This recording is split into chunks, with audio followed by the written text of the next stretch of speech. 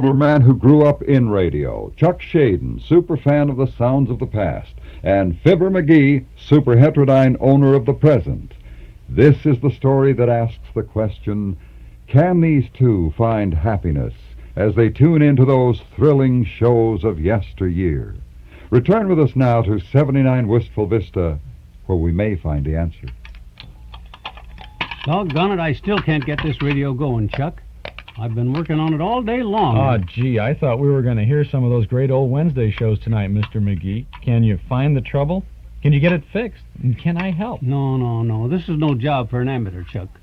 This takes a guy with experience and talent and know-how, and what you doing under the table there? Plugging it into the wall plug here. Oh, yeah, I was going to do that next. Smart punk.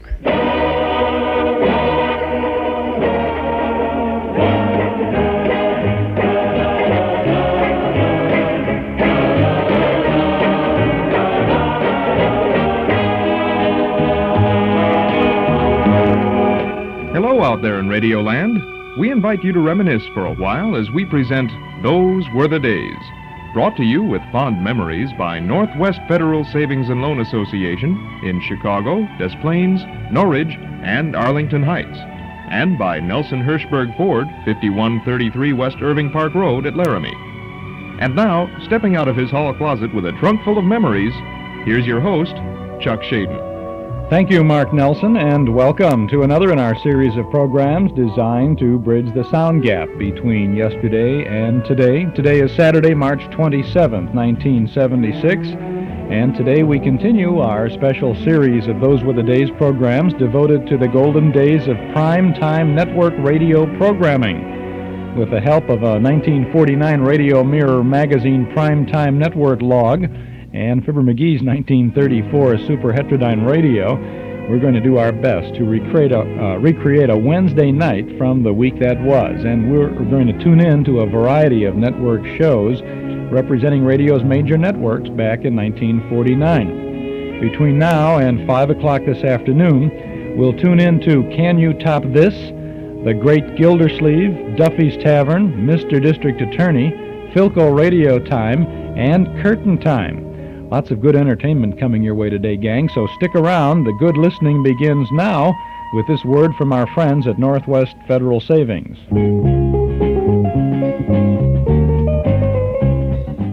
Here's something you'll really want to vote for. It's Northwest Federal Savings bandwagon of gifts, and you can choose the gift candidate that's just right for you. The platform includes such name-brand gifts as Color Light Cookware by Club, cordless grass shears by Black & Decker, a Waterpik shower massage, a Texas Instrument calculator, and more. Crockpots, austerizers, vacuums, watches, gifts for everyone in the family. From Northwest Federal, free or at greatly reduced prices when you save $250 or more, and receive the highest interest rate allowed by law at Northwest Federal, too. At any of 4 convenient locations: on Irving Park, 2 blocks west of Cicero, in the Harlem Irving Shopping Center, on Dempster in Des Plaines, and at Golf and Algonquin in Arlington Heights, where a vote for Northwest Federal is a vote for good savings. Remember, they're open 63 hours a week. It's Northwest Federal Savings Time, 63 hours a week. It'll be a good time at Northwest Federal Savings tonight in the Memory Club, which meets in the community room at Northwest at 4901 Irving Park Road in Chicago. Our Memory Club movie tonight is Rosalie from 1937. Eleanor Powell stars. Nelson Eddy, Ray Bolger, Edna Mae Oliver, and Frank Morgan are with Eleanor on a great screen musical from MGM back in 1937, Rosalie.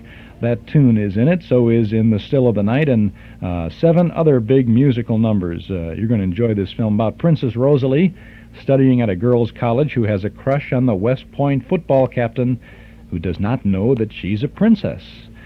Well, it's a great typical story and untypical musical. Beautiful musical from MGM. Untypical because there's no other one like it, I'll tell you that. Great film musical from 1937, Rosalie. You can see it tonight in the Memory Club. Doors open at 7:30. The movie begins at 8 in the community room at Northwest Federal Savings, 4901 Irving Park Road in Chicago. You're a member of the club because you're a member of our listening audience, and dues are $1 a meeting, payable at the door. This is Chuck Shaden, and this is our Those Were the Days program today, looking in on the week that was the Wednesday shows. And we have our Radio Mirror guide in front of us, as featured in our Nostalgia newsletter, and we're going to have an interesting evening here as we tune into a variety of programs. We're going to start off with 7 o'clock p.m. in Chicago, back on a Wednesday in 1949.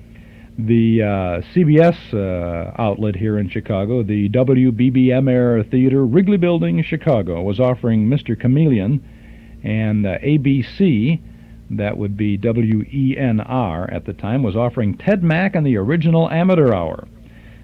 NBC, WMAQ, had Blondie with Arthur Lake and Dagwood Bumstead as, he's Bumstead, and Penny Singleton as Blondie. And on the Mutual Broadcasting System, which was WGN at the time, we had Can You Top This? Well, we've selected to start our Wednesday evening listening this Saturday afternoon with Can You Top This? And this is a broadcast from May 14th of 1948. This is the program that was filled with jokes. Some old, some new, but some not so funny, and some funny. But a listener would send in a joke, and one of the members of the show would tell the joke, and then the other members of the panel would try to top that joke by telling their own joke on the same subject. And all of the laughs were recorded on the Colgate Palmolive laugh meter, which was a little VU meter that they had, and they registered whatever the reaction was, the noise from the audience, really. So they said no loud stomping or whistling or anything to affect it like that. And if the panel topped the joke sent in by the listener and told by, I guess may have been Ward Wilson or somebody like that, then the person who sent in the joke didn't get as much of a prize. Well, you'll find all about it now as we go back for part one of Can You Top This?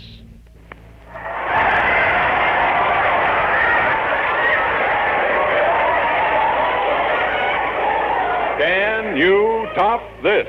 Presented by the Colgate Palmolive Feet Company, makers of Colgate Dental Cream to clean your breath while you clean your teeth, and Palmolive Brushless Shave Cream for a smoother, more comfortable way to shave.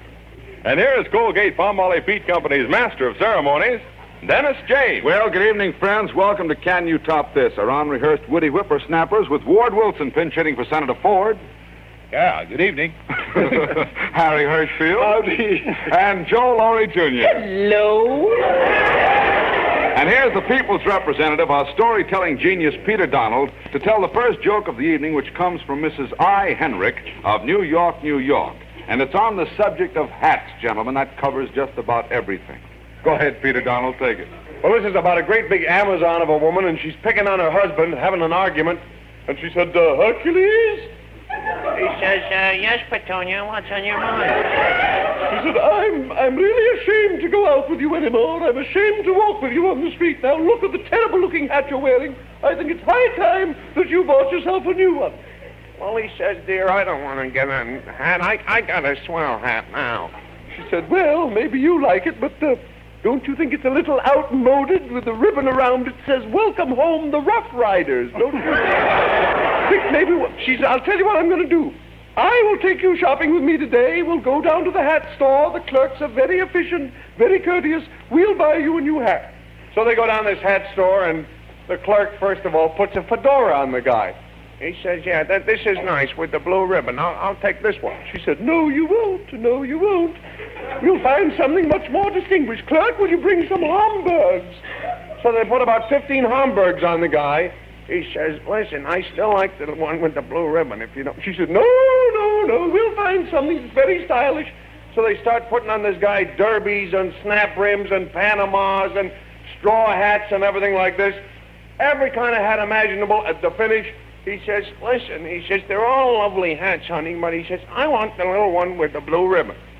She said, oh, very well. All right, if you must have your way, we'll take that one. But, clerk, she says, before you put the hat in the box, would you mind cutting 2 holes in the brim? He says, holes in the brim, madam? Why? She says, because my husband is such a stubborn jackass, he has to have holes for his ears to go through. All right, that Colgate Palmolive laugh meter read a big round 1,000, so we've got the thing all started for Mrs. Hendrick. It's an automatic $25. Our three wits will just have to try to tie it. And the first one is Ward Wilson, so go ahead, Ward. I was thinking of one. I don't know whether this is... I'll toss one in for nothing. One that I was thinking of first, the fellow that goes up to Bob Ripley's office, believe it or not, and he has a stovepipe hat on that out Lincoln. It was up about 2 feet in the air. So he walked up to this dumb receptionist at the desk, bowed very politely, and he took off this big high-top hat, and there's a bunch of tulips growing right out the top of his head. He said, "May I speak to you, miss?" He said, "Yeah, what do you want?" He said, "I would like to see Mr. Ripley, please." He said, "Yeah, what about?" That's the one I threw in, and you can throw it right out of here.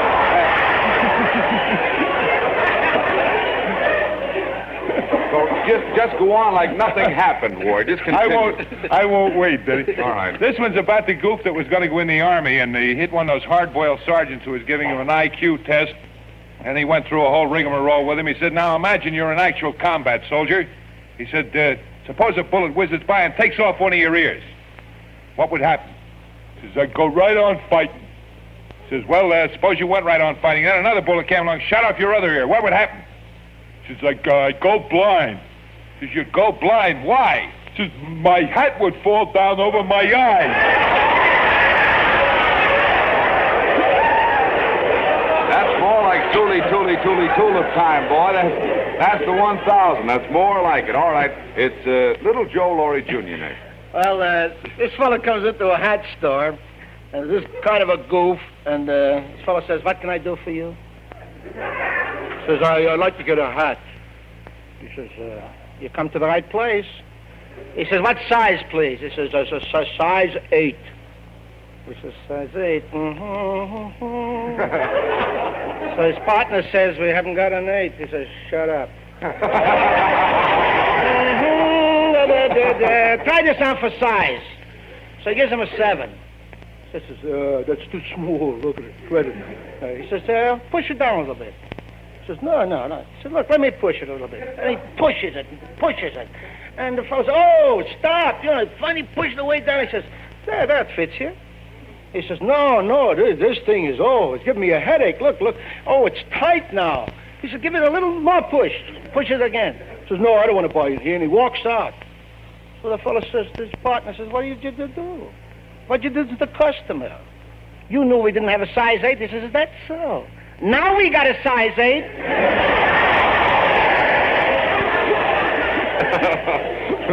Okay, Joe.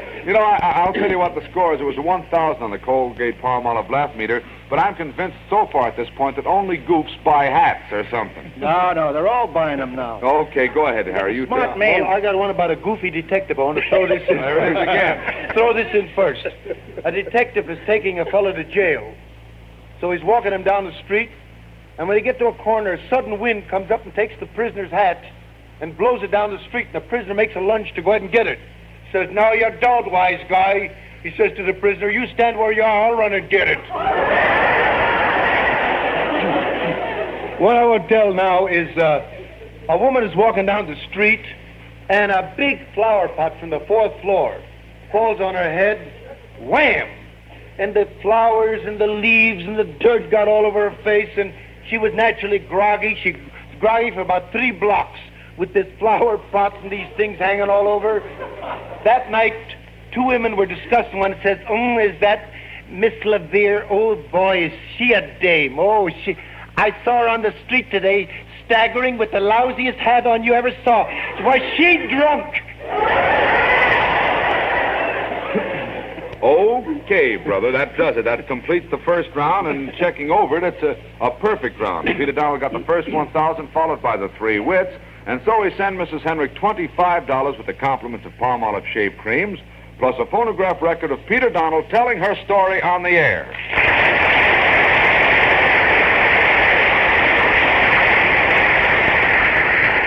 And now here's Dan Donaldson with the biggest shaving news in history. 3 men out of every 4 get more comfortable, actually smoother shaves the Palmolive Brushless Shave Cream way. Yes, 3 men out of every 4 get more comfortable, actually smoother shaves the Palmolive Brushless Shave Cream way. This is not just a promise, not just a claim. 1,297 men tried the new different Palmolive Brushless way to shave, and no matter how they shaved before, 79% found beards easier to cut, 75% got less razor pull, 69% closer shaves, 82% smoother feeling skin. And 3 men out of every 4 got more comfortable, actually smoother shaves. But you be the judge. Try the new Palmolive Brushless way to shave. Just do this. Wash your face with soap and water. Rinse. Soap your face thoroughly again and apply Palmolive Brushless Shave Cream, smoothing it upward into your beard to get the full benefit of Palmolive Brushless Shave Cream's beard conditioning effect. Then shave, that's all. But remember, Palmolive Brushless Shave Cream offers you proof that 3 men out of every 4 get more comfortable, actually smoother shaves the Palmolive Brushless Shave Cream way. And that's the first segment of Can You Top This, broadcast from May 14th of 1948. This afternoon on our Those Were the Days program here on WNIB, Chicago, FM 97. Do you remember Henry Ford's Model T? And do you remember cranking up the motor to start the car? How about the Model A with the self-starter? And do you recall World War II gas rationing and the little A and B stickers you used to display on the windshield? Great memories, huh? Well, Ralph Hirschberg of Nelson Hirschberg Ford has fond memories, too. Memories that roll back some 45 years to 1931, when he and Norm Nelson first started selling Fords on Irving Park Road. Today, Ralph and Jurgen and all the folks at Nelson Hirschberg remember one other thing, that during all those years, the Ford owner who comes again to get his new Ford from Nelson Hirschberg is the Ford owner who's been treated with old-fashioned respect and courtesy, not only when he buys that new Ford, but while he owns it, too. Thousands of Ford owners come back again and again to do business with Nelson Hirschberg, one of Chicagoland's oldest, most respected Ford dealers. Find out for yourself. Get your new Ford from an old-fashioned dealer. Visit Nelson Hirschberg Ford at 5133 Irving Park Road, 5 blocks west of Cicero at Laramie. This is Chuck Shaden as we tune into the Wednesday shows from the week that was, back to a Wednesday show on the Mutual Broadcasting System now. Can you top this? And now, once again, to continue our contest of wit and humor, gentlemen, here's a joke which was sent in by Mrs. Harriet S. France of Harrisburg, Pennsylvania. It's on the subject of rivals. You all have it? Rifles? No, rivals, enemies, right. teams in competition, anything like that. Peter, you have it, don't you? Yeah. Take it. It seems that in a little town in Ireland, there lived 2 men who were both in love with the same girl. And one of these guys was named Red McGonigal. Oh, he had a flaming mop of hair, looked like an evening sunset on a bowl of borscht, this thing. This great mop of flaming hair. And the other fellow was a little fellow by the name of Baldy Brannigan. And he had one of those scalps with ceiling zero, and, this guy looked like a Hibernian honeydew, no hair at all. So one night they're standing down as usual in the corner saloon down at Clancy's Copacablarney down there, and they're having a couple of beers, and they get to arguing about the girl. And Big Red says, "Listen, you little weasel," he says, "it comes to me ears that you've been taking out Mary Ellen again. Now, she's practically engaged to me. I don't want you to do it no more. Do you hear that?" So Baldy looks up at him. He says, "Oh, is that so? Is that so? Oh, listen to the man, will you?" He says, "Why, you big, thatch-covered baboon, I'll take Mary Ellen out any time I please." Oh, he says, "You will you? Why, you little bald weasel," he says, "for the life of me, I can't see how she goes out with the likes of you. You with double a hair on your head." She says, "You know, you look as bald as a shillelagh. I'd like to ask you one thing. Where in the name of goodness were you when they were handing out hair?" The other guy says, "Where was I? Where was I when they was handing out hair?" He says, "Me boy, I'll tell you." He says, "I was around with the rest of them, but I told them I didn't want any hair because the only color they had left was like yours."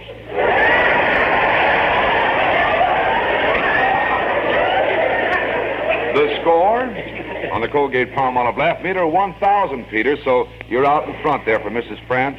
Let's see who's first. Joe Laurie Jr. Well, Pete reminded me of one about the two Irishmen. This I'm throwing in for nothing, Dennis. Okay. This is for free. This fella says, Cassidy meets Finnegan. He says, Finnegan, he says, I hear Pat took your girl away from you. He says, he did that. He did that. It was a case of incompatibility. He says, what do you mean, incompatibility? He says, well, you see, I was kissing Mary Ellen. And incompat, and he had more ability.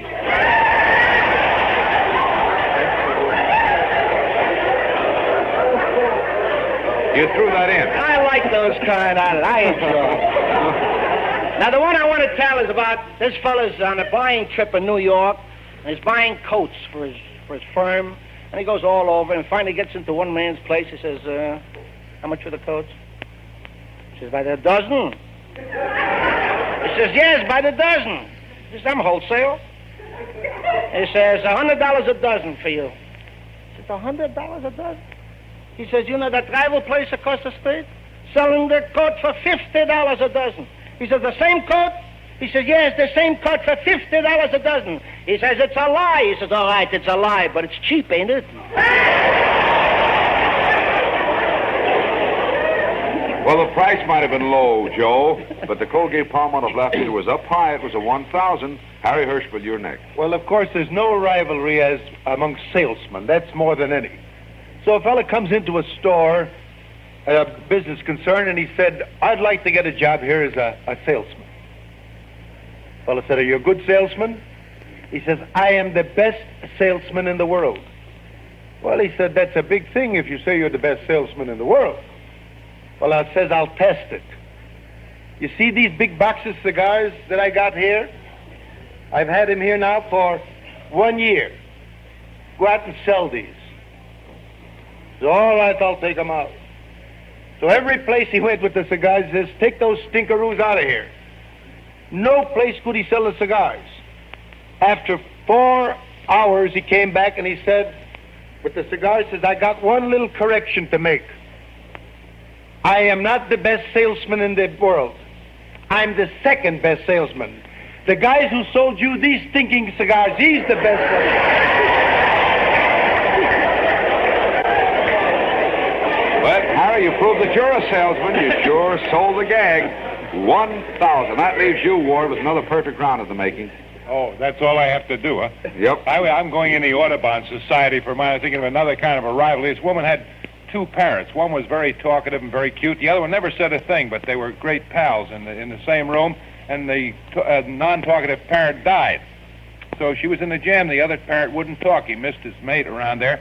So she went down to the pet store, and she said, I'd like to get another parrot, preferably one that doesn't talk to match up with a bird that I have. So he's so cute that he's developed one trait. Every time a man comes in the house, he looks around and he says, oh, somebody's going to get kissed tonight.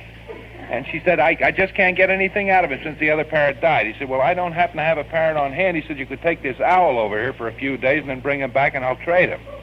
So she said, all right, I'll do that. So she took the owl home and put it in the cage that was formerly occupied by the other parrot. And the parrot immediately took a terrific dislike to this owl, kept looking over at him all the time, wondering what that was in the other cage. So that evening, the doorbell rang and the woman went to the door, opened the door, and a man walked in. The parrot perked up its ears and looked around and said, oh, somebody's going to get kissed tonight. With that, the owl looked around and said, whoo, whoo. Parrot looked back and he said, not you, you flat-faced son of a gun. Well, it's all according to which punchline we count, War, but it makes no difference because the first one got a 1,000 and the follow-up line got a 1,002, so that was more than a perfect round. We had 5 1,000s in it. We're going to send Mrs. France $25 with the compliments of Palmolive shave creams, plus a phonograph record of Peter Donald telling her story on the air.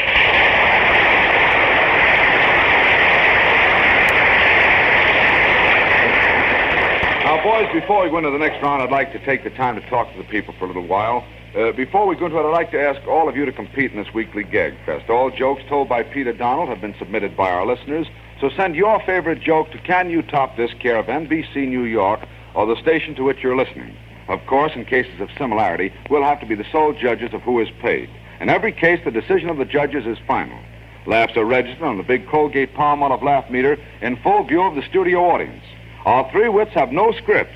They rely on memory and ability to switch jokes to make them fit the subject. All right, now let's continue with the laughs. The next joke comes from Mrs. Lillian H. Appleton of Brookline, Massachusetts, and it's on the subject of gossip. We'll get a lot of female impersonations now, I'll bet. Go ahead, Peter Donald. Well, this happened in a little southern town, and Sam met Willie. He said, hello there, Willie. He said, boy, congratulate me. Slip me a handful of fingers, man. Oh, so congratulations, man. You crazy. What for? Well, he said, son, I can see you don't listen to the gossip around. You don't read the society columns. He says, you looking at a man who just got married again. He says, boy, you funning with me. Who's going to marry an old widower like you with 8 children? Well, he said, I done made the happiest woman in the world out of the widow Oglethorpe. She done got 9 children herself. He says, boy, you call that a marriage? Well, he said, what else is it? He says, man, when a fellow with 8 children marries a woman with 9 children, son, that ain't no marriage. That's a merger. Well, I heard your merger, Pete. 1,000 on the Colgate-Palmolive laugh meter. That puts you out in front. Who have we got here? One hand up, and it belongs to Harry Hirschfield. I want to throw this in quick. I heard that there was a scandal in a radio studio the other day. They caught a disc jockey trying to dope a record. But a goofy old one is about the... on a hot summer's day in an asylum, in a goofy joint, there's a fella, kind of a goofy guy, with a bucket of green paint, and he's painting the grass with the green paint. So a fella coming along with an automobile sees that and said, what are you doing there? He said, there's nothing wrong with me. There's nothing wrong at all. He said, I'm just so they know where I am, but I'm here for another purpose. I heard some historians the other day, they were gossiping and talking about that right on this place is gold buried long time ago. And he said, of course I can't get away, but he said, if you want to go ahead and get it, and I'll give you all the directions, you go over there and get it. And he said, we'll split 50-50. He said, from what I heard him say, it's there. You go 150 feet straight, then you turn for 30 feet right, and then you turn left and you'll see a tree, then 10 feet for the tree, and you dig down 25 feet and 40 feet wide. So the fella goes and then comes back about 8 hours. He said, I didn't find any gold. He said, I dug there just like I went 150 feet, I dug the 25 feet, the 40 feet, and there was no gold. He said, you did it? He said, yes. He says, take a brush, brother, start painting with me.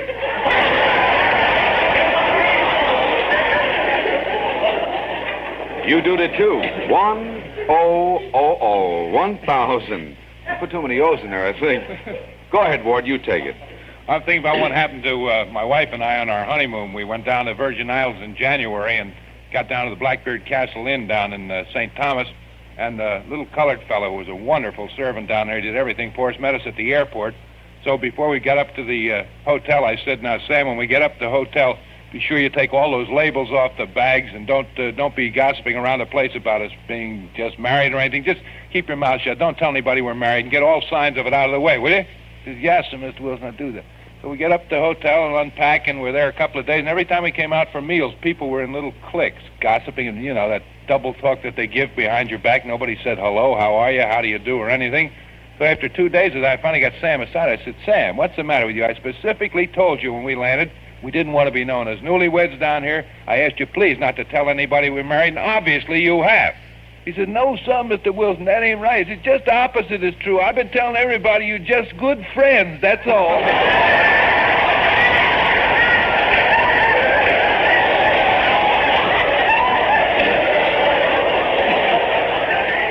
I'm just waiting till the honeymoon is over, Ward, that's all. 1,000. Joe, you got a topper? Yeah, well, I don't know about topper. I'm glad to even think of one. But here's one for free, too. This is bargain night. I don't care. There's Mrs. Casey, Mrs. Doyle meeting. Mrs. Casey says, Mrs. Doyle, this is a nice way you've been gossiping about me. She says, what do you mean gossiping about you? She says, you're telling everybody I'm a dirty housekeeper. She says, I did not. She says, you certainly did. The gossip is all over the neighborhood that I'm a dirty housekeeper. She says, I didn't say that at all. So what did you say? She says, all I said was that if I was a roach, I would know where to live. But The one I want to tell about the goof.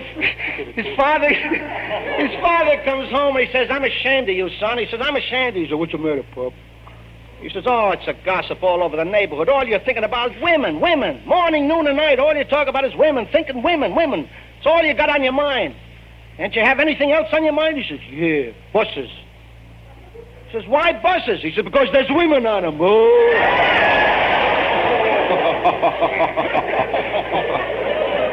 Yeah, I know, Joe. I know, you like those kinds. He's the one who does. Well, he did it, though. Buses or no buses, it was a one... Double-decker bus. It had to reach 1,000. It was another 1,000, another perfect round. So we're sending Mrs. Appleton $25 with the compliments of Colgate Dental Cream, plus a phonograph record of Peter Donald telling the story on the air.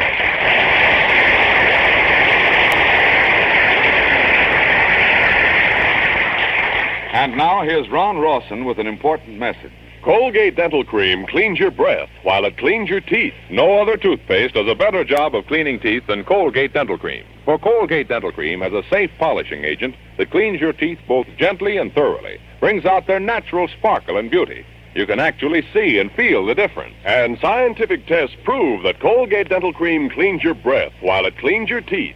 Yes, actual scientific tests prove conclusively that in 7 out of 10 cases, Colgate's instantly stops unpleasing breath that originates in the mouth. Colgate Dental Cream is famous for its wonderful wake-up flavor, too. Nationwide tests of leading toothpaste prove that Colgate's is preferred for flavor over every other brand tested. Yes, preferred over every other brand tested. And no wonder, for Colgate Dental Cream is the result of constant effort to produce the finest toothpaste in the world today. For cleaning teeth, for flavor, for sweetening breath. So see if you don't agree with the millions who have made Colgate Dental Cream America's favorite toothpaste. Try Colgate Dental Cream to bring out the natural sparkle and beauty of your teeth for a wake-up flavor you'll thoroughly enjoy. And always use Colgate Dental Cream after you eat and before every date to clean your breath while you clean your teeth. There you have another portion of Can You Top This from May 14th of 1948. Get an idea of humor as it was on radio back in 1948. Those were, I don't know if that would be representative of 1948 jokes going around with those guys on the panel there. They've been hashing over those stories for 40 years, I would guess, at the Friars Club in New York, you know. But it's kind of fun to hear all of that sort of thing. We'll have more of that, too, in just a moment. This is Chuck Shaden on our Those Were the Days program this Saturday afternoon on WNIB, Chicago, FM 97, looking at the Wednesday night shows from the week that was. Townhouse TV and Appliances offers you the hottest name in CB radio equipment, Cobra, the ultimate AM mobile unit because it's loaded with rugged quality and powerful features. In a compact unit you can take anywhere. Ask anyone who knows anything about Citizens Band radios, and he'll tell you Cobra is first rate. For CB radios, it's Cobra, and for Cobra, it's Townhouse TV and Appliances, 7243 Touhy Avenue, just west of Harlem. And remember, Townhouse for Sony television, too. See Sony Trinitron TV, Sony 40-inch diagonal projection TV, and the new Betamax video tape system. Visit Townhouse and ask for a demonstration with no obligation. For Sony television, Frigidaire appliances, and Cobra CB radio equipment, visit Townhouse TV and Appliances, 7243 West Touhy Avenue, open Monday, Thursday, and Friday nights till 9, Saturday until 5. Our Metro Golden Memory Shop at 5120 West Irving Park Road is now open. As a matter of fact, we're open right now, and we're ready to serve you with lots of memory minders of the good old days. Hundreds of recordings of old-time radio shows on cassette tape and on LP records, plus big band, soundtrack, and personality recordings. Lots of new things to bring back the old times, and lots of old things to provide more good times. Movie posters, magazines, books, cards, games, great jigsaw puzzles, gifts, and novelties. It's all there, and it's all waiting for you at our new Metro Golden Memory Shop at 5120 West Irving Park Road, just east of Laramie. Pop in and see Dave or Cindy or Al. Pay us a visit real soon. Our MGM shop is open Tuesday and Wednesday from 11 a.m. to 6 p.m., Thursday, Friday, and Saturday, right now until 8 p.m., and on Sunday from 1 to 5. Come in and see all the goodies at Metro Golden Memories, 5120 West Irving Park Road. That's 2.5 blocks west of Northwest Federal, just across the street from Nelson Hirschberg Ford. Metro Golden Memories, the MGM shop. Have a great time just thinking about the MGM shop. That's because I can just see what Dave Denwood's doing over there now. Can you top this? Let's get back now. All right, gentlemen, if you're all ready, we'll start again. Here's a joke sent in by Maurice Sir, and I'm going to spell that because I don't want to mispronounce anyone's name. It's C-Y-R, I believe it's pronounced Sir, of Westport, Connecticut. It's on the subject of lecture, so start lecturing, Peter Donald. Well, it's about a well-known explorer and a world traveler, this Cummerbund Up Creek, and he's talking at a ladies' club one day. And as he gets to the close of his address, he says, "Now, ladies, as I have described the wonders of the globe to you, I've described all the strange habits of the various peoples of the continents of the world, including the mystic habits and customs of that little group that lives in territory known as Yob Serotan. Yob Serotan. That's Nature Boy spelled backwards." Now, he said, "I'm concluding my lecture," he said, "on the landmarks of the world." He said, "I should like to ask some questions. Is there anyone here who can name some of the historic landmarks and wonders of the world?" So in the back of the room, little Mrs. Pafufnik put up her hand. And she said, "Ooh, Professor, ooh." She said, I could name you a couple things." He said, "Very well, madam. Will you try, please?" Well, she says, first over in Egypt, it's right on the edge of the Hirschfield Desert. He says, "The what? The Hirschfield Desert?" She said, yeah, that's the Sahara they got over there, the Sahara.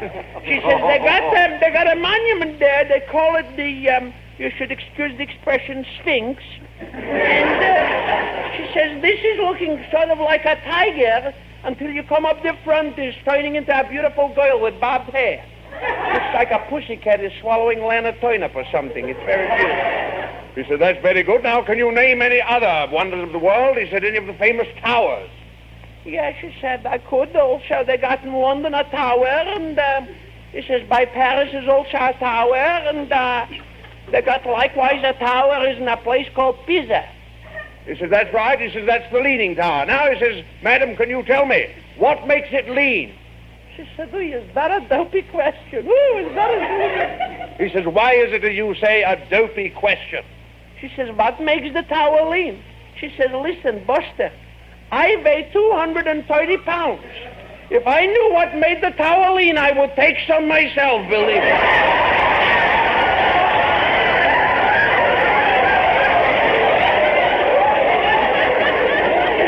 Well, Pete, you made the joke good and fat and good and solid for a 1,000.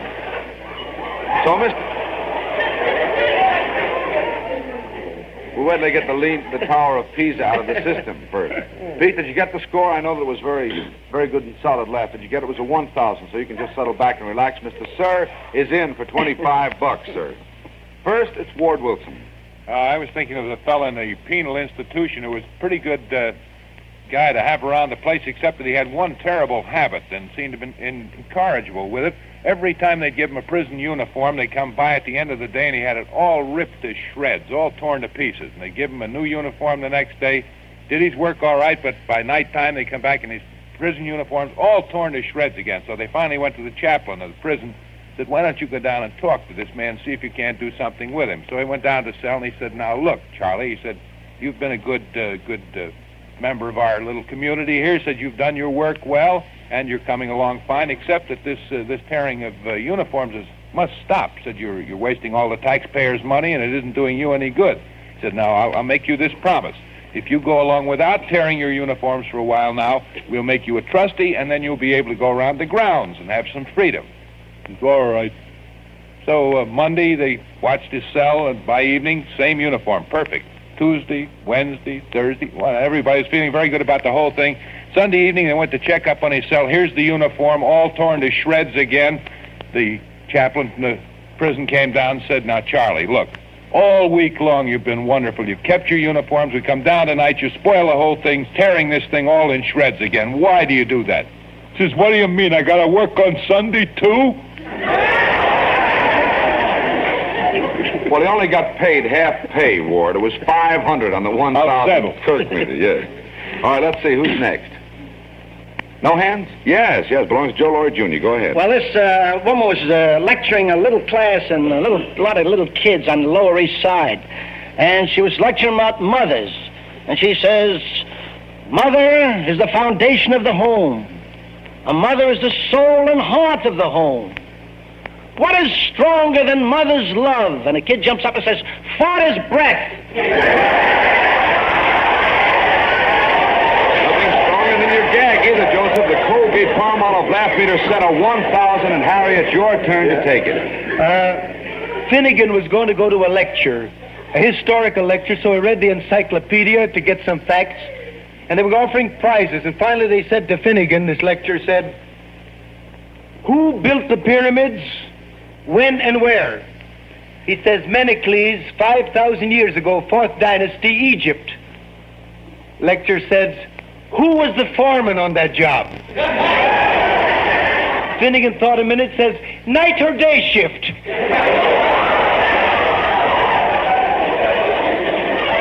You guys are going back to the Middle Ages, prehistoric days for these gags, and they're coming out all right. Harry, that was a big round 1,000 on the Colgate Palmolive laugh meter, too. So that completes another round. Of course, Pete got a 1,000 from Mr. Sir first. So we're going to send Mr. Sir $25 with the compliments of Colgate Dental Cream, plus a phonograph record of Peter Donald telling his story on the air.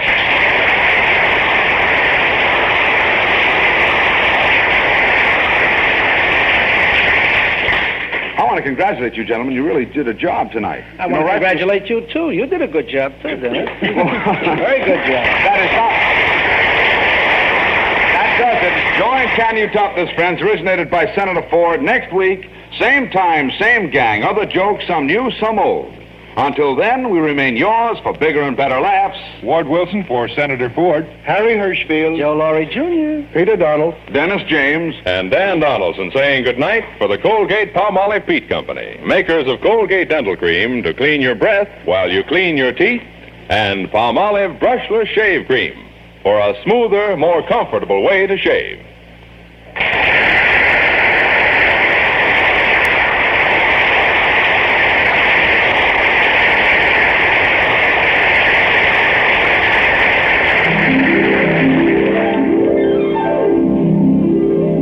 For soft, glamorous dream girl hair, try Luster Cream Shampoo. Not a soap, not a liquid, but a dainty new cream shampoo. In tubes or jars, whichever you prefer. Be a dream girl, a Luster Cream girl. Dream girl,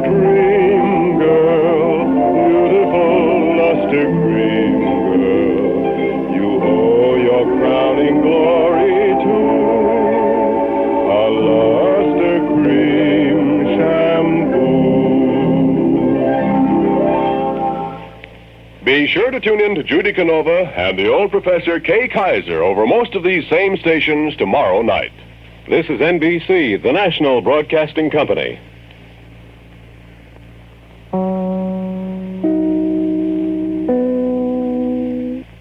And there you have Can You Top This from May 14th of 1948, the first of our Wednesday night programs this afternoon as we go back to the week that was in 1949.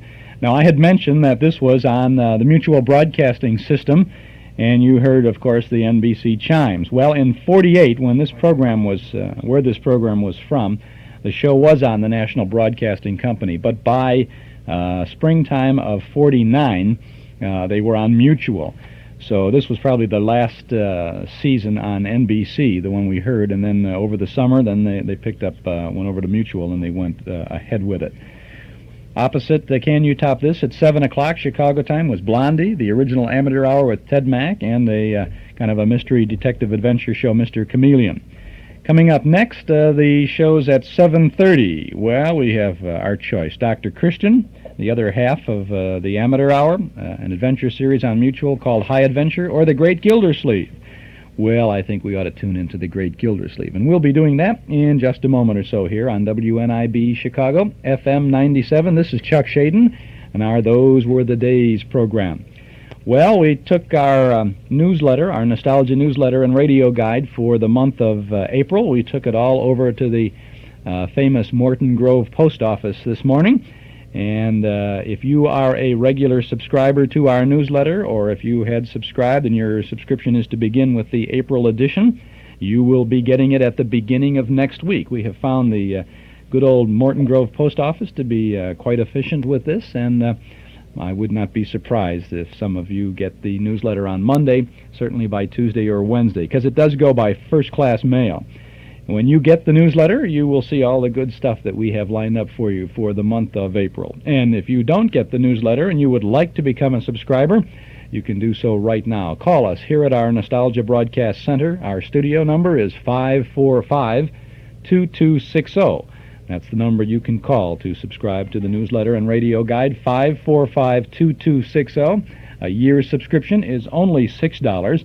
And each month you get the complete schedule of old-time radio shows that we broadcast 7 days a week on 6 Chicago area AM and FM stations, and interesting articles about and from the good old days. The whole package of vintage memories wrapped up in our Nostalgia newsletter. Call us at 545-2260. Leave your name and address, and your subscription will begin with this April issue, which, if you call us this afternoon, you'll have before the end of this month, and we'll include an invoice for your year's subscription. $6 for 12 issues. 545-2260. You can call us right now. The April newsletter has a picture of Bud Abbott and Lou Costello with Mel Blanc as Bugs the Easter Bunny. That picture's on the cover. We also have a 1942 reprint article about Hal Peary, the great Gildersleeve, who we're going to hear in just a moment or so. And we have some very interesting items from a real early 1948 television forecast magazine. Mark Nelson has written his monthly Film Clips column all about James Cagney, and Carl Pearson's Big Band column is all about big bands in the movies this month. Gary Schroeder has created a poetic memory for us with a nostalgic rhyme entitled Over 35. There's the rest of our network radio log from May of '49 that shows us exactly what the major networks were offering on Thursday, Friday, and Saturday from sign-on to sign-off. It maybe will help you follow up some of the shows we're recreating these Saturday afternoons. And our dime store classified advertising page spilling into a second page for folks who want to buy, sell, or trade something of a nostalgic nature. And there's news of our regular Saturday night Memory Club movies as well. Subscribe now, my friends, to our Nostalgia newsletter and radio guide. A 12-month subscription, only $6. Call us at 545-2260 or send $6 to Nostalgia Newsletter, Box 421, Morton Grove, 60053. But if you want to get things rolling right away, call us now at 545-2260. Chuck Shayden here on our Those Were the Days program. This is still the month of March, and we have a cassette tape of the month for the month of March. It's Ralph Edwards' This Is Your Life, Charlie McCarthy, and here's a little clip from that tape. Charlie, I guess you could almost say you came out of Mr. Bergen's mind. Gad, you mean I was born an orphan? No. You could almost say, Edgar, that Charlie really made his first appearance in your medieval history book. Isn't that right? Yes, Charlie, yes. You first appeared in my medieval history book. You mean Charlemagne McCarthy? No. It's 1922, and in the classroom at Lakeview High School, a boy with a thick shock of hair sits at a desk. And while the rest of the class is studying, he is idly sketching a picture in a medieval history book. Was that me? No, Charlie, that was Mr. Bergen. Oh, that shock of hair threw me. That's just a clip from This Is Your Life, Charlie McCarthy. 2 consecutive Ralph Edwards programs with Ralph opening the book on the life of the world's most famous little dummy, Charlie McCarthy. This hour-long tape features Edgar Bergen and Mortimer Snerd and Rudy Valley, Dorothy Lamour, Hopalong Cassidy, Cary Grant, Ken Murray, Elsa Maxwell, and many others as they pay tribute to the lovable little woodenhead, Mr. McCarthy. It's our cassette tape of the month for March, and it is yours for only $5 from the Hall Closet, Box 421, Morton Grove, 60053. This Is Your Life, Charlie McCarthy, 2 consecutive half-hour programs from March of 1950. They are yours back-to-back on our March cassette tape of the month. $5 from the Hall Closet, Box 421, Morton Grove, 60053. If you like, you can get your March cassette tape at any of the 4 offices of Northwest Federal in Chicago, Des Plaines, Norridge, or Arlington Heights. Charlie McCarthy getting the star treatment from Ralph Edwards. Our cassette for March, $5 from the Hall Closet, Box 421, Morton Grove, 60053. By the way, when you order this March tape, we'll include a list of previous cassettes of the month that are still available. And if you'd like to have that list but don't care to order the March tape, just send the self-addressed stamped envelope to the Hall Closet, Box 421, Morton Grove, 60053. Or you can pick up that list or any of the tapes that we offer, whether they're the cassette of the month or previous cassettes, at the Metro Golden Memory Shop over at 5120 West Irving Park Road. Isn't that right, Dave? Okay, now let's go down to 7:30 in Chicago on a Wednesday night. This is Chuck Shaden with our Those Were the Days program, recreating the Wednesday shows from the week that was. In 1949, Dr. Christian was on CBS. Ted Mack and the Amateur Hour continued on ABC. High Adventure was heard on the Mutual Broadcasting System. And at 8 o'clock on the National Broadcasting Company, it was The Great Gildersleeve. And we have a broadcast for you from springtime 1949, March 9th of 1949, The Great Gildersleeve. The Kraft Foods Company presents Harold Peary as the Great Gildersleeve.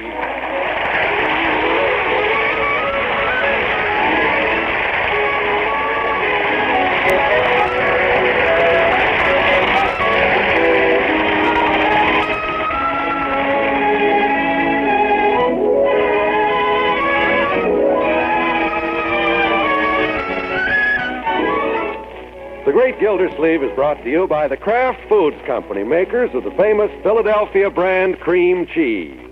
Philadelphia brand is far and away America's favorite cream cheese. That's because it's so creamy white, so delicately rich, and so fresh tasting. But remember, there is only one Philadelphia cream cheese. It's the brand that's made by Kraft and guaranteed fresh. So when you buy cream cheese, always look for the name Philadelphia brand right on each silvery package.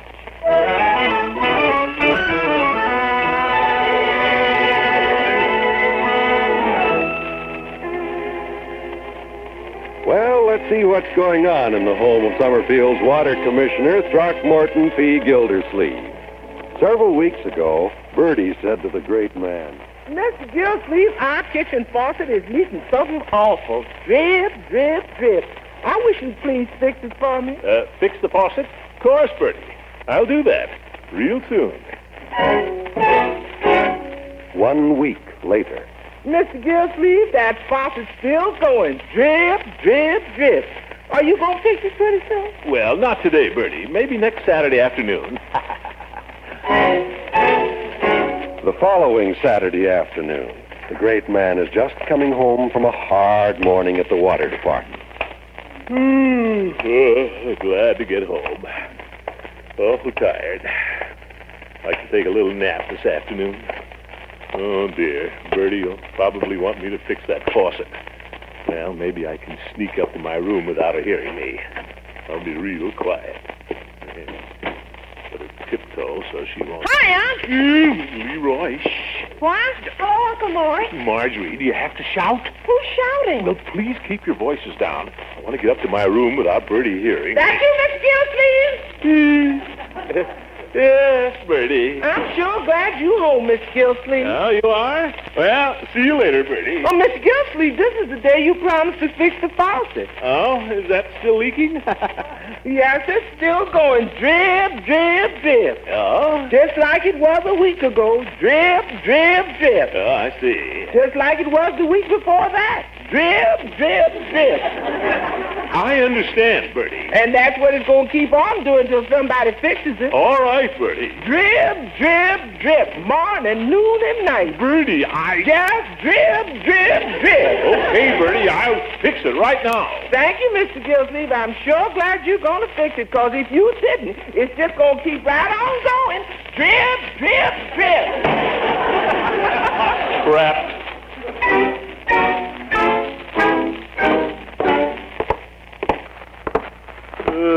Go down cellar here first. Turn the water off before I can fix that faucet. Dark. Much room either. Better bend down. have to watch out or I'll bump my... Darn that raptor. Whew. Musty down here. Where's that light cord? Around here somewhere. Oh, my goodness. Stepped right into a tub of water. Must be that rainwater Marjorie saves to rinse her hair in. There. Well, here's the light. Feet are wet, I guess.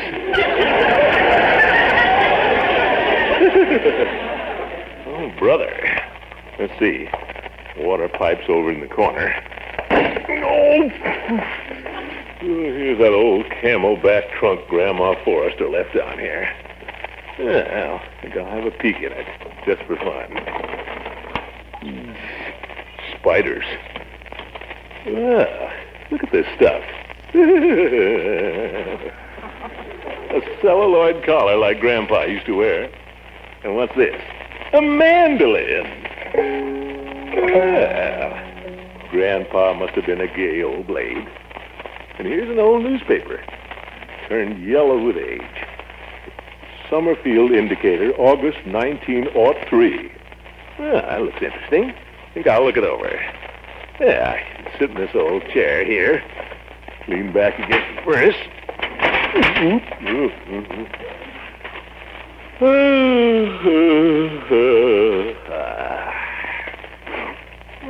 Let's see what's in this paper. Whose picture is this? Miss Cora Willoughby. New teacher arrived today to take over duties at Summerfield Grammar School. Kind of pretty, even in those old-fashioned clothes. What's this item? Everyone had a rollicking time at the Summerfield Mandolin Club annual picnic yesterday. Summerfield must have been a lot of fun then.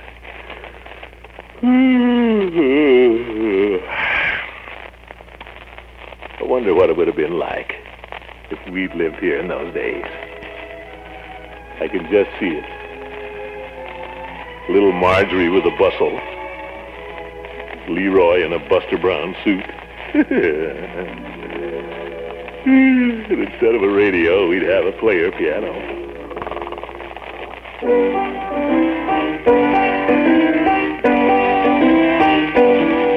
Marjorie?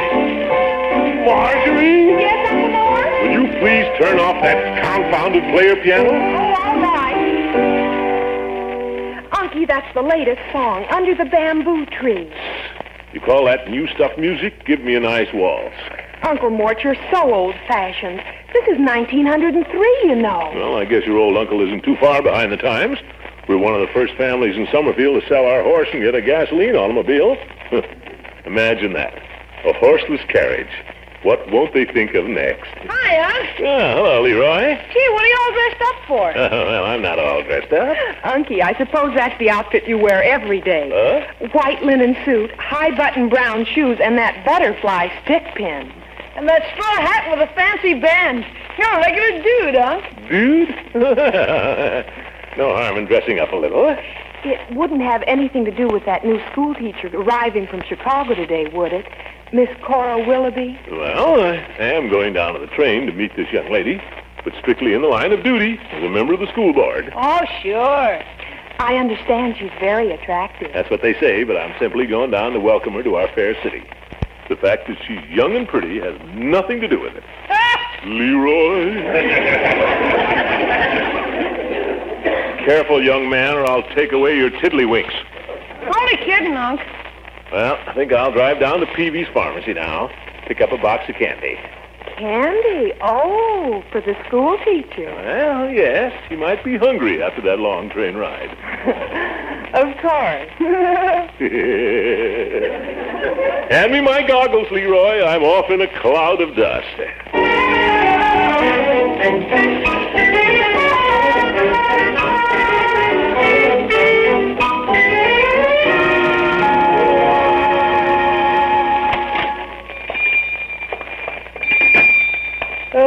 Good morning, Peavy. Yeah, hello, Mr. Gildersleeve. My, you certainly look spiffy in that ice cream suit. I love my wife, but oh, you kid. Yeah, I just thought I'd get dressed up, Peavy, and go down and watch the train come in. Fun to watch the people get off. You mean like that young school teacher from Chicago? Peavy, who told you about her? Judge Hooker. He's going down to meet her, too. What? Why, that old nanny goat? Oh, well, I'm not worried about him. He's no competition. When that school teacher gets off the train, she won't even look at him with me around. Well... Of course she won't. Any woman seeing me and the judge together would prefer me. Just take your wife, for instance. How's that? Well, just suppose Mrs. Peavy was getting off the train. What train? The train from Chicago. If she couldn't do that, she's never been to Chicago. Peavy! She went to Peoria once. All right, but suppose she was getting off the train. Who would she choose? Well, she'd choose me. I'm married to her. I know, Peavy, but suppose you weren't married. Then I'd go down and meet the school teacher. Forget the whole thing, Peavy. And give me a box of bonbons. Very well. Which one would you like? That 1 pound box would be all right. Mr. Gildersleeve, the judge got a 2 pound box. Oh? You did, eh? Well, give me a 3 pound box. 3 pounds it is. Business good today. Hooker, eh? I ought to light a match and set fire to his celluloid collar. I'll wrap the candy up for you, Mr. Gildersleeve. All right, but hurry it up, please. It's almost train time. Okay. I see the papers making a lot of predictions about the presidential election. Yes. You think Teddy Roosevelt will be reelected, Mr. Gildersleeve? I certainly do, Nat. You can take my word for it, Peavy. This is the last time we'll ever have a Roosevelt in the White House. Well, now, I wouldn't say that.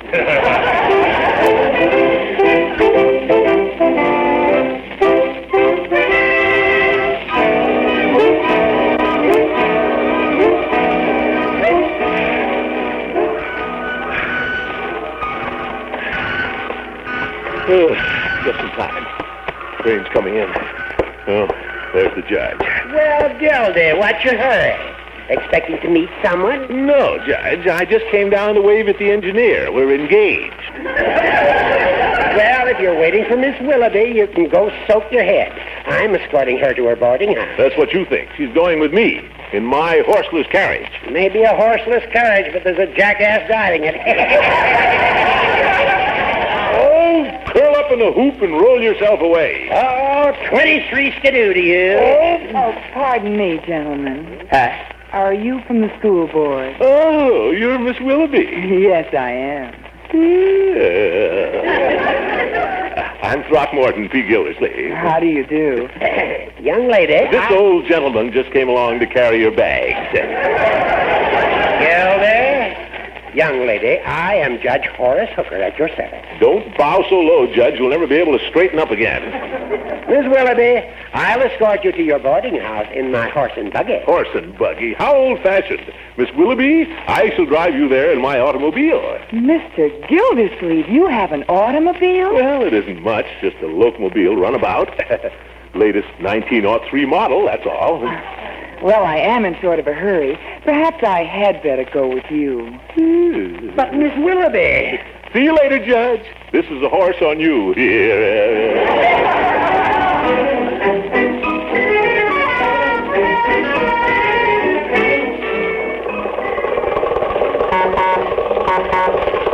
It's very kind of you to take me in your automobile, Mr. Gildersleeve. Not at all, Miss Willoughby. It's a pleasure. And thank you so much for the candy. That is nothing. Just 3 pounds. Sweets to the sweet, you know. Oh, Mr. Gildersleeve. Yes, sir. I'll have you home quicker than you can say William Jennings Bryan. Nothing like an automobile to get you where you want to go.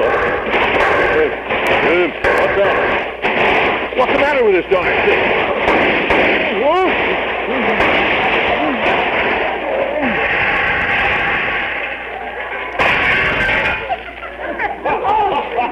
Good.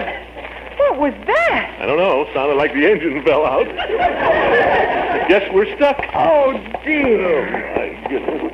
What's the matter, my fat friend? Having a little motor trouble? What's it look like? Well, Miss Willoughby, since you're in such a hurry, perhaps you'd better let me drive you to your boarding house. Now, look here, Hooker. Mr. Gildersleeve, perhaps I had better go with the judge. But, Just give me your hand, miss, and I'll help you over into the buggy. But, Judge, what am I going to do? If I were you, Gildy, I'd get a horse.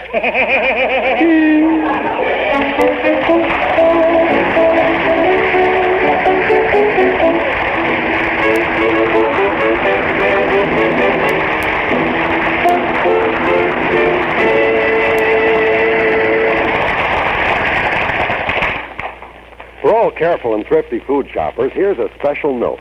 Whenever you're buying cream cheese for sandwiches, salads, or desserts, always say, I want genuine Philadelphia brand.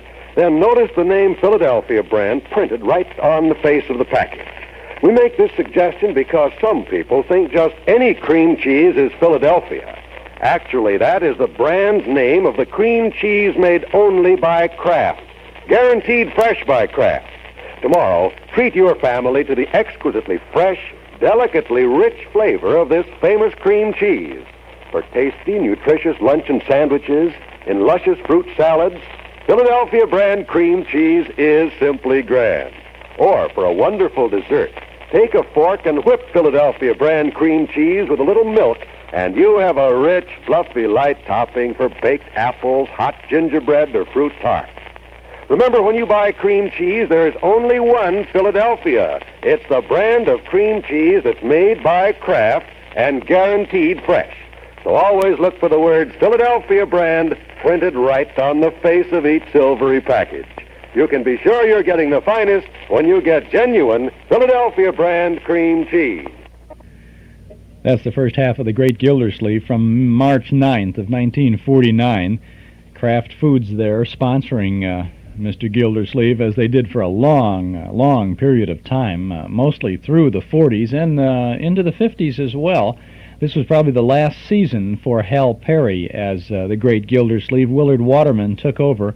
I don't remember whether Waterman took over at the beginning of the 49-50 season or whether it was the 50-51 season, but that's where that it happened, right about there.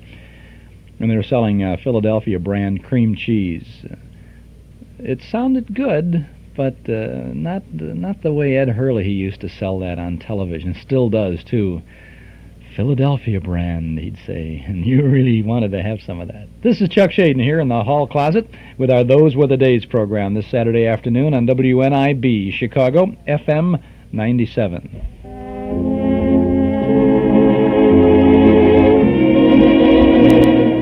Evening, folks. How y'all? This is the old professor, thinking of you, asking the musical question, what well-known savings association in northwest Chicagoland is open 63 hours a week? That's right, you're right, Northwest Federal Savings. Yes, students, Northwest Federal is open 6 days a week to serve you better. That's Northwest Federal Savings, the College of Savings and Loan Knowledge, where 63 hours each week, we're thinking of you. Northwest Federal Savings, serving you and thinking of you 63 hours a week. In Chicago, on Irving Park Road, in Des Plaines on Dempster Street, in Norridge at the Harlem-Irving Plaza, and in Arlington Heights at Algonquin at Gulf Road. Chuck Shaden here with our Those Were the Days program. Let's return now to The Great Gildersleeve.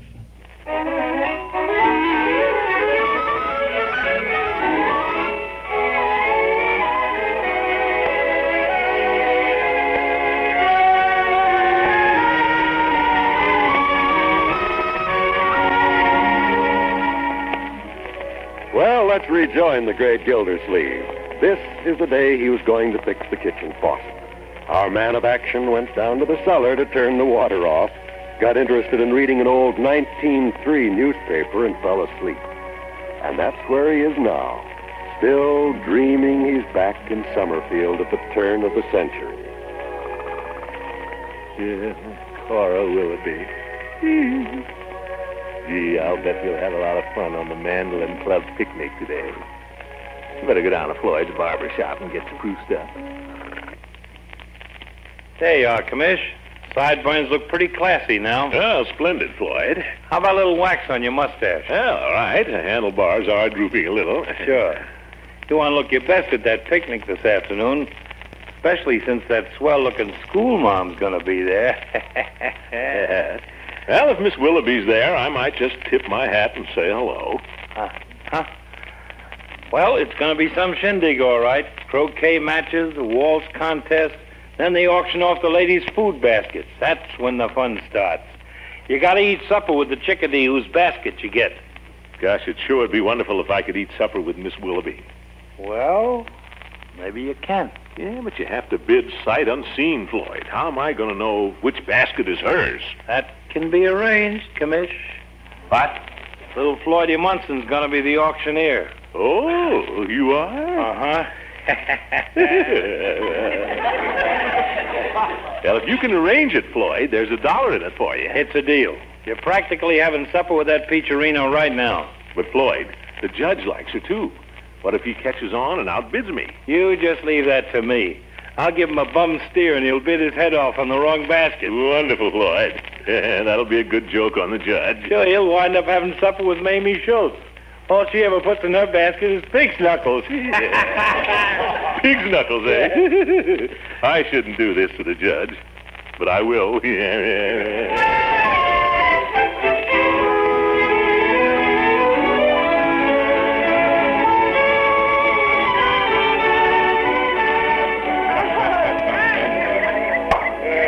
Are you having a good time, Miss Willoughby? Oh, I certainly am, Mr. Gildersleeve. I just love picnics, don't you? Yeah, you bet I do.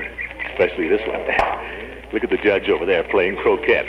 With those skinny legs of his, he looks like one of the wickets. Oh, Mr. Gildersleeve. Well, he does.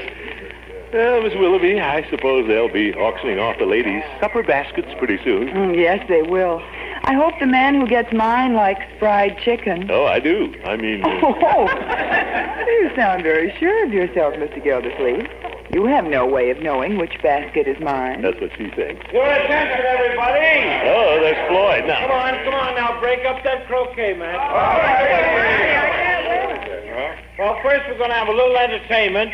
Then we'll auction off the food basket. Hurry it up, Floyd. I'm getting hungry. Poor old judge. I hope he likes pig's knuckles. Quiet, everybody. Quiet. Yeah, quiet.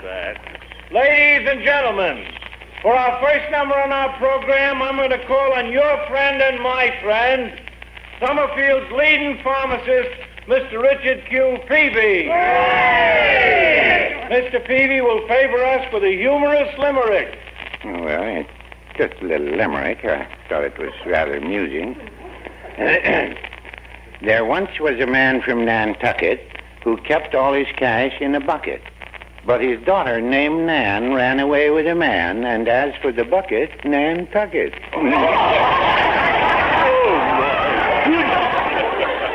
Peavy, that's the worst limerick I ever heard. No, I wouldn't say that. Now for a moment of melody from that great singing aggregation, the Bachelor Boys Quartet. All right, troubadours. Daisy, Daisy, give me your answer due. I'm half crazy, all for the love of Genevieve, sweet Genevieve. The days may come, the days may go, but still the hands of memory weave the blissful dreams of long ago. That's what I told you, Rosie. You are my posy. You are my heart's potato. Mind your lips, Daisy. If you don't, you'll drive me crazy. Here in the moonlight, there's something sweet, love. I want to Picking flowers. Your hungry boy is waiting. The ruby lips to If you want to flirt with me, just come to Peavy's Pharmacy. so aggravating. blushing rosy, my posy sweet, my posy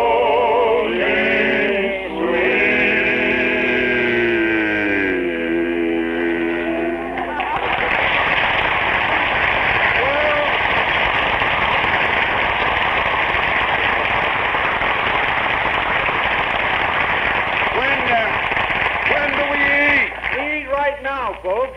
Yes, sir, we're ready to auction off the supper baskets prepared by our lovely lady friends present here today. And remember, men, nobody knows what basket belongs to what lady except the auctioneer. And me. We'll start with this basket right here. How much am I offered? Well, come on, men, don't be bashful. Hey, Judge, this one ought to interest you. Huh? Belongs to a certain lovely lady. Oh, it does?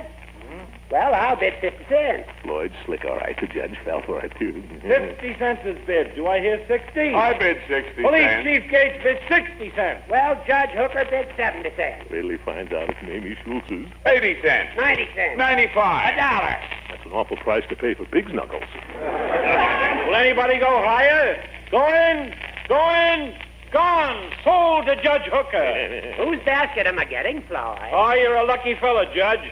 Your partner for supper is our new school teacher, Miss Cora Willoughby. Oh, Miss Willoughby, shall we dine under the pepper tree? Yes, Judge, that would be lovely. Floyd, come here. I want to talk to you. What's the trouble, Commissioner? You promised me I'd get Miss Willoughby's basket. I was going to pay you $1. Oh, but that's bribery, Commish. Besides, the judge give me $2. Floyd!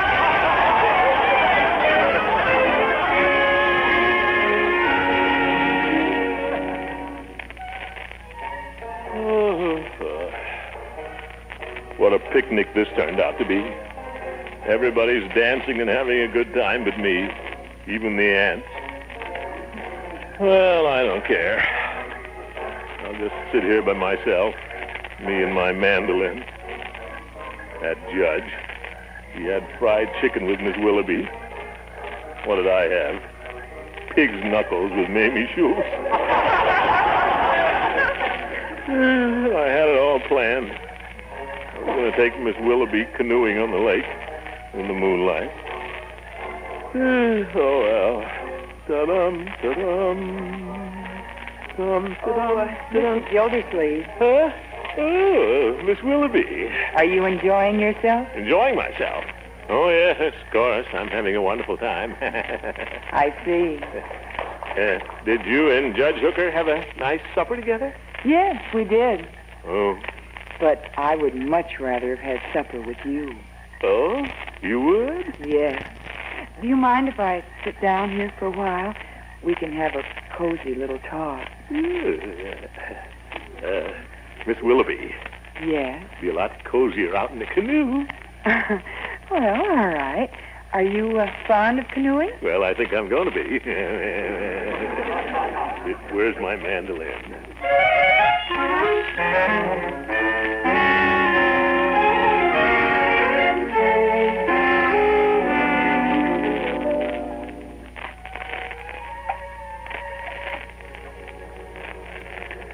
Oh, isn't it lovely here on the lake, Mr. Gildersleeve? Sure is. Stars shining through the trees and that big yellow moon reflected on the water. It's like a beautiful painting. Yeah. Reminds me of the picture on the feed store calendar.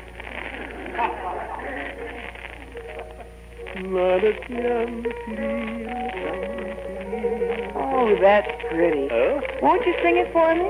Well, if I can remember it. We were sailing along on Moonlight Bay. We could hear the voices ringing. They seemed to say, "You have stolen my heart. Now don't go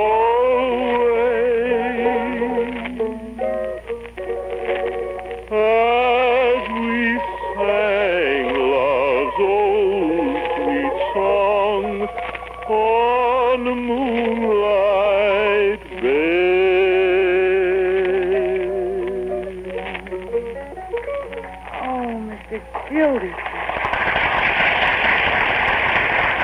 Oh, that was beautiful. Thank you. Miss Willoughby, Cora, Yes?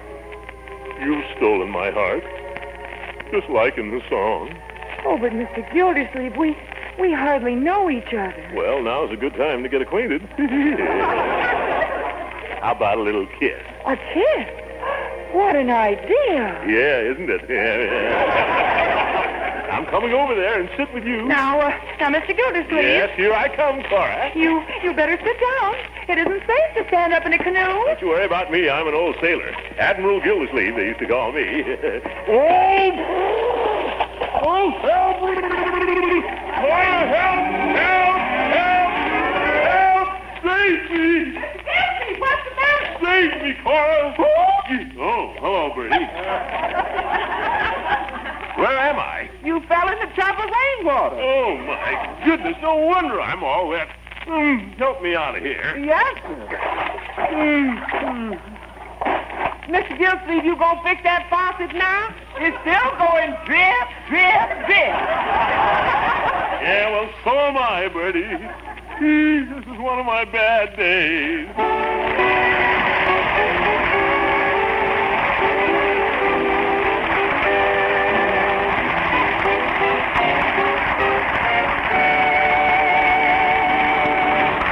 The Great Gildersleeve will be back in just a minute. Here's an idea for something special to make breakfast a treat. A quick treat to make your pancakes or waffles, your hot muffins or toast extra good. Set out the syrup or marmalade as usual. And also set out a creamy, white, delicately fresh square of the famous Philadelphia brand cream cheese. There's a wonderful richness I just can't describe. You have to taste fresh Philadelphia brand cream cheese melting on the breakfast toast or hotcakes. Once you do, you'll want to have it as a breakfast treat often. Just be sure you get genuine Philadelphia brand, the cream cheese that's guaranteed fresh by Kraft. See the word Philadelphia brand on every package. Folks, some good news has come to us. It gives me a lot of pleasure to tell you about it because it reflects credit on all my associates on the Great Gildersleeve program. Do you remember a show we did a little over a year ago about the Boys Clubs of America? Well, because of that program, our sponsors, the Kraft Foods Company, have won the bronze medal annually awarded by the magazine Advertising and Selling. The committee felt that our program about boys and their problems was such a real force for social good in this country. We thank the committee for choosing our program, and, well, I guess that's all, except I'd like to once again salute the work that the Boys Clubs of America are doing. Good night.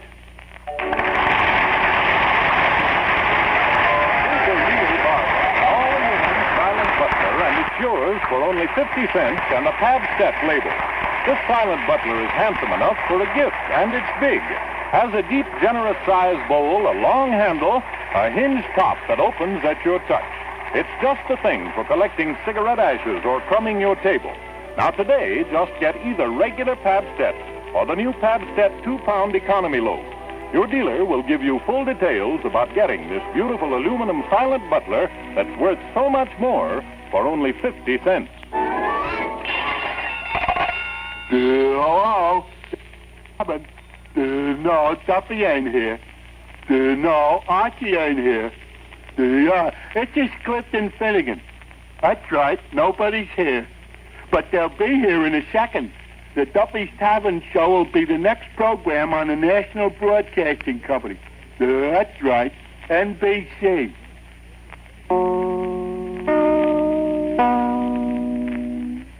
Hey, that's pretty good, huh? That's Duffy, or rather Finnegan, Clifton Finnegan, giving a little promo for Duffy's Tavern, which is next on NBC, he said. That's the way it was back in 1949 on Wednesday nights on NBC. As a matter of fact, we are going to tune in to Duffy's Tavern next in our Wednesday evening lineup of shows from 1949. We'll get to that in just a moment and tell you what else was on opposite Duffy at 8 o'clock in Chicago.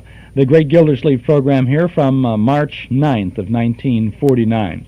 This is Chuck Shaden in the hall closet with our Those Were the Days program on WNIB Chicago, FM 97.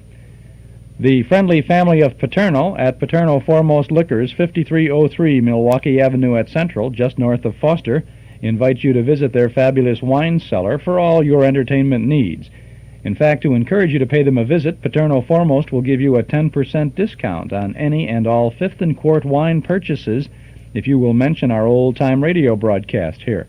That's an inflation stopper if there ever was one. A 10% discount on any and all Fifth and Quart wine purchases, excluding sale wines, for a limited time only. And while you're there, check Chicagoland's one-stop beverage mart for domestic and imported wines, beers, cordials, soft drinks, whatever.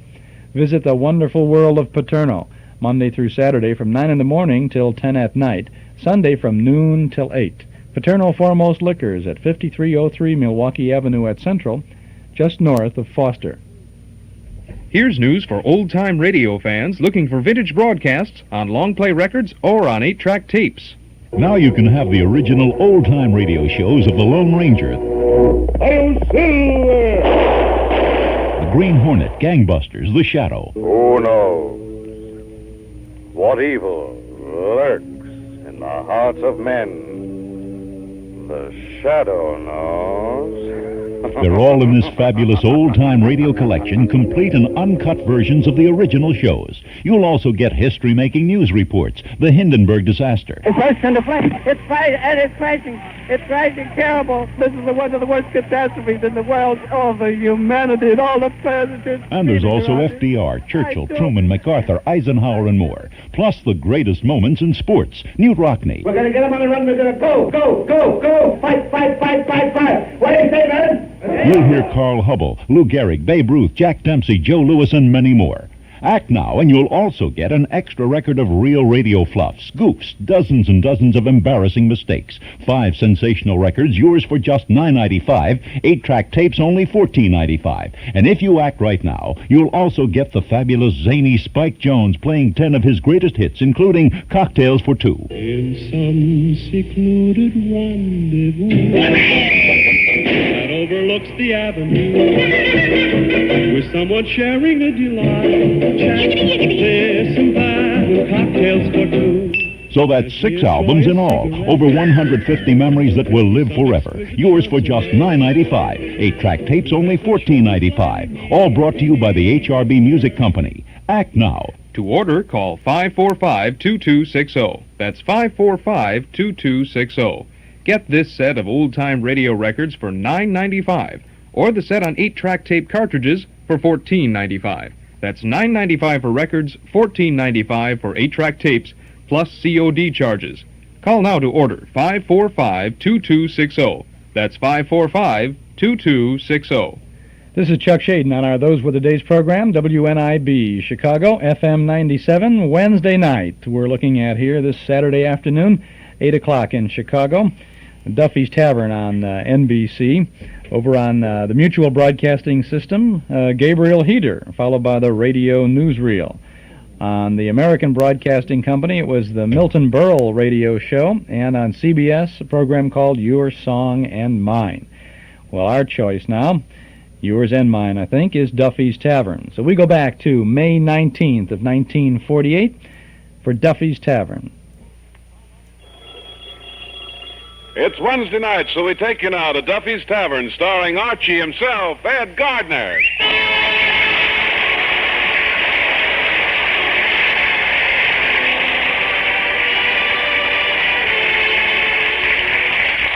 Duffy's Tavern is brought to you by Bristol Myers, makers of Ipana toothpaste for the smile of beauty and Vitalis for well-groomed hair. Ipana, Vitalis. So for the smile of beauty, use Ipana twice a day, and men, your hair will look neater when it's groomed the Vitalis way.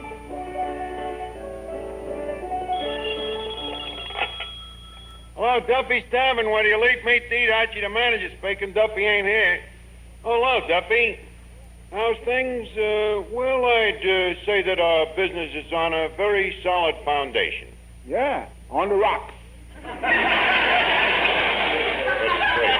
What Duffy? Yeah, the spring cleaning is all finished. Yeah, and there wasn't as much dirt as you'd expect. With all them leaks in the ceiling, there's been a good deal of natural erosion. Eddie, please. Yeah, Duffy, we gave the place a thorough cleaning, and a funny thing happened, Remember that black cat of ours? After 5 years, we found out she's really white. Huh? Just a second, I'll find out. Eddie, after we cleaned up the place, what did you do with all the extra dirt, he wants to know? I dumped it into the cellar. Oh, he dumped it into the cellar. Yeah. Now you got to walk up one flight to get down to the cellar. What, Duffy? Huh? Clean the wall? Look, Duffy, if I scrape one more layer of dirt off of that wall, we'll all be next door. And incidentally, as long as I've been doing all this extra work, what about raising me salary? $15 a week ain't to be sneezed at? Duffy, these days, $15 a week is gone before you can say Gesundheit. Now, look, I'm going to give you a choice. Will you give me a raise and hang up the phone, or shall I keep standing here telling you what a cheap, contemptible crumb you are? How'd you make out? He dropped another nickel on the phone.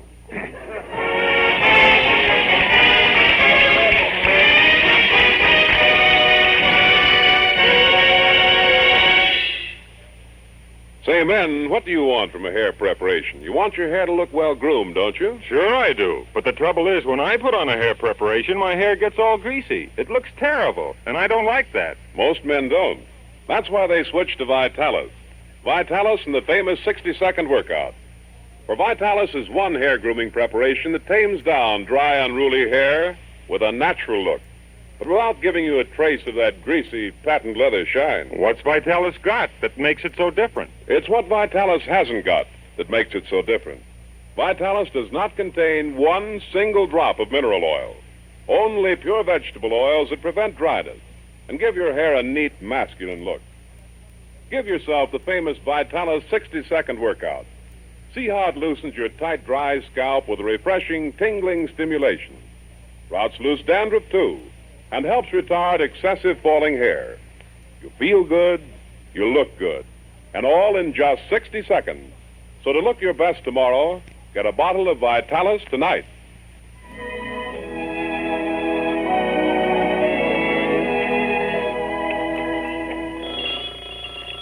Eddie, answer that phone.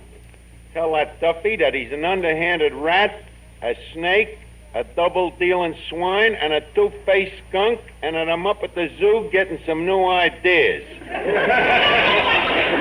Archie, I can't.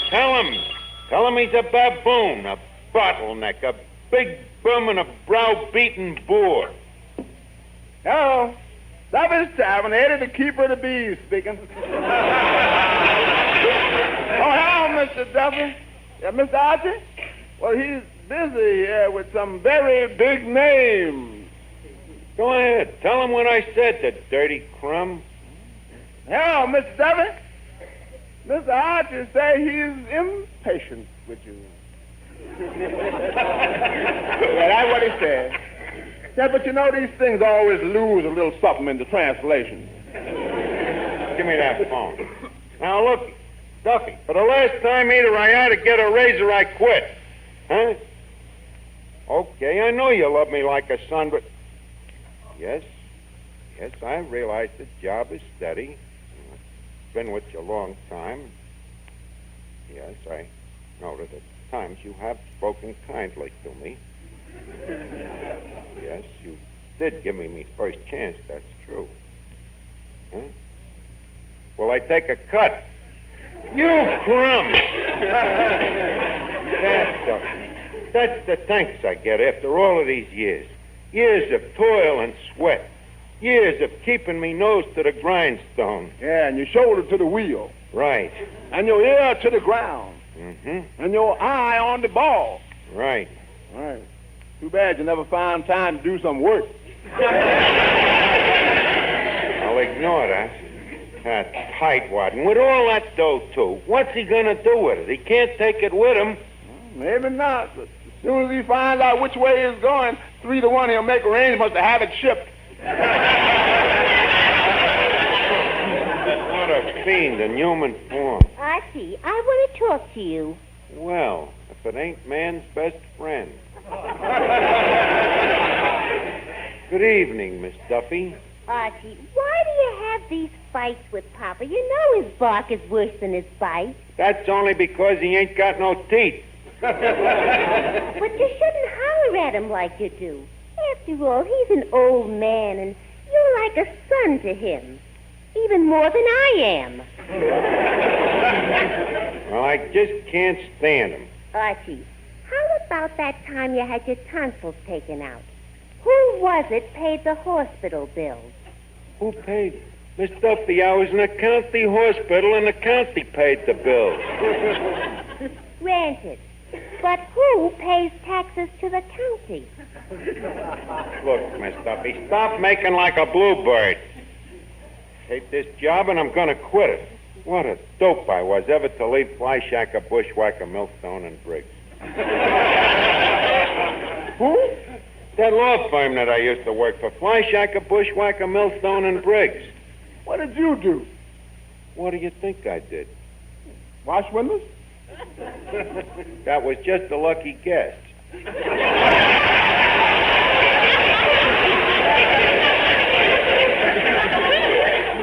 But at the same time, I was training to be a lawyer. And, in fact, do you know what Flyshacker used to call me? Hey, stupid. That was Millstone.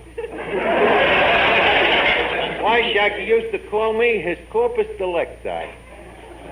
Really loved me, you know. Not only that, but he had great confidence in me legal knowledge. In fact, I often heard Flyshacker say to Bushwhacker, someday that Archie's going to be a real shyster.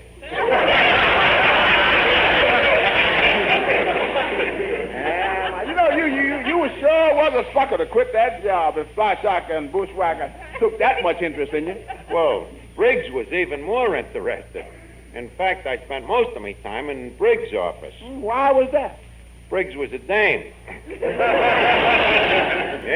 I learned a lot of law from Briggs, too. I used to go to court with her and watch her exhibit her briefs.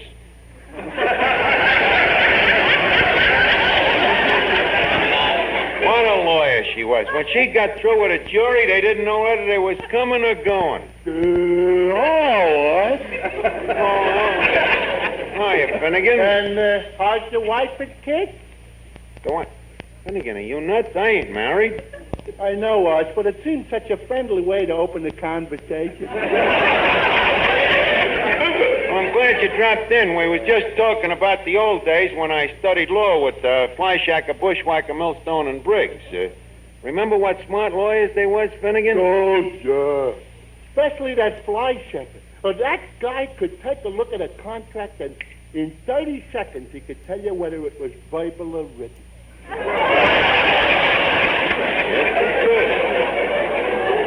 Yeah, them was the days. I often wonder what Flyshacker looks like today. Last time I seen him was years ago when I testified in court. When was that? When Colucci's horse bit the street cleaner. Remember? I was a witness for the horse. Oh, yeah. Yeah, I remember. And boy, what a horse's witness you were.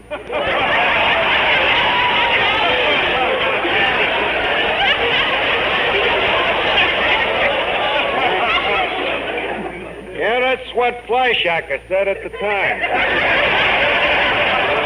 I remember that, Barry. Hey, wait a minute, Art. I forgot that you studied law. Maybe you can help me out. You know, me father's been having a little trouble with the traffic cop. Trouble? Yeah. For the last month, the cop's been giving him a ticket for parking in front of our house. So? So every morning, the old man's been going down to court and paying a fine. Well, then why don't he stop parking there? How can he? It ain't his car. Well, if the car is parked in front of your house and it don't belong to your old man, why does he pay the fine? Ah, it's cheaper than moving the house. No Finnegan, if brains was borscht, you couldn't get on the menu at Lindy's. Now stop worrying about your troubles. I got troubles of my own. Good evening, Archie, me boy. Oh, hello, Officer Clancy. How are you? Ah, pretty good. I'm a little worried about Mrs. Clancy's health, though. Why, what's wrong with her? Nothing. Clancy, you ought to be ashamed of yourself. Every night you come in here and rap your wife. Don't you ever wake up hating yourself in the morning? That's the one advantage of being married to Mrs. Clancy. If I don't hate myself in the morning, she does. Yeah, but why keep knocking her? If you feel that way about her, why don't you divorce her? Well, what's the use? What do you mean, what's the use? Archie, a friend of mine divorced his wife, and every week for 10 years, he had to pay her a great big alimony. So what happened? Last week, he turned around and married her again. Why? For her money. Well, Archie, I'll be seeing you. I got to go to court. You're going to court? Yes, I've got to testify. It seems that one of Grogan's employees had an accident. A beer keg fell on his head, and he's suing Grogan. Suing Grogan? Has he got a case? Oh, very good case. The law says if an employee gets hurt during business hours, yeah, the boss is responsible for damages. That's one way of getting a raise. What? Nothing, Clancy. I'll see you later. So long, Archie. Say, Eddie. Yes? I just happened to recall a bit of legal knowledge. Do you know that if an employee in Duffy's Tavern was hurt, say he had a leg or an arm broken, that we could sue Duffy for plenty? Which employee did you have in mind?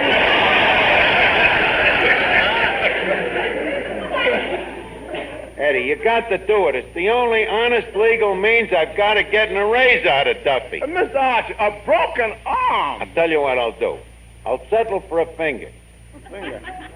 But what about my piano lesson? You don't take piano lessons. I start tomorrow.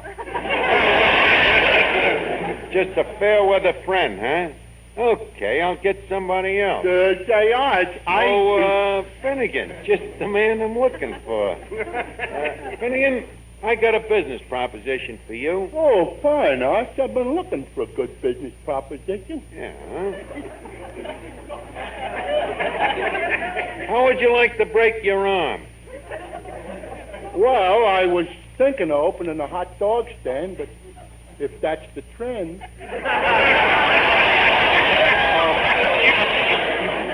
So, which arm do I break, Arch? Well, what's the difference? There's a lot of difference.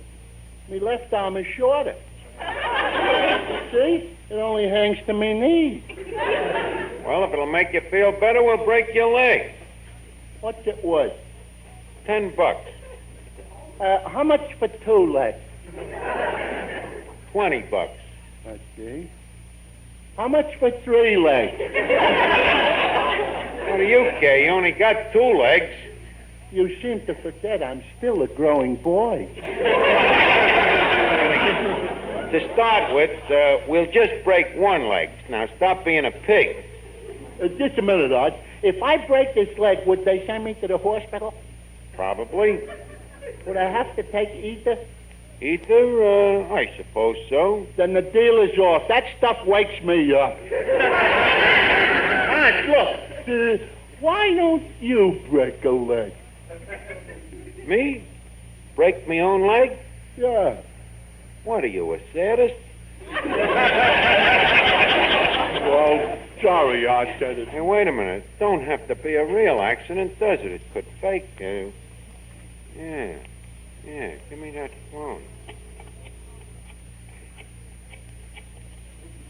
Mr. Duffy, this here's the legal firm of Burke and Lefkowitz. Yes, this is Mr. Lefkowitz talking. We're all the legal representatives of your employee, Mr. Archie. Yeah, chandelier just done fell on his head and he had his brain concussed. Yeah. Now that's the ipso. Now the fatso is,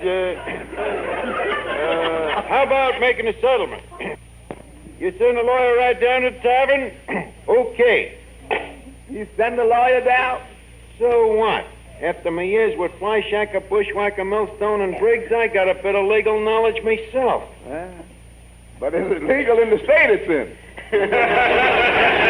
Stop making wisecracks, Eddie. I'm going to back room and prepare me case. Prepare your case? Yeah, bandage me head. Now take care of the customers. I'll see you later. That's the first half of Duffy's Tavern from May 19th of 1948, a Wednesday night on one of the good old days, huh? And we'll have more of that for you coming up here on our Those Were the Days program in just a moment. Our Metro Golden Memory Shop at 5120 West Irving Park Road is now open, and when you pay us a visit, you'll find some memory-jogging things to take you back for a nostalgic trip to the good old days of not so long ago. You'll find some good new stuff and some good old stuff. Tapes and records, books, magazines, cards, gifts, and games and novelties, too. You'll have a good time remembering Riverview, Saturday afternoon at the movies, rainy days, and Monopoly. The big band era, the golden age of radio. Metro Golden Memories, 5120 West Irving Park Road, just east of Laramie. Come on in and browse for a while. Our MGM shop is open right now. We'll be open till night until 8 o'clock, every Thursday, Friday, and Saturday from 11 a.m. to 8 p.m., Tuesday and Wednesday from 11 to 6, and on Sunday from 1 to 5. Metro Golden Memories, a nice place to visit. 5120 West Irving Park Road, 2.5 blocks west of Northwest Federal, just across the street from Nelson Hirschberg Ford. Metro Golden Memories, the MGM shop. And if you're planning on coming to our Memory Club movie tonight, you may want to pop in at the Metro Golden Memory Shop before you pop over to the community room at Northwest Federal Savings, 4901 Irving Park Road in Chicago. We have a 1937 goodie for you tonight. It's Rosalie, starring Eleanor Powell and Nelson Eddy and Ray Bolger, with Edna Mae Oliver and Frank Morgan. Great MGM musical from 1937. A lot of music in there, a lot of fun, a lot of dancing, a lot of singing. You're going to enjoy Rosalie tonight in the Memory Club at Northwest Federal's community room. Plenty of free parking in the large lot at the rear of the Northwest Federal Savings Office. That's on Dakin Street. CTA Transportation will get you right up to the door. Memory Club movies begin at 8 o'clock, and the doors open at 7:30. Dues are $1 a meeting, payable at the door. We'll be there tonight, and we hope that you will be there too, so we can see you and we can enjoy Rosalie from 1937. Now on WNIB Chicago, Chuck Shaden here with our Those Were the Days program, continuing with the week that was and the last half of Duffy's Tavern. Say, Eddie. Yeah. Well, while Archie's in the back room, do you mind if I sing a song? Who am I? Who are you? Well, I'm Paul Owen, the fellow who sings, "So for the smile of beauty, use Ipana twice a day." Oh, that one. Well, why not? Just go ahead, Mr. Owens. In the cousin, baby, glad to hear you.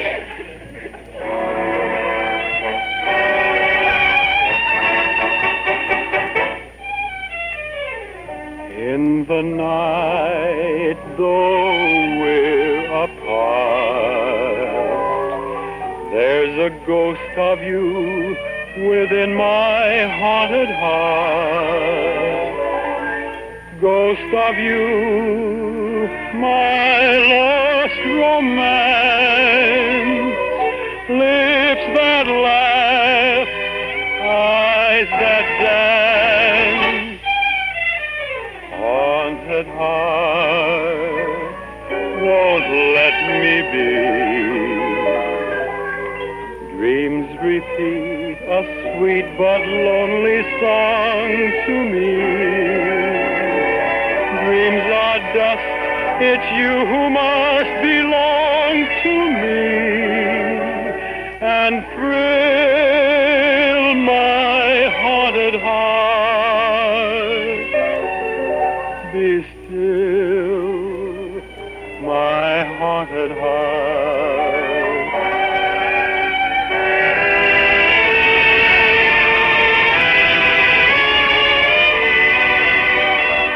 And thrill my haunted heart.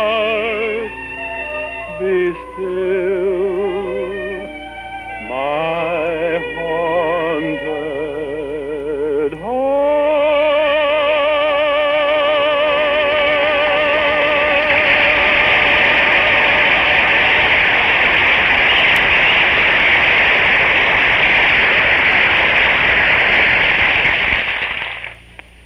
lovely smile for a brighter, more sparkling smile. Listen. Try Ipana toothpaste. You'll hear that advice from lovely women the country over. For Ipana toothpaste and gum massage can really do things. Wonderful things to your teeth and your smile. But let your dentist, the man who knows best the difference between toothpaste, give you the facts. Because more dentists recommend Ipana than any other toothpaste or powder. And more dentists use Ipana themselves, according to a recent nationwide survey. What's more, Ipana really gets teeth clean, but safely, without gritty abrasives, and followed by gentle gum massage, aids the health of your gums. Ask your dentist about this home care of teeth and gums, and then let it help you to brighter teeth, a more sparkling smile. Get Ipana and get started toward your own Ipana smile of beauty.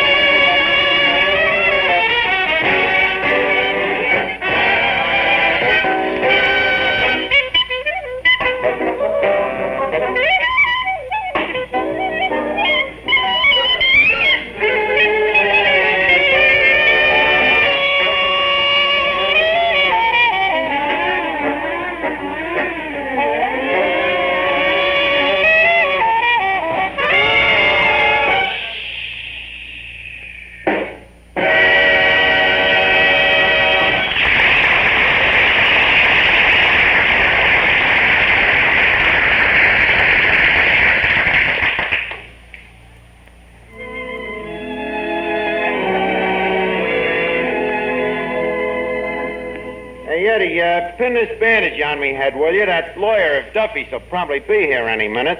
You think that lawyer's gonna believe you got concussion of the brain? Eddie, the law distinctly states that no man is guilty until he is presumed innocent. And even then, not until a jury appears. Hey, look, Art, how about me being a witness? No. No, it'll have to be done legal. Legal? Yeah, if you're going to be a witness, I'll have to prepare a writ, or in your case, a half writ. Hey, wait a minute. This is probably Duffy's lawyer coming in the door now. Where? The old duffer in a clean collar. Good evening, gentlemen. Good evening, sir. Are you, pray chance, looking for the accident? That is correct. I am he. I take it that you are the counsel for the defense? Also correct. I happen to represent the plaintiff. You are a lawyer? I am, sir. A member of the Bar Association? Certainly I'm a member of the Bar Association. How do you think I got these shiny elbows? But I studied law on the side. I see. Well, Counselor, if we can come to an agreement, perhaps we can settle this matter out of court. Very well, Counselor. I'll call the first witness. Mr. Green, take the stand. Yes, sir. Mr. Green, did I give you a bribe for this testimony? Not yet.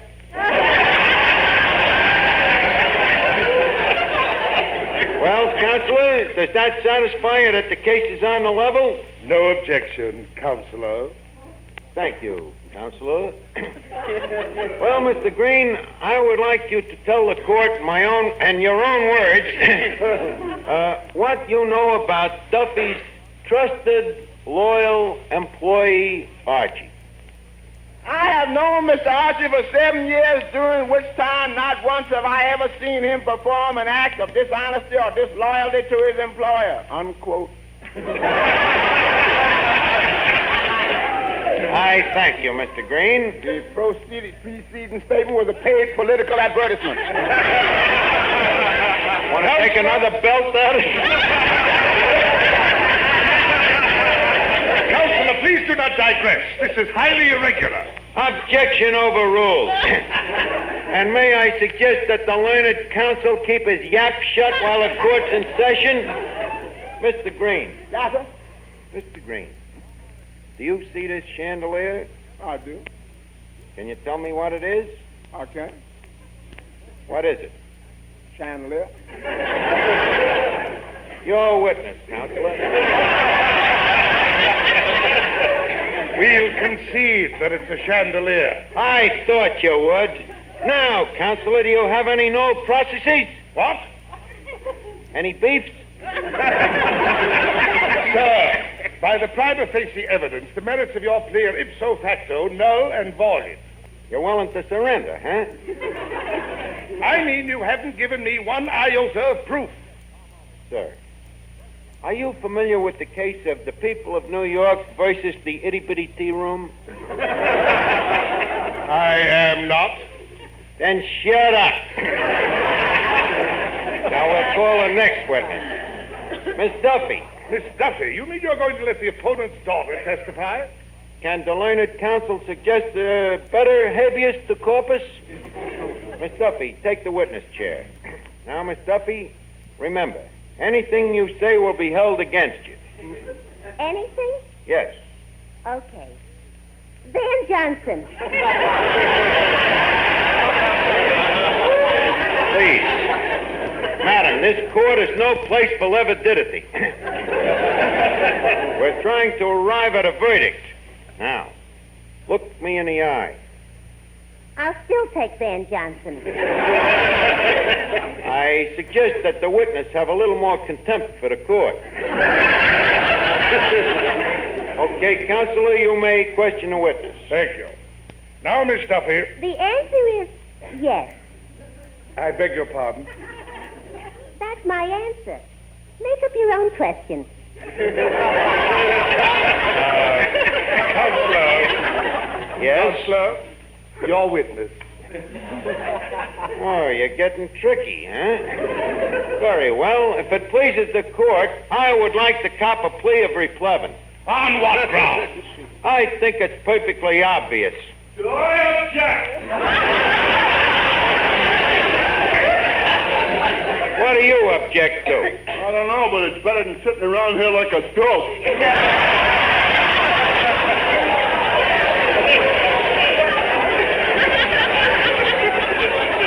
Very well, Mr. Finnegan, take the stand. Okay, what? Sir, the court contends that... Finnegan, what are you doing rolling your pants above your knees? I'm giving out with the old sex appeal. Please, do not try to perjure the court. Now, raise your right hand. His right hand? Your right hand. Here's both of them. You got the education. Pick out the one you want. Mr. Finnegan, please, try to concentrate. Now, tell me, sir, you and me is total strangers, are we not? The very best. Did I in any way attempt to bribe you to be a witness? You mean that Tootsie Rolls you slipped me? What's this? Sir, I swear to tell the whole truth that Archie never slipped me a Tootsie Roll. I'd like to take this witness. You're welcome, Tom. Objection sustained. Take the guy. Mr. Finnegan, look me in the eye. Okay, you got me. I confess. I did it. I did it. Did what? I don't know. Well, Counselor, does that convince you? Are you now willing to concede that the chandelier fractured me skull? Yes, I'll concede it, and I'll settle right now for $50. $50? For an injury to one of the finest legal brains in America? Sir, the offer is rejected. All right, then, we'll take it to court, and I'll prove that the whole thing is a frame-up, or my name is not J.G. Flyshacker. Wait a minute. What was that name? Flyshacker. Flyshacker, a flyshacker, bushwhacker, millstone, and Briggs? The same. Mr. Flyshacker, don't you recognize me? I'm Archie. I used to work for you. Remember? Archie. Archie the Shyster. Yes, I do remember. Yes, now I'm sure we'll find no trouble at all in settling this case. Well, that's fine. Thanks a lot, Mr. Flyshacker. I'm sure I can prove to any court in this city that there isn't a chandelier in America heavy enough to crack a skull. That's it.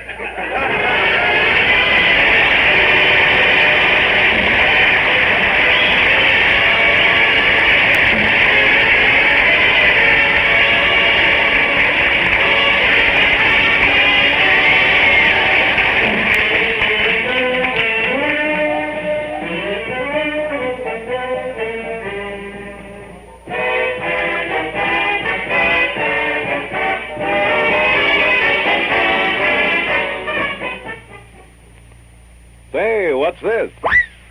Benex, of course. Benex, B-E-N-E-X, the new brushless wonder shave that whisks your whiskers off just like... Benex Brushless, with its special beard softening formula, actually makes your beard 1/5 water, tames the toughest whiskers. Your razor mows them down in double quick time. And Benex rinses off instantly. So you end up with a smooth, comfortable face. See for yourself. Just try new Benex, B-E-N-E-X. Benex Brushless Shave.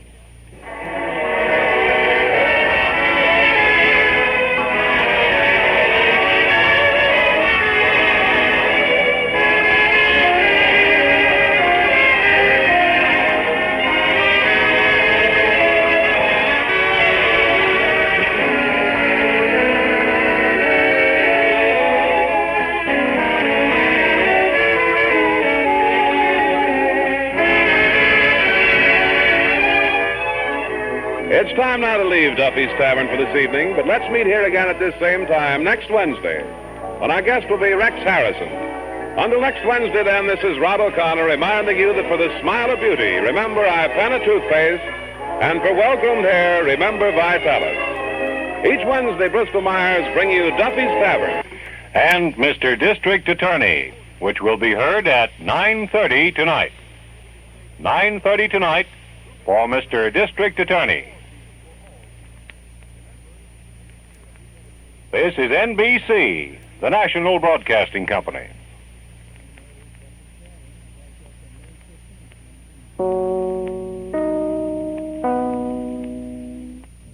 And there is Duffy's Tavern, a broadcast from May 15th of 1948. Interesting program here. At the end, they obviously cut in and said Mr. District Attorney, which will be heard at 9:30 tonight. So probably that's Eastern Time. So Duffy in 1949 was on from 8 to 8:30, and Mr. D.A. from 8:30 till 9. And perhaps they had recorded that earlier and gave a different time for Mr. District Attorney. Both sponsored by Bristol-Myers, though, Vitalis and Ipana, sponsoring Duffy's Tavern. Immediately following on NBC was Sal Hepatica and Ipana, two other Bristol-Myers products. Well, Ipana, the same thing. Interesting here how the same sponsor was appealing to two different types of audience, or so they thought, people who enjoyed comedy and people who enjoyed the detective adventure mystery of Mr. District Attorney. I don't know about you, but in those good old days, we used to listen to both of those shows back to back, and that's exactly what we're going to do today, this afternoon, as we continue our trip through the week that was, the Wednesday shows. And interestingly enough, the Mr. District Attorney program that we're going to hear in just a moment or so is the one that you might have heard exactly the same night as the Duffy's Tavern show, because both of these programs are from May 19th of 1948. This is Chuck Shaden on our Those Were the Days program here on WNIB, Chicago, FM 97. 545-2260. That's the number to call to subscribe to our Nostalgia newsletter and radio guide. 545-2260. A one-year subscription is only $6, and each month, before the first of the month, you'll get the complete schedule of old-time radio shows that we broadcast 7 days a week on 6 Chicago area AM and FM radio stations. Day by day, the whole package of vintage radio sounds, plus interesting articles about and from those good old days. Call us now, right here at our studio at 545-2260. 545-2260. Give us your name and address, and your Nostalgia newsletter subscription will begin with the April issue, which you'll have in just a few short days. The main mailing went to the post office this morning, and our regular subscribers will have the April newsletter on Monday or Tuesday, I would imagine, for sure. And if you call today, we'll get your April issue out at the beginning of the week, and we'll include an invoice for your one-year subscription, which will begin with the April issue. $6 for 12 issues. Call us at 545-2260. The April issue of the newsletter features a cover picture of Bud Abbott and Lou Costello with Mel Blanc as Bugs the Easter Bunny. There's a 1942 reprint article about Hal Peary, the great Gildersleeve. Some very interesting items from a very early 1948 TV forecast magazine. And there's a film clips column all about James Cagney, a big band column about the big bands in the movies. Gary Schroeder has created a poetic memory for us with a nostalgic rhyme entitled Over 35. There's the rest of our network radio log from May of 1949, the one we're using to recreate these Saturday afternoon looks back at the 1949 shows. And there's our dime store classified advertising page for folks who want to buy or sell or trade something of a nostalgic nature, and news of our regular Saturday Night Memory Club films.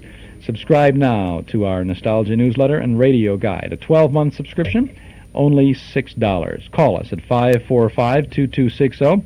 If the line is busy when you call, or if it takes a moment for us to get to you, we'll appreciate your hanging on or calling back in just a moment so we can get to you and get your name and address for our Nostalgia newsletter. 545-2260, or you can send $6 to Nostalgia Newsletter, Box 421, Morton Grove, 60053. But if you want to get things rolling right away and get that April issue before the 1st of April, call us now at 545-2260. Come clean with Magicist. Now when you can really use it, Magicist is making it more attractive than ever to get your whole house Magicist clean. Hi, this is Carmelita Pope with good news. With any order for cleaning or when you buy a Magicist rug, you'll receive a 16-ounce bottle of Sparkle Glass Cleaner and Sprayer at no additional cost. Call Magicist for pickup and delivery of your rugs and draperies, or save 20% by bringing them into Magicist and get your Sparkle and Sprayer. Have Magicist come to your home or office to clean your carpeting or furniture and get your Sparkle and Sprayer. Call Magicist for pickup or delivery or more information. Chicago phones 378-8600. Suburbs see your phone book. Master Charge and Bank AmeriCard welcome. Come clean with Magicist and get your bottle of Sparkle Glass Cleaner and Sprayer at no additional cost. And remember, Magicist sells rugs, too. Come clean with Magicist and get your whole house Magicist clean. This is Chuck Shaden on our Those Were the Days program this Saturday afternoon from WNIB Chicago, FM 97, taking a look at the Wednesday night shows now. Opposite Mr. District Attorney on NBC at 8:30 Chicago time, we had the Family Theater on the Mutual Broadcasting System, the Groucho Marx Show on ABC, and the Harvest of Stars starring James Melton on CBS. We elect to tune in to Mr. District Attorney, and we have the program that followed Duffy's Tavern on May 19th of 1948. Mr. District Attorney. Ipana Toothpaste and Sal Hepatica present Mr. District Attorney, champion of the people, defender of truth, guardian of our fundamental rights to life, liberty, and the pursuit of happiness.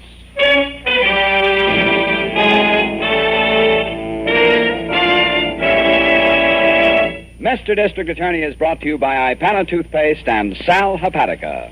Ipana for the smile of beauty, Sal Hepatica for the smile of health.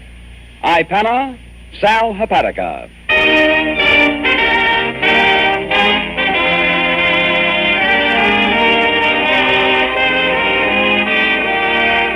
And it shall be my duty as District Attorney now to prosecute to the limit of the law all persons accused of crimes perpetrated within this county, but to defend with equal vigor the rights and privileges of all its citizens.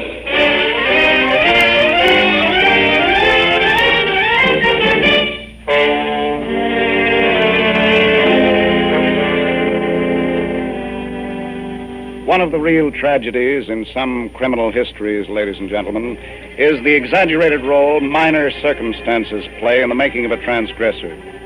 In tonight's unusual case of spring fever, for example, it is apparent that insignificant factors, a mood, a normal impatient yearning for success, and a spring night, all combine to help make a criminal. We begin at dusk in a large park here in the center of our city.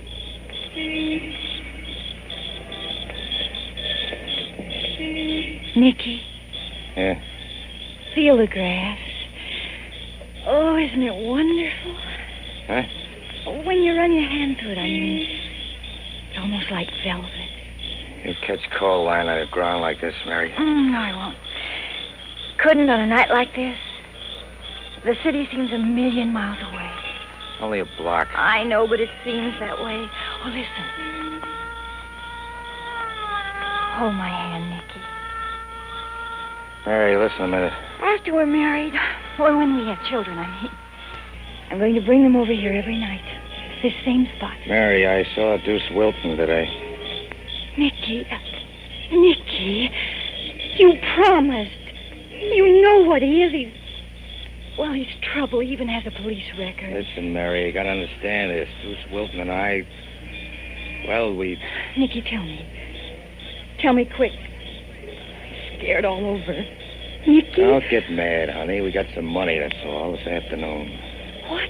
Enough for everything. We can get married, fix up your old lady's arm, take a trip even. Why, we... What did you do? Tell me, Nicky. Tell me now. We stuck up a filling station. What? Well? Is there more, Nick? I want to know it all. More? What else, Nick?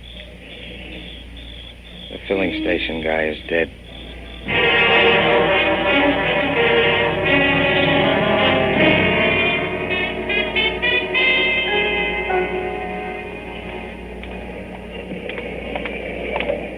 All right, Brophy. String that line along the driveway. Yeah, that's right. Okay, Chief. About Harrington? Well, we got the ropes up, Chief. This whole side of the gas station is closed to traffic. Oh, good. Has the lab truck arrived yet, Miss Miller? Yes, it has, Chief. Oh, and the medical examiner wants to know if he can take the body downtown. Oh, yes, I believe so. Okay. We have all the measurements, haven't we, Harrington? That's right, Chief, and pictures, too. I had Ray shoot from all the angles. Fine. Well, all right, then. We'll let the lab crew go to work on the driveway. Why, did you find something, Chief? Well, you never know in a case like this. Tire marks, pieces of broken glass, even the oil that dripped out of the car is standing here at the pumps. It's just as well to cover everything. Check. The diagrams ought to be easy, though, Chief. As I see it, the car pulled off the street and stopped right here in front of this gas pump. Yes, I was just going over that. The attendant was inside the office, wasn't he? Yeah, that's right, Chief. According to the dame across the street, he was. She's here, Miss Miller? The witness? Yes. Yes, Ted's with her inside All there. right, I'll talk to her in just a moment. We're agreed then, Harrington. The attendant came out of the office, approached the car about here. Yeah, that's right. That's my guess, Chief. One of the men must have got out of the car right here where the chalk mark is and backed him up to the office door. Yes, and then opened the cash drawer. Oh, how much did they get, incidentally? Well, Mac's checking the ledgers, Chief. About $400, he thinks. As much as that? Yeah, that's right, Chief. It was just before they changed shifts in these stations, you know. The whole 8 hours tape was in the drawer. Yes, I see. This is the spot here where the attendant was shot down. Where the red chalk is, Chief. I figure he must have made a move maybe toward that phone and maybe the bums got nervous. Yes, that seems likely. And now, what about that witness, Harrington? Anything at all? Nothing positive on the car, Chief. A black sedan, she says. No make. License? She didn't look. She does have a good description of one of the men. There were two in the car. Oh. And one was considerably younger than the other, she says. Well, let's get her story then, Harrington. I want to know where she was standing, what she saw, and, oh, yes, if she can point out either of the men in the file. Well, she's waiting, Chief. Good. We'll get right down to work.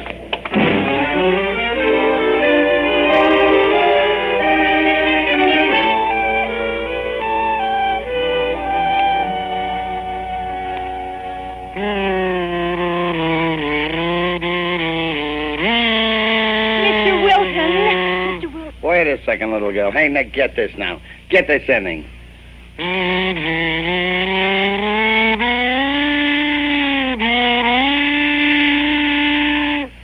It's swell, Deuce. Mr. Wilton, you've got to talk to me. This is your girl, huh, Nick? I told you about Mary, Deuce. We're going to get married. Howie, honey. Nice-looking kid. Only, you made a mistake, Nick. Me? What do you mean, Deuce? I don't get you.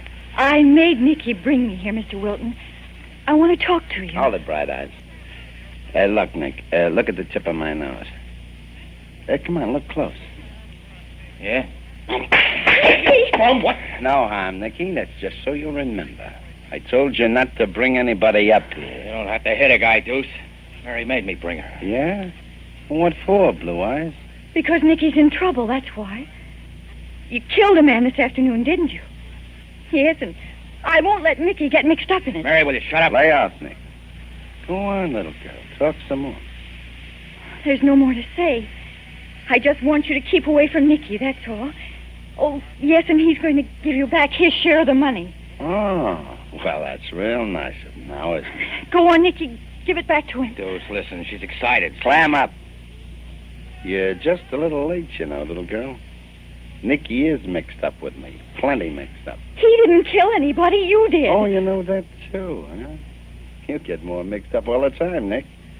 Oh, before I forget, I got a little present for you. Nick, that's a gun. Hey, Deuce, no need to get excited here. It's for you. What? Go on, take it. Nicky, don't. Take it, I said. And as for you, kid, get lost. You think the cops don't want you, Nicky, just because I did the shoot? But I don't... We're partners, sister, right up to here. Oh, Nicky, he can't do this to you. He can't. Get lost, I said. I got another job lined up, Nick. We'll pull it off as soon as I get the joint cased. Another gas station? Yeah, cinch. I figure... Well, what are you staring at? This isn't true. It can't be. Nicky, come on. He ain't going, Mary. As a matter of fact, neither are you. Deuce, now wait. Don't look so scared, Nick. I just forgot to tell you, that's all, about your girl here. About me? Yeah. We're putting you to work, Bright Eyes. Starting with this gas station today.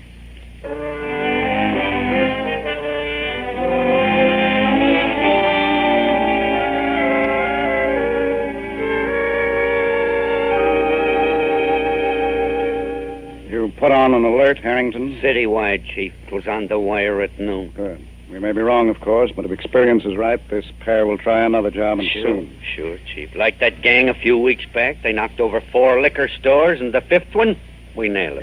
Yes, I was thinking of that. Or the Garrettson couple. Oh, yeah, John and Kay. Yeah. Same thing, Chief. They specialized in bus drivers. Excuse me. Yes. The artist is here with the first draft. Oh, thank you, Miss Miller. Ask him to wait. Honest, Chief? What's more? Well, it's the usual. I had one of the men in the drafting room talk to that witness. He's doing a sketch from her description. Oh, good. Everything helps, Chief. Me, I'll just keep looking for bums around filling stations. Yeah. Hello? Well, the woman's hazy on some important details, but I thought we'd try her on a few sketches before we go any further. All right. Then there are the lab reports from the filling station itself. All right.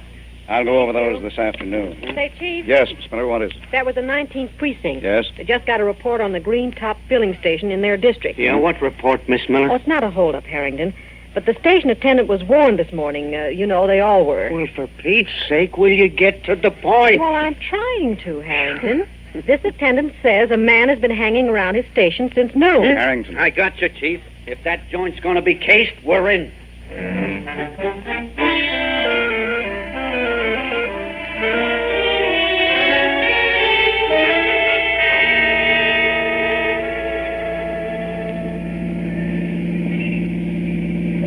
Nicky, please stop the car, please, honey. That's it up ahead, Mary, see? The Green Top service station.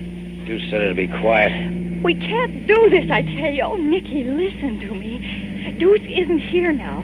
We can drive right to the police station and tell them the whole thing. Mary, will you use your head? But I don't Let me see what... talk, Mary. We can park here a minute. I still say we Maybe can... there's nothing we can do. Don't you understand that? If I go to the cops now, Deuce will say I was with him on the other job. But they might make allowances. Will you listen to me? We gotta knock this joint off and get back to Deuce in 1 hour. If we don't, he'll... He'll what? Honey, he wouldn't stop at anything. Take your old lady. Mama? What about her? You don't want her to get... well, hurt, do you?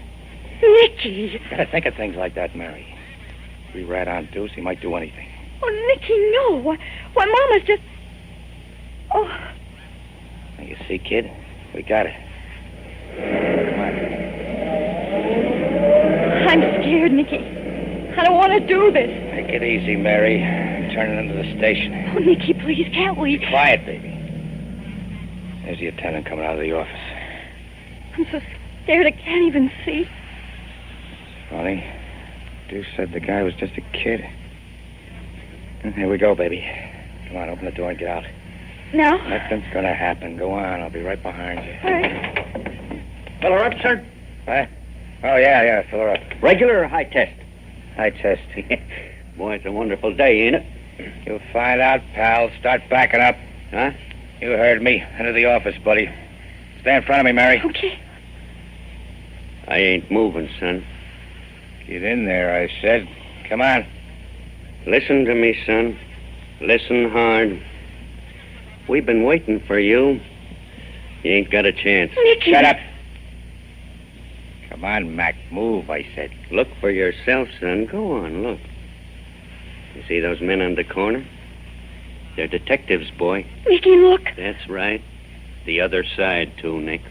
See? We've been waiting for you. Why don't you be a good kid and make it easy? Mary, come here. Nicky, let go, Nicky. You're hurting my arm. See this copper? I got my gun right in this kid's back. Oh, Nicky, don't shoot me. Please don't. Shut up, Mary. All right, copper, start something. Let the girl go, Nick. Go ahead, start Oh, something. let me go. I haven't done anything, Nicky. Let me go, please. Getting back in the car, you understand, copper? That's it, Mary. Just come straight back. Nicky, you're hurting me, please. Don't be a fool, Nick. Let the girl go. Right in the car. Easy does it. Now get this, wise guy. One shot. Get that? At us, at the tires, or anything else. One shot, and I let her have it right here. Mister, do what he says. I don't want to get shot. Understand me, mister? Well, do you? Rosie! Hold your fire! Shut the door, Mary. Slam it, I said. I am, Nicky. Jimmy! Ned! Sullivan! Hold your fire! Letting them get away.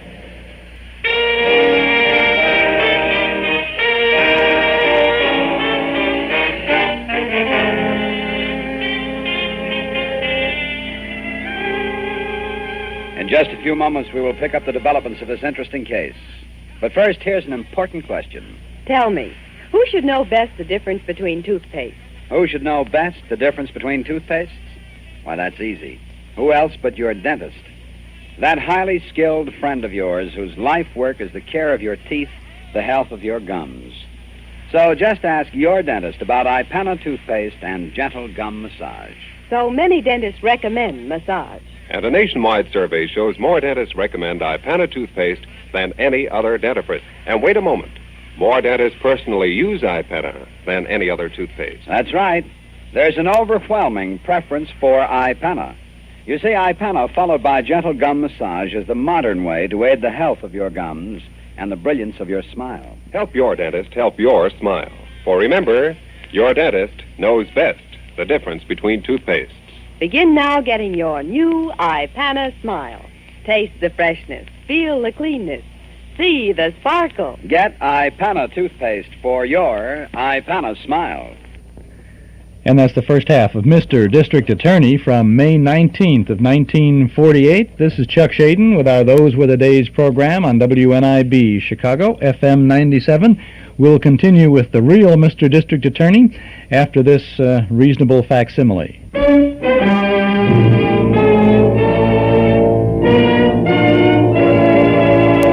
Mr. Interest Accumulator, champion of the people, defender of the vault, guardian of our fundamental rights to life, liberty, and the pursuit of daily interest on passbook savings.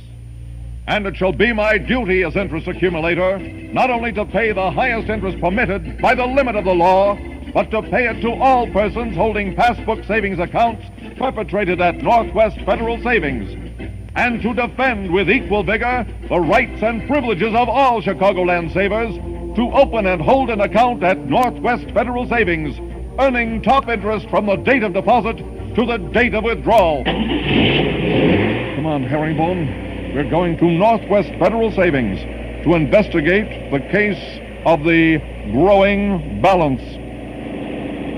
Northwest Federal Savings serving you 63 hours a week in Chicago, Des Plaines, Norridge, and Arlington Heights. Chuck Shaden now, and let's go back to Mr. District Attorney.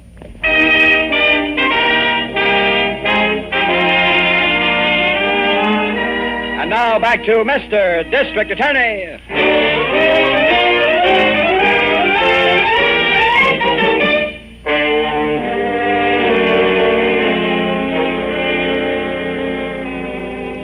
Well, I just had to use my own judgment, Chief.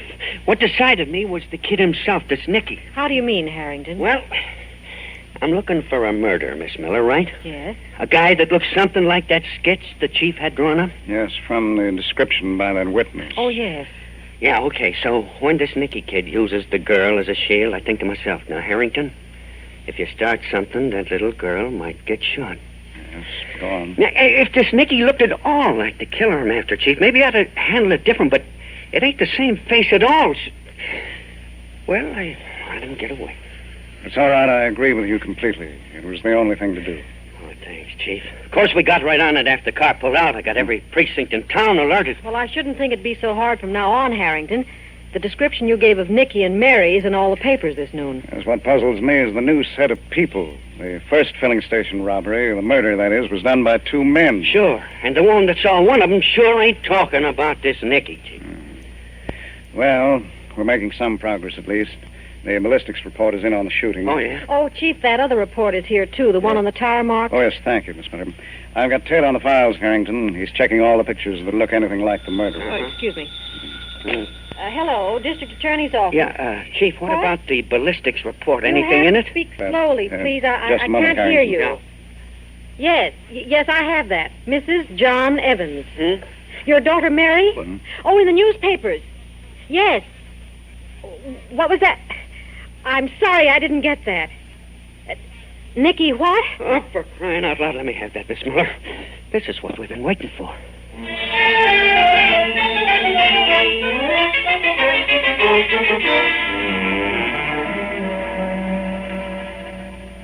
It was simple, Deuce. I didn't even shoot at the car. You ought to get one of these things, Nicky. You can play good music on them. Mr. Wilton, you gotta do something. That policeman saw us. They'll be looking everywhere. Lucky you told me to smear the license plates with mud, Deuce. Otherwise, I'd have traced the car here. A kazoo, I think they're called. Ever play one, little girl? Mr. Wilton, please listen to us. They'll be looking for Nicky. You're just humming them, sort of. Listen once. Deuce, will you stop it? We're in trouble, Deuce. You gotta tell us what to do. You got any money? Just what's left of my share. Any more? I have money. I mean, I can get some. They owe me back pay at the store where I work. You can't go there, Mary. Somebody recognized Why can't she? You're the only one they'll be looking for. How far is this place, sister? It's the up-to-the-minute cleaners. It isn't far. Mary, no, I won't let you. You'll do what I tell you, Nicky. Get your hat on, Mary. Go get that dough.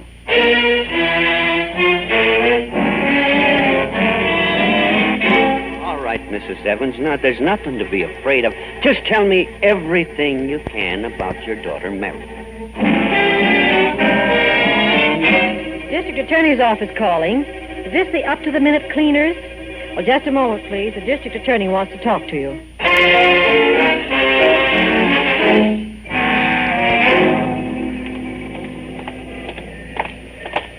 Mary Evans? What? Hi, Mary. Let me go. Please let me go. Harrington's the name, Mary. Remember me? What, are you on your way to Nick with that pay envelope, eh? I don't know what you're talking about. You know, it's funny, but I still think you're a nice kid, Mary. Otherwise, I'd have let you lead me right back to your boyfriend. I don't understand. You will. I just don't want you to get hurt. Come on, Mary.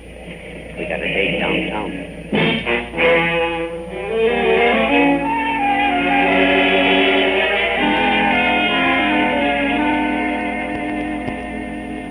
I think you're telling the truth, Mary.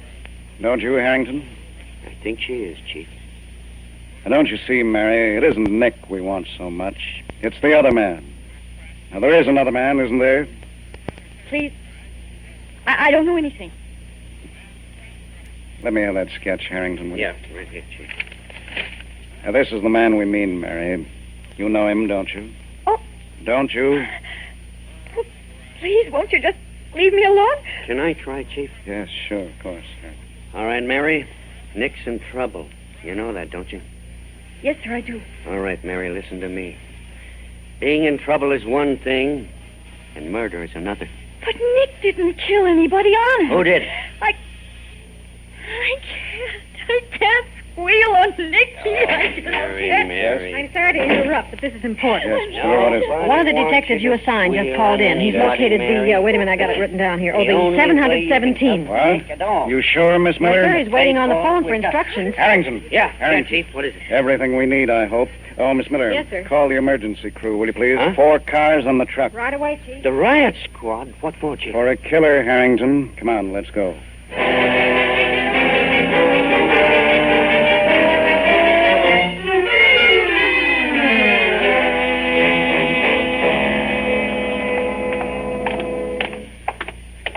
The crews are all stationed, Chief. What about the street blockade? All set up. They got traffic stopped for 2 blocks in every direction. That's fine. In the back of the building? I put Brophy back there with Squad C. All right, then, we're ready, I think. Is the public address system set up? Yeah, here's the mic right here, Chief. Just give me a chance to get up those stairs. Oh, that won't be necessary, I hope. Just keep your eye on that doorway. All right, let's get this turned on. Hello? Hello? Turn this on, will you, Jack?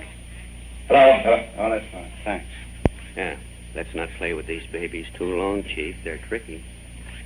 Nick Ogden. Nick Ogden. This is the district attorney, Ogden. Come out with your hands in the air. Nothing yet, Chief. We know you're in there, Ogden. You and the other man. You haven't got a chance. Chief, they doused the light in the apartment. You have 10 seconds, Ogden. 1001. Both of you come out with your hands over your heads. 1004. 1005. Watch that doorway, Harrington. Yeah, I am, Chief. 1008.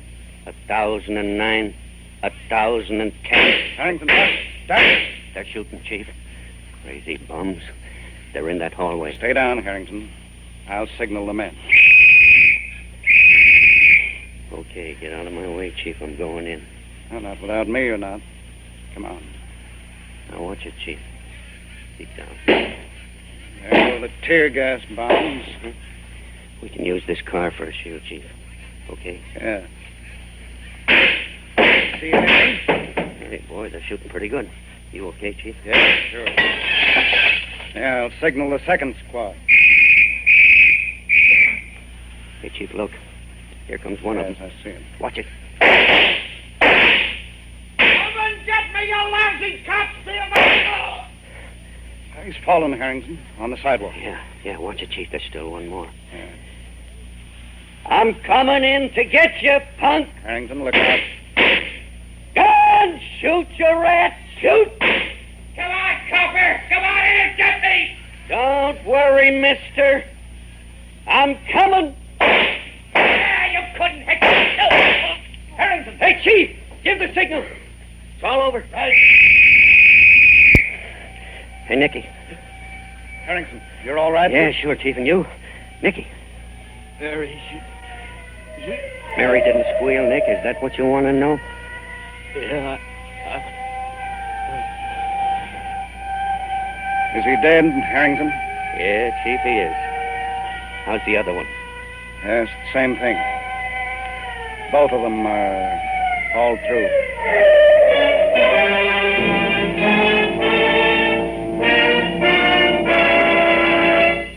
Your district attorney will return in just a moment to explain the capture of Deuce and Nick. But first, a reminder that tomorrow morning a lot of people will wake up to hear... And to a lot of people, that sound can mean a wonderful morning with a good day ahead. But to a lot of other people, there's another sound that can mean the same thing. And that's the sparkling sound of sal hepatica in a glass of water. Yes, and unlike slow-acting laxatives, a sparkling glass of sal hepatica, when you get up, brings quick, gentle relief, usually within an hour. That means you don't have to feel dull and headachy all day, waiting until night to take the laxative you needed in the morning. And if at the same time you're troubled with excess gastric acidity, let sal hepatica help sweeten your stomach. So keep a bottle of sal hepatica handy. Then anytime you need a laxative, morning, noon, or night, see how much faster you feel better thanks to gentle, speedy sal hepatica. Now here is your district attorney. The two sprawled bodies on the sidewalk are the real answers to tonight's case, ladies and gentlemen. The final payment in full for murder. As for Mary, we're quite sure that with proper help, her rehabilitation will be complete. Poor kid, at least she tried. Yes, she did, Miss Miller. But for the real solution, we have a great deal of excellent police work to thank. The laboratory technicians, detective crews, research men, they all combined to make the capture of Deuce Wilton and Nick Ogden possible. Yeah, that call from Mary's mother helped too, Chief. When I saw her, after she thought maybe her Mary was the girl in the newspapers, she told me where the kid worked. And then when you found out that she had pay coming, you just waited for her. Isn't that right, Harrington? That's right, Miss Miller. But it was the chief, though, that led us to Deuce's joint. Well, thanks to the lab, Harrington. As you know, we made a careful check on every criminal in the files whose face resembled that in the sketch our artist drew up. The one he drew from the witness's report. Right, Miss Miller. And one of these men in the file was Deuce Wilton, and in due course, one of the detectives checked out his apartment. Yeah, and his garage, Chief. Don't forget that. Yes, Harrington, and his garage. Well, there you see our man found what we were looking for. A rear left tire, size 717, a tire that fit exactly into the pattern we found on the driveway of the filling station. And when he found that, you knew he'd found the killer, right, Chief? Exactly, Miss Miller. And that was that. Right. Oh, Chief, don't forget graduation. Graduation? Oh, yes, indeed.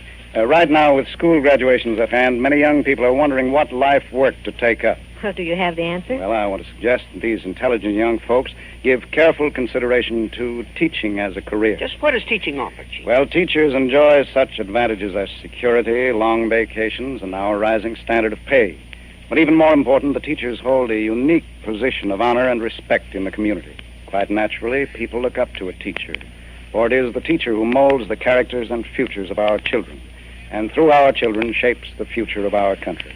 And that's why I want to say to every young person graduating from school this spring, give a thought, a very serious thought, to a teaching career. Teaching is not only good work, it is a truly great profession. And now what about next week? Well, friends, we have another exciting story for you next week in the case of the deadly snowflake. Another dramatic episode in our constant war on crime. And so until then, thank you and good night. Here it is, men. Yes, here it is. Brand new liquid cream that grooms hair without an unsightly, greasy look. Sentry, S-E-N-T-R-Y, Sentry hair cream. What makes Sentry so different? Unlike most hair creams, there's no mineral oil in Sentry. Just pure vegetable oil. No whitish film on your hair. Sentry seems to vanish on your hair, but Sentry's secret ingredient actually keeps hair neat longer without an objectionable greasy look. Guard your grooming with Sentry. S-E-N-T-R-Y. Sentry hair cream. Try Ingram yourself.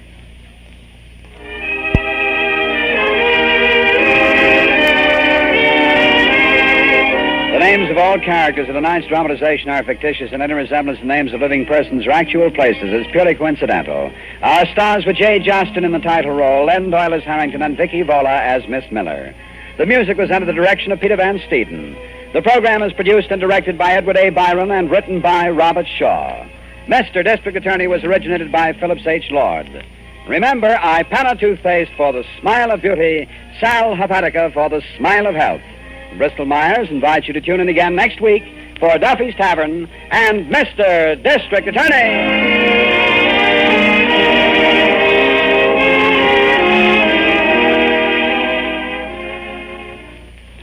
This is NBC, the national broadcasting company.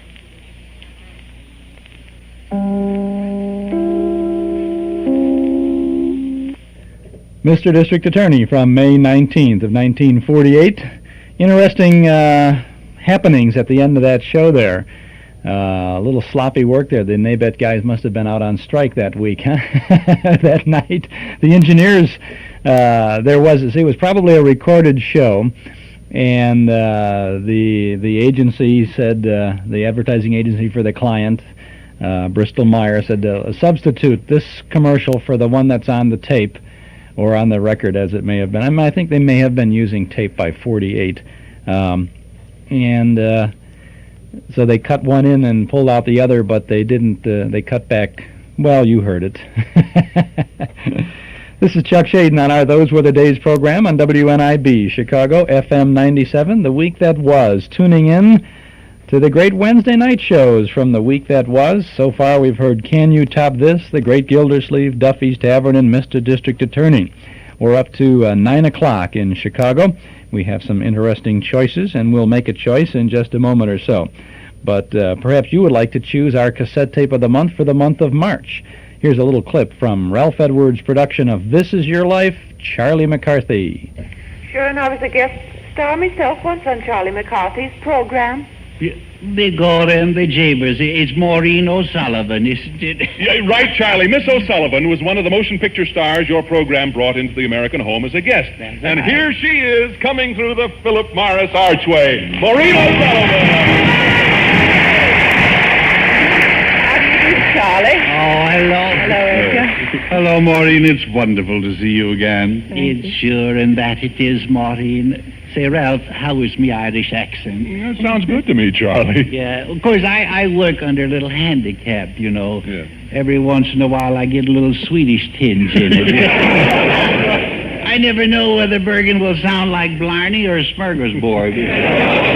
That's just a clip from This Is Your Life, Charlie McCarthy, two-part Ralph Edwards show with Ralph opening the book on the life of Charlie McCarthy. This hour-long tape features Edgar Bergen, Mortimer Snerd, Rudy Valley, Dorothy Lamour, Hopalong Cassidy, Elsa Maxwell, and many others as they pay tribute to our lovable little wooden head, Charlie McCarthy. It's our cassette tape of the month for March, and it can be yours for only $5 from the Hall Closet, Box 421, Morton Grove, 60053.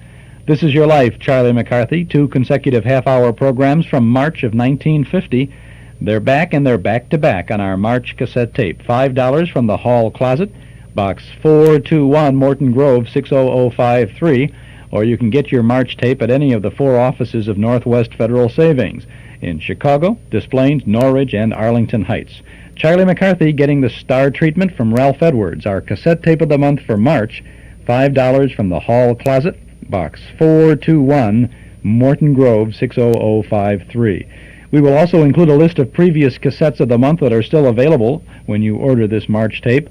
But if you would like to have that list and don't care to order the March cassette, simply send a self-addressed stamped envelope to the Hall Closet, Box 421, Morton Grove, 60053, or you can pick up that list or any of the tapes that we offer from the past or present tapes at the Metro Golden Memory Shop at 5120 West Irving Park Road, at the sign of the smiling Dave Denwood. Now, let us continue with our look at Wednesday night. 9 o'clock, Chicago time, NBC, right after Mr. District Attorney, offered The Big Story. Pell Mell sponsored that program about big stories in the lives of newspaper people. Comedy Playhouse was on Mutual. Bing Crosby was on the American Broadcasting Company. And Beat the Clock, quiz kind of a audience participation show on CBS. Well, I think we ought to have some pleasant Bing Crosby now as we turn the dial over to ABC for this broadcast from 1949, January 26th of 1949, PHILCO Radio Time, starring Bing Crosby. When the blue of the night meets the gold of the day, someone waits for me.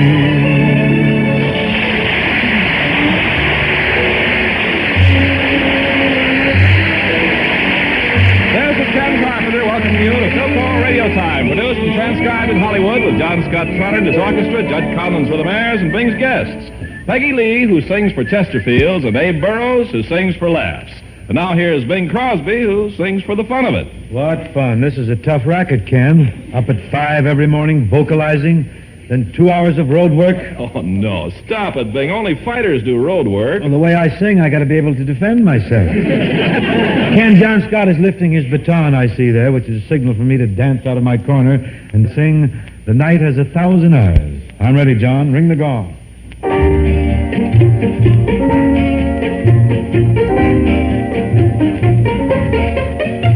Don't whisper things to me you don't mean,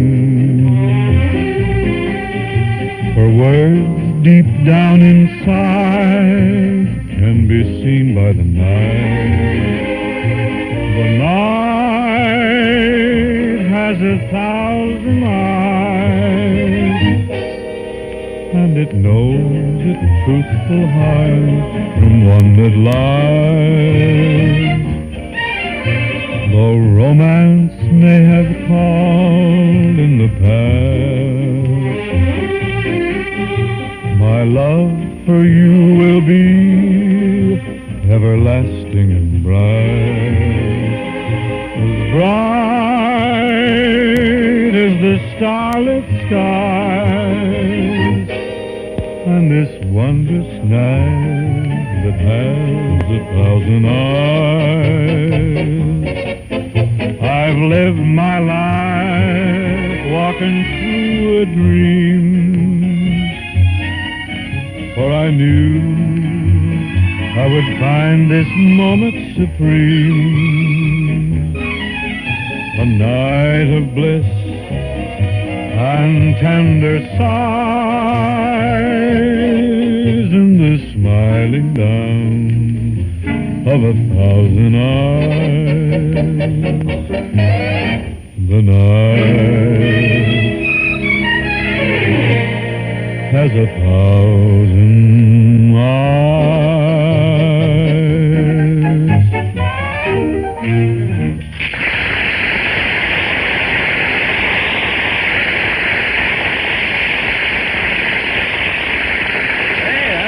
Catchy tune, Bing. Lovely. The words are so descriptive. The night has 1,000 eyes. Oh, they're great. I wonder where the composer got the idea from. Idea probably struck him when he was parked with a girl on top of Mulholland Drive. You know how it is when you're smooching, doing your best. When you're parked up there in the Hollywood Hills with a girl, where did the 1,000 eyes come in? I don't know how it is now, but years ago the place was infested with owls. Owls? Mm-hmm. One night I parked my Apperson Jackrabbit up there. Just got parked and pulled over at the side, and an owl stuck his head through the isinglass side curtain and said, "Who?" I was so startled that I yelled back, "Constance Talmadge." You know, Connie and I used to go up there many a night and watch the campfires of the Indians in the valley below. Oh, Bing, you were lucky you went up there in the old days. I understand nowadays all the owls carry flashlights. Oh, the cads. If I was a boy, I wouldn't take a girl up there anymore. See, in this modern age, you're liable to wind up being televised. You're so right. Murder. But, Ken, how can we talk about romance when the burning topic of the day is the fact that January belongs to PHILCO? You know, I'm glad you mentioned that. Oh, I thought you would be. Tell us about it, Ken, while I go out in the audience and organize an owl hunting expedition. Owls, anybody? It's no use, Bing. This month, the owls and all the other wise birds are out hunting PHILCOs. And believe me, the pickings were never finer. It's just a step to the hunting grounds, your nearest PHILCO dealer, where you can draw a bead on a new 1949 PHILCO and bag the radio of your choice at a real bargain.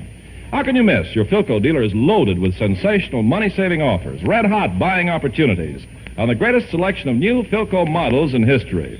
Look for the PHILCO Blue Tag specials and listen to the world's finest table radio phonograph, the PHILCO 1405. Plays regular records automatically, plus the revolutionary new long-playing kind, and gives you sensational tone and performance from both. Compare it and judge for yourself. Don't miss the good hunting at your PHILCO dealer now on brand new radios and radio phonographs from PHILCO, the leader. Here once again this evening with us is your dear friend and ours, pretty Peggy Lee. What are you going to chant for us tonight, Peg? So dear to my heart, Bing. Oh, you're going to make Mr. Disney very happy. And me, too. So dear to my heart, that September day, with the leaves turning brown and gold, when you were the dream I would hold, so dear to my heart,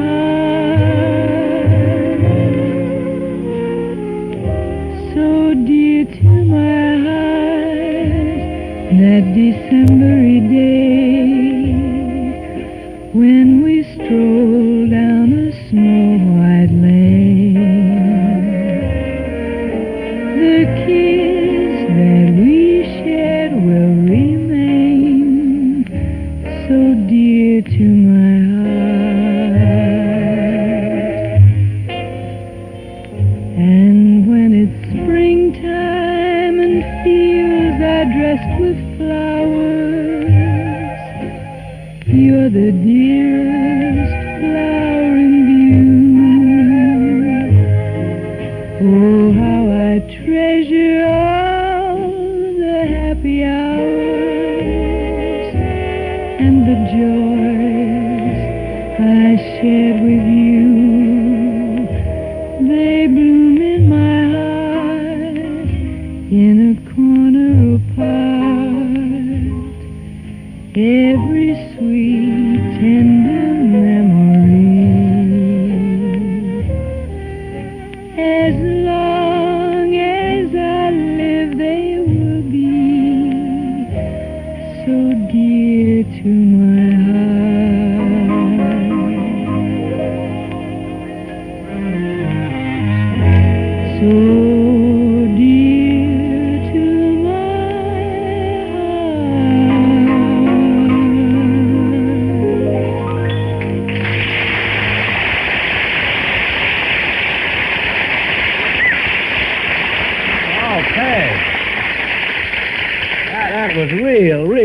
Oh, thank you, Bing.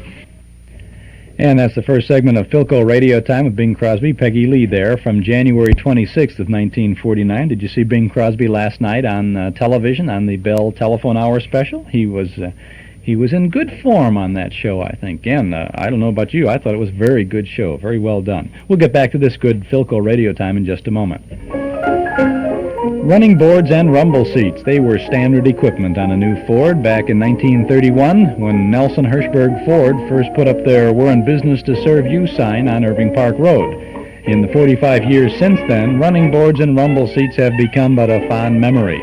But Nelson Hirschberg Ford is still in the business of serving thousands of Chicagoland families with the bright new Fords at the same location, 5133 West Irving Park Road at Laramie.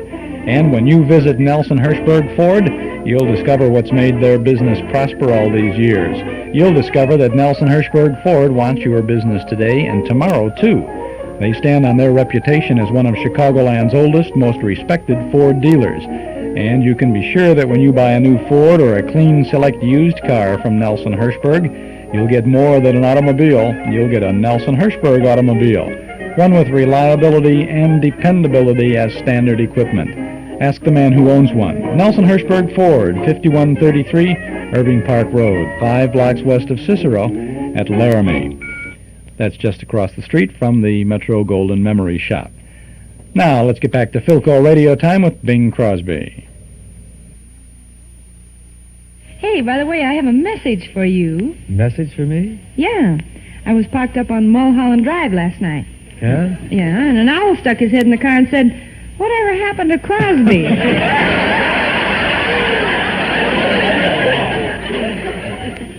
Yeah, whatever happened to him? It's probably one of your lovebirds. No. In fact, I think we'd better scurry into a tune before too much of my reckless, feckless past comes to life here. Okay, let's do Jimmy McHugh and Harold Adams' new tune. I got lucky in the rain. Oh, we could stand a little rain, I guess. John Scott, reach up with your baton and puncture the cloud.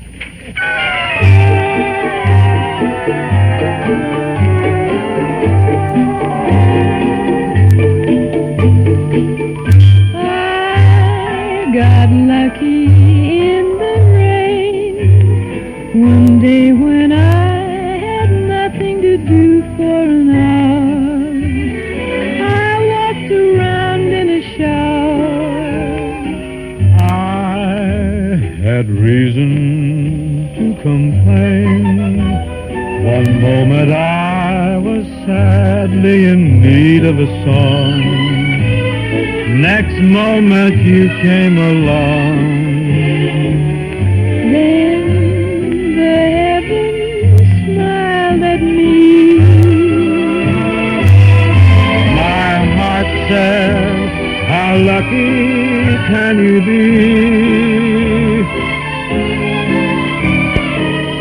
Things like this you can't explain. I only know that I met the love of my life when I got lucky in the rain.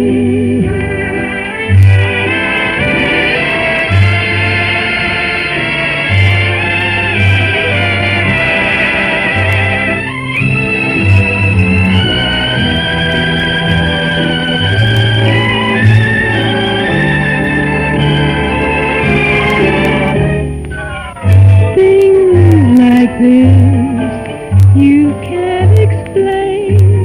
I only know that I met the love of my life when I got lucky in the rain.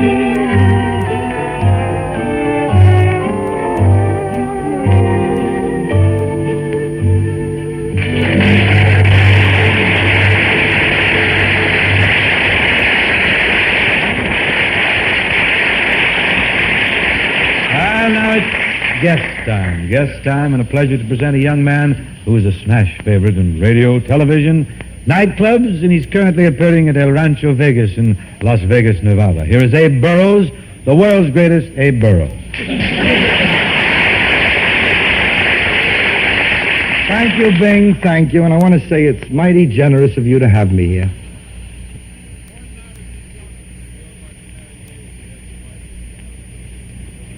What do you mean, generous?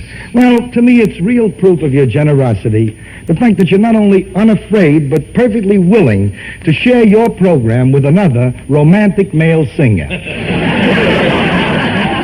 Romantic male singer. I'll lay you 8-5 that you're only one of the three. Well, I hope it's male. You call yourself a singer, really? What do you mean I call myself a singer? Oh, you've heard me, huh? Well, Bing, I call myself a singer, sure. Of course, I'm a little different from the average ordinary singer in that I can't sing. But like the average ordinary singer, I do. Anyway. I've heard a lot of those songs you do. What's the reason for them, Abe? Well, Bing, I wrote them from artistic irritation. You see, well, yeah, it was the kind of... I wrote them because I didn't like certain other songs, you see what I mean? And I call my songs type songs. For instance, here's a typical type song based on the love theme, like this. My brain is whirling, my head is spinning, I can't sleep a wink at night.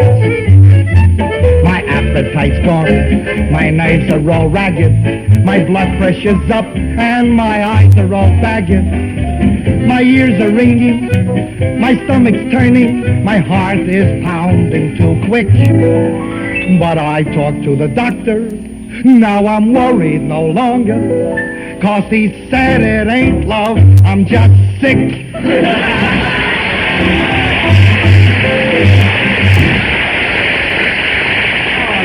Sentiment, Abe. Lovely. You ought to make phonograph records, Abe.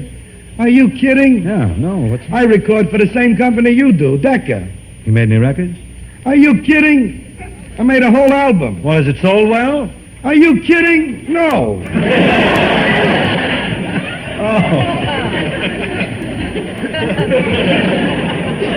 Say, incidentally, Bing, you know, these records of mine have one big advantage. What's that? They're breakable. Oh, now, Abe, you're doing all right. You've had an amazing success story on radio. Well, it is kind of an amazing story at that, yeah. I hate to brag, but, you know, for 9 years I was a radio writer, and I wrote for Rudy Valley, John Barrymore, Duffy's Tavern, and then I became a performer. And listen to this. Just think, after only 1 year as a radio performer, only 1 year, mind you, I've already lost my first sponsor. Isn't that wonderful? This is an amazing, fantastic success story. Incidentally, Bing, I want to ask you a question. Yeah? If I stay out of work in radio for 1 more year, yeah, is that a capital gain? Well, now, it might be if you switch networks. But you haven't got a network. True, how true. I've done a little television, however. See, they tell me I'm awfully visual. By the way, Bing, you're very good on television. But I'm not on television. What are you talking? I saw you the other night with Constance Talmadge.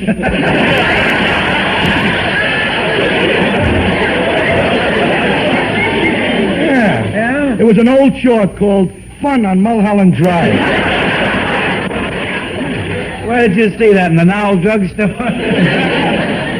Look, Bing, not that this conversation ain't charming, but I think we should get to the heart of the matter. You mean, of course, your operetta, Abe? Yeah. Well, I'm ready. Peggy Lee is ready. Milton DeLugg is ready. His accordion is ready. You're ready. Set the scene. Thank you, Bing. Friends, I got here an interesting project. I've been working on a musical-type operetta for quite a while, and I'd like to tell you something about it now and give you an idea of some of the songs. Now, let's see. The scene of this operetta of mine takes place in old California about 75 years ago.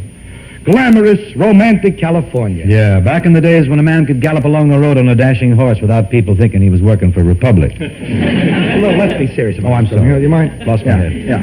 I worked hard on this, yeah. In those days, California, like the rest of the West, was overrun with bold, dashing highwaymen and Robin-type hoods.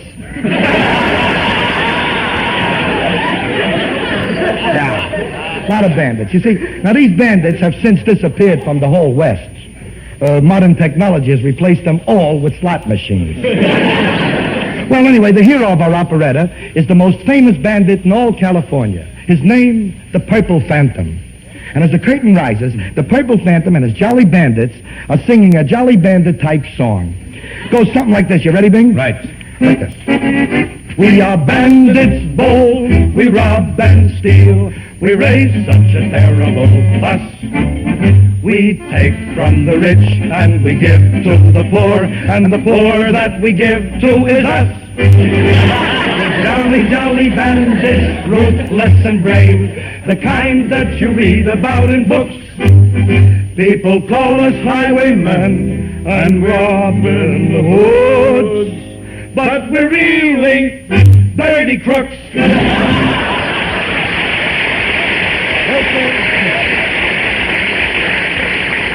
Well, sir, after this song, the bandits stand around laughing. When suddenly they spy... Yeah, that's the whole thing. Now, suddenly they spy a stagecoach. In the stagecoach are two English people. One is an old man, Fortescue Fitzwater, Earl of Waterfitz. And the other is a girl, the Earl's beautiful niece, Lady Jennifer Duff. Oh, now we're getting somewhere. Yeah, this builds up here, you'll see. The lady is obviously terrified of this strange, wild land, you see. Now, the English people, you see, were always terrified of California until it was made safe for the British by Basil Rathbone. That's an international point we got to get in there. Get it in there. Let's clear all those things up before we go Now, too far. suddenly, the bandits appear. They force the occupants of the stagecoach to get out and put their hands up. The bandit leader looks at them smilingly and says, "Pardon our intrusion. I am the Purple Phantom."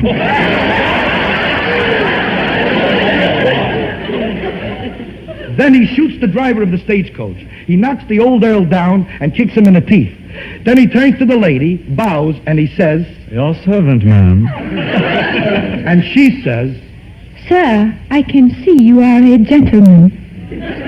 spots him right away.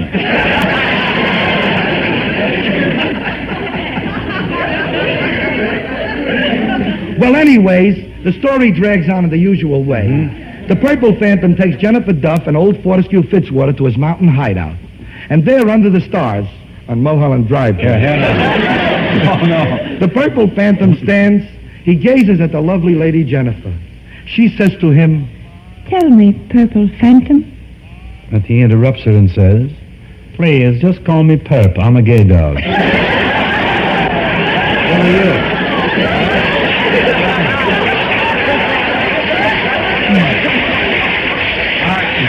Our interlocutor went out for a smoke. I was still on Mulholland Drive. You should have an owl if you're not going to talk. Well, sir. Then he says, "But we love each other." And then they sing the love duet, which is the big number of the whole show. This is the one that people go out whistling. Goes something like this. When you're in love with the lover you love, and the lover you are loved by loves you. When the one you're in love with is the lover you care for, and the lover you're loved by is the one you love, and therefore. When there's a moon in the sky overhead, and the moon in the sky up above. When you're in love with the one you're in love with, it's almost like being in love.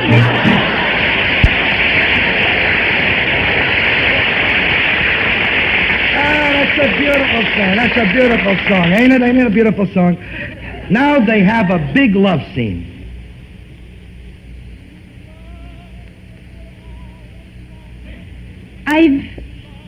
I've never felt this way before. I'm afraid of you. You're not afraid of me. You're afraid of yourself.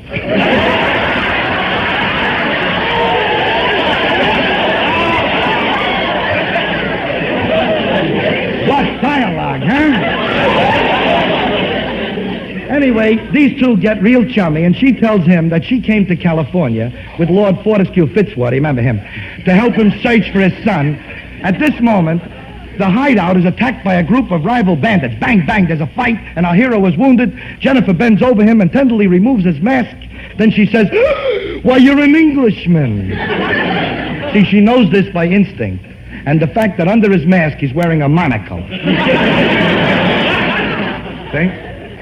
Now, the Phantom looks up and says... You're right, Jennifer. I am Fortescue's son, a Fifthescue. And that is the first act curtain.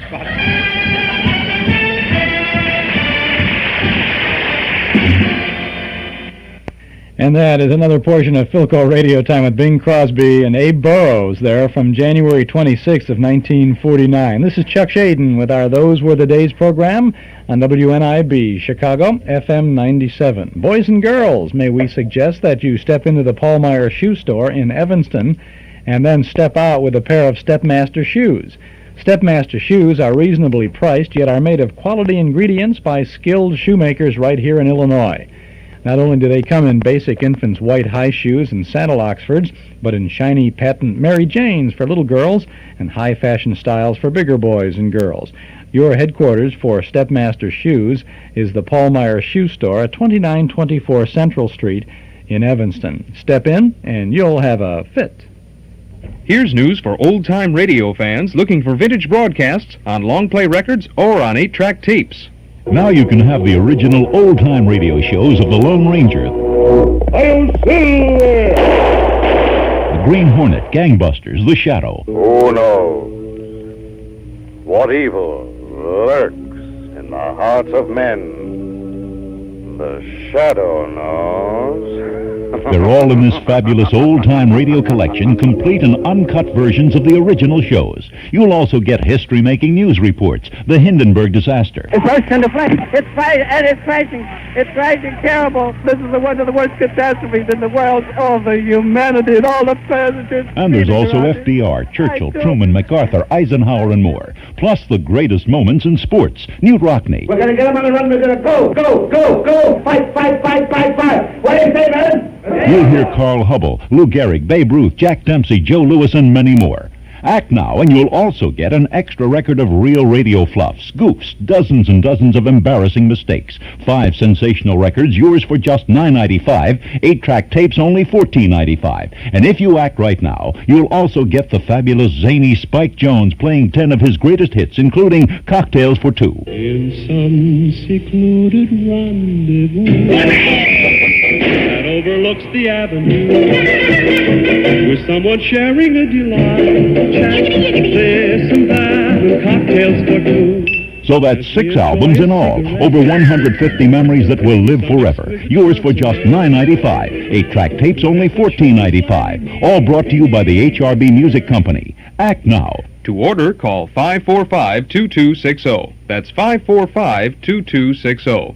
Get this set of old-time radio records for $9.95, or the set on 8-track tape cartridges for $14.95. That's $9.95 for records, $14.95 for 8-track tapes, plus COD charges. Call now to order 545-2260. That's 545-2260. This is Chuck Shaden on our Those Were the Days program, now continuing with another big Wednesday night show from 1949. It's PHILCO Radio Time.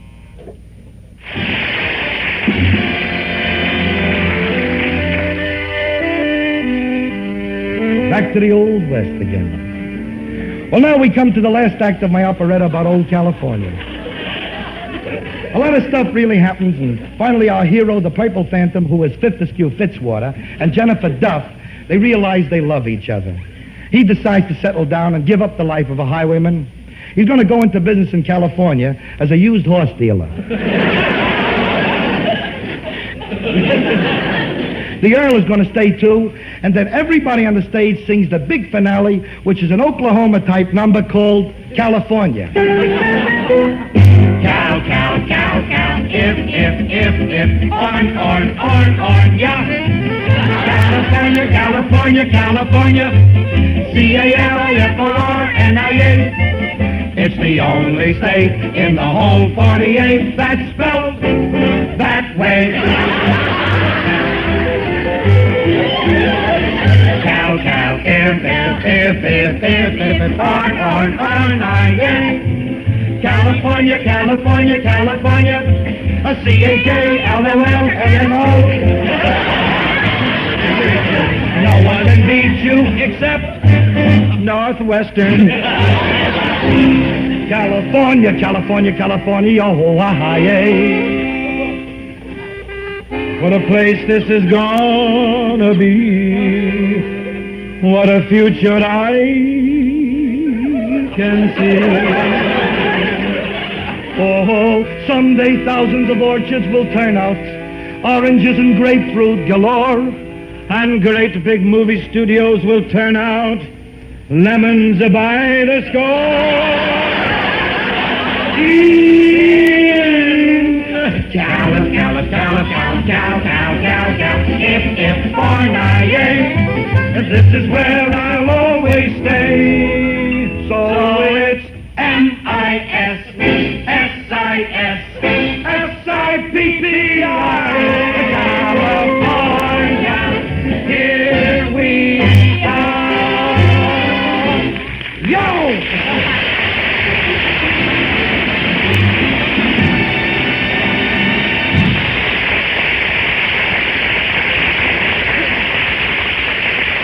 Say, that was a rip-snorting rouser, Abe. We may be able to sell this to Paramount as a musical for Gary Cooper and Ethel Barrymore.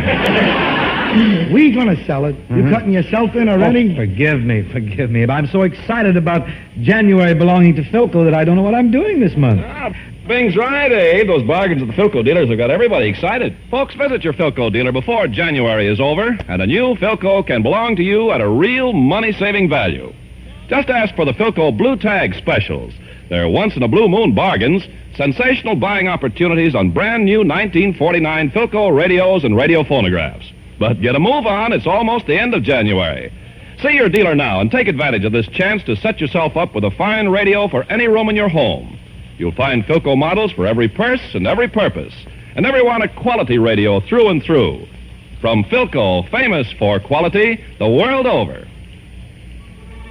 There's a Decca platter out now of a very lulling lullaby. It's currently in the rocks. It's titled Tara Talara Talal. This is approximately it. If I can sing it, to singing with Abe Burrows. Tara Talara Talal, play peekaboo with a star. Hush-a-bye, baby, when shadows creep. Dreamland is not very far. Tara, talara, talara, just like the angel you are.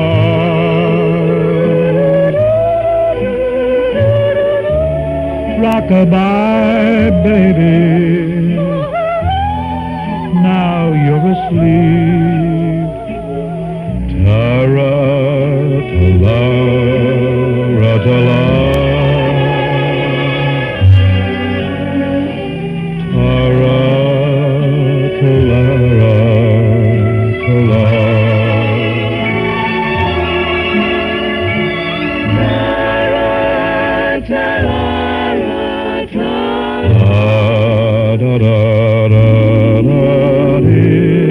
Play peekaboo with a star.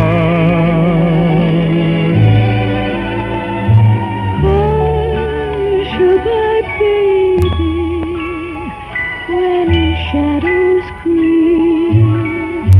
Dreamland is not very far.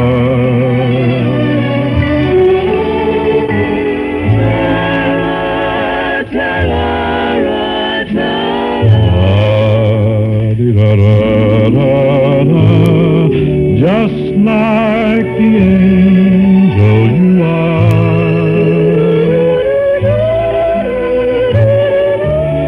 Rock-a-bye, baby,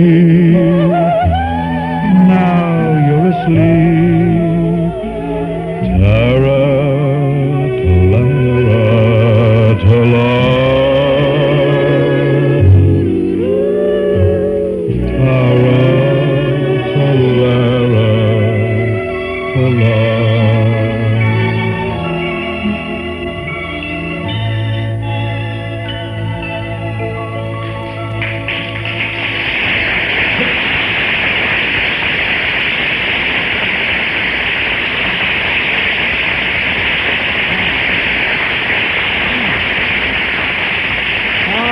other radio program offers music to put you to sleep.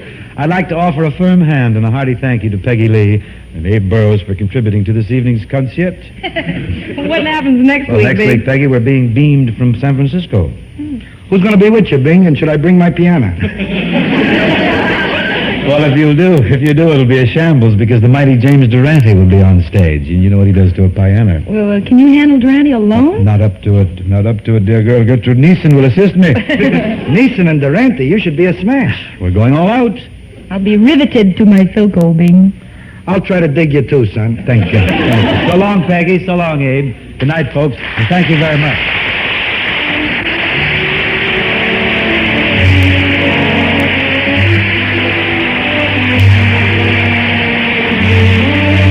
Was produced and transcribed in Hollywood by Bill Morrow and Murdo McKenzie. Tune in to Philco Radio Time next week and hear Bing Crosby, John Scott Trotter and his orchestra, the Rhythmaires, and Bing's guests, Jimmy Durante and Gertrude Neeson. And remember, January belongs to Philco. Keep your eye on your Philco dealer now.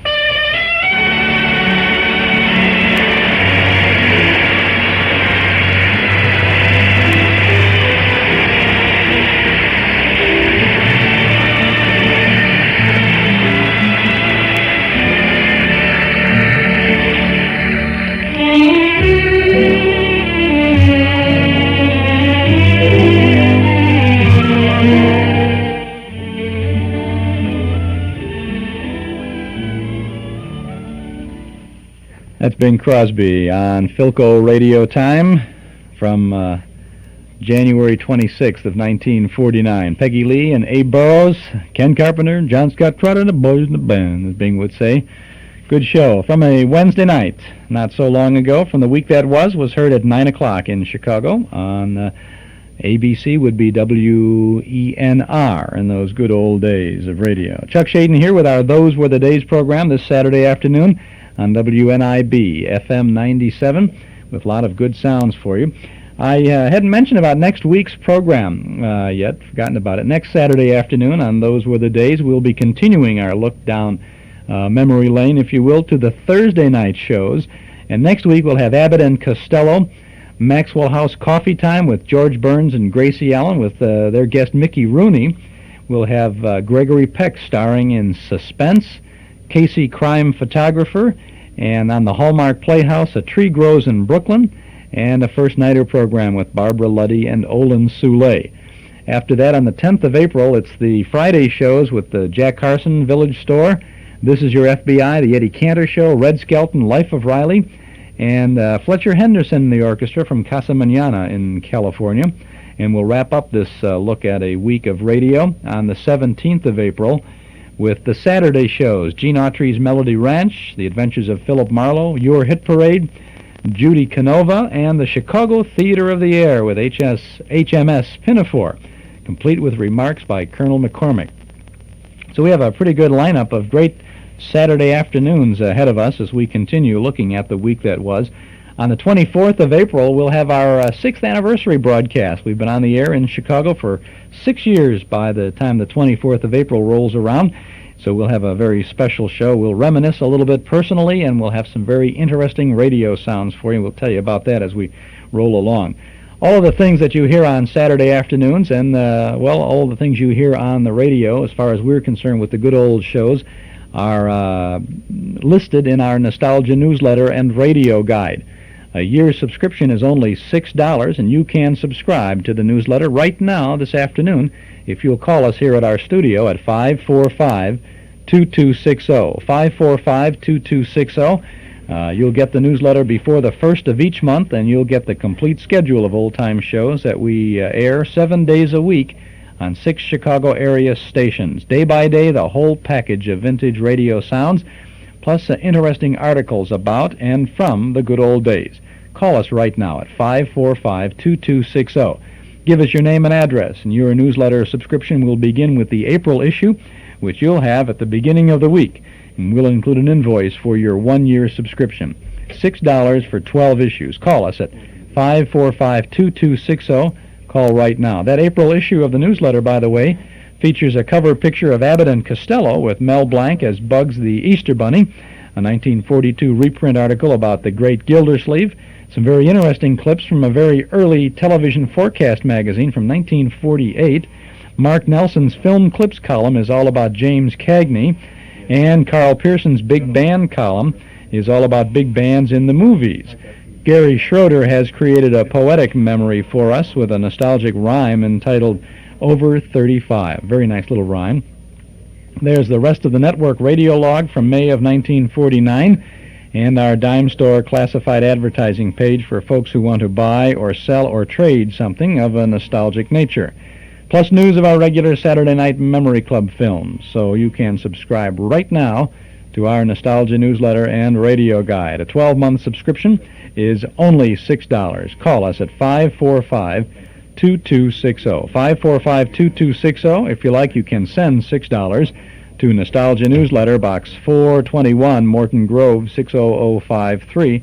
But if you'd like to get things rolling right away, call us right away at 545-2260. That's 545-2260. We're open, yes indeed. The Metro Golden Memory Shop at 5120 West Irving Park Road in Chicago is now open, and we're ready to serve you with a generous helping of memories from and about the good old days of yesteryear. You'll find the complete selection of big band, personality, and soundtrack recordings, as well as those great old-time radio shows on cassettes and on LP records. We offer books and magazines about the stars and the days gone by, plus nostalgic jigsaw puzzles, games, cards, gifts, and novelties. An amazing selection of memorabilia, giant one-sheet movie posters, theater lobby cards, photos, magazines, Riverview theater and railroad scenes, and lots more. At Metro Golden Memories, 5120 West Irving Park Road, just east of Laramie. Come on in and browse. The MGM shop is open right now. You'll be open today until 8 o'clock, and on Sunday from 1 to 5. Thursday, Friday, and Saturday from 11 till 8. Tuesday and Wednesday from 11 to 6. Come in and see all the goodies at Metro Golden Memories, 5120 West Irving Park Road, 2.5 blocks west of Northwest Federal, just across the street from Nelson Hirschberg Ford.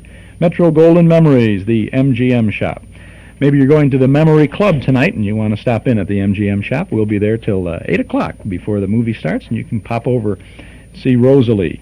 Rosalie is from 1937, stars Eleanor Powell, Nelson Eddy, Ray Bolger, Edna Mae Oliver. It's going to be on the screen in the Memory Club in the community room at Northwest Federal Savings, 4901 Irving Park Road. As a matter of fact, we have a moment here, and we thought that we might show you a clip from this film, Rosalie. We're going to darken the studio here. Dennis and Mort, you want to close the shades? That's right, pull the shades down. And Mark, you have the projector all set up. We have just a short clip from the film Rosalie, 1937. All right, now, Dennis, the screen, it's crooked. Move it over a little bit to the... That's right. That's good. No, right there. Okay, Mort, okay. I'm going to turn off the lights, and we'll start the projector then. This is a little clip from Rosalie. Oh, here it is. 8, 7, 6, 5, 4, 3.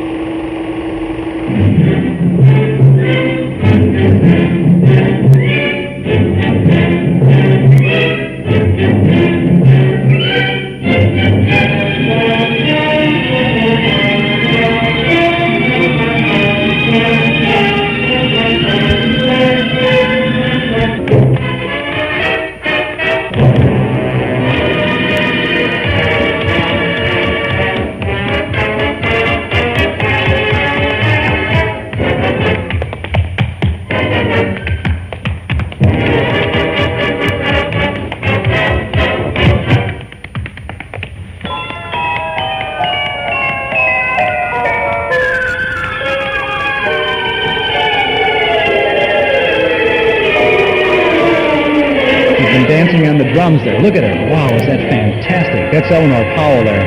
Now there's a whole row of big hoops. And she's going, one, there, another one. Going through those hoops, breaking through that kind of almost like a cellophane kind of one, another one. And the fantastic chorus is singing. The camera is moving back. This is the most magnificent scene I have ever... It is just marvelous. Look at that.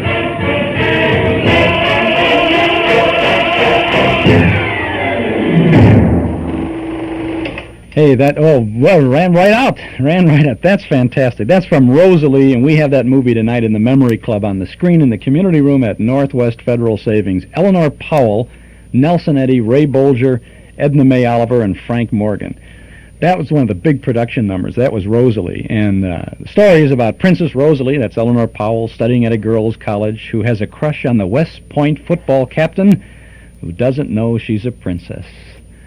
Ah, those were the days. A tuneful, fun-filled musical from MGM from 1937. Come on over tonight to the Memory Club. I know you're going to like this film. Doors open at 7:30.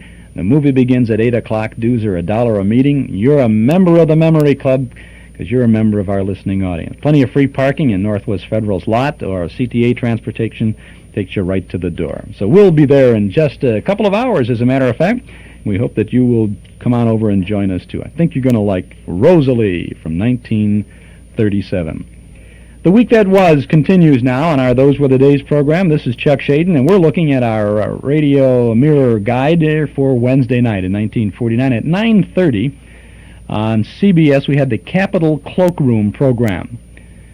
That, of course, was a news and public affairs kind of a show. Meredith Wilson was on the American Broadcasting Company with a little musical review. A dance orchestra was on Mutual at 9:30. Almost every night of the week they had a remote broadcast from someplace in the country. And I think next, in 2 weeks, when we tune into the Friday shows, we're going to pick up one of those Mutual band remotes on that thing. So we'll pass it up this time. We're going to Curtain Time. In 1949, Curtain Time was on at 9:30 on Wednesday nights. I can remember when it was on earlier than that. I think it was on Saturdays at 6:30, and they used to broadcast live from the Merchandise Mart at NBC Studios. And my friend Eddie Smeds and I, or Dan McGuire and I, we'd run down early in the morning on a Saturday, and we'd go over to the Merchandise Mart and we'd watch Junior Junction. That was a radio show with Mary Hartline before Super Circus, right? And we'd see that in the morning. They were also, ABC was in the same studios in the Mart. Then we would go over to the Wrigley Building and we'd bug some of the people at WBBM, and we'd find some old scripts from some of the different shows that they had there.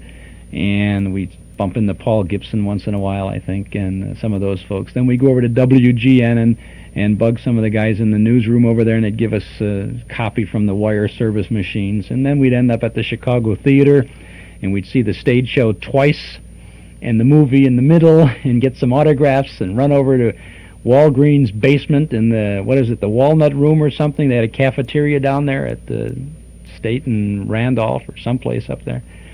And then over to the Oriental Theater and see somebody backstage and get some autographs. And then we go to WAIT or WJJD and pester some folks over there for a while, and then end up over at the Merchandise Mart around 6 o'clock. We'd stand in line at NBC Studios to go to see Curtain Time, sponsored by Mars Candy, Mars Incorporated, and they always used to give you a candy bar at the end of the show. And I've said this before, it was good they gave it at the end of the show because we'd be crinkling all through this Curtain Time broadcast. Curtain Time was like a very good road company first nighter program. Always broadcast from Chicago. Harry Elders was one of the regular stars on Curtain Time. The announcer on this show was Myron Wallace, who is Mike Wallace. Margaret Brayton is Harry Elders' co-star in this show, dated May 8th of 1948. Curtain Time! Mars Incorporated, makers of America's most enjoyable candy bars, present Curtain Time!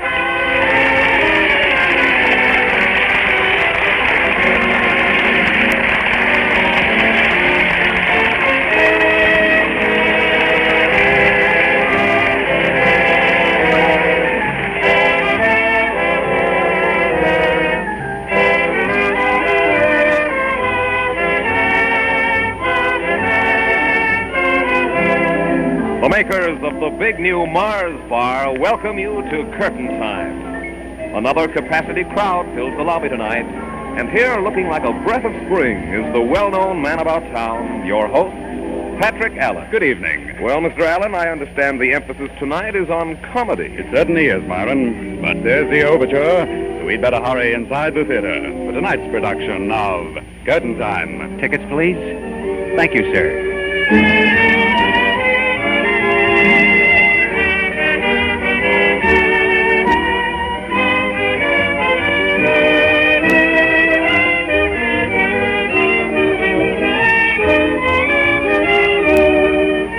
Seventh row center.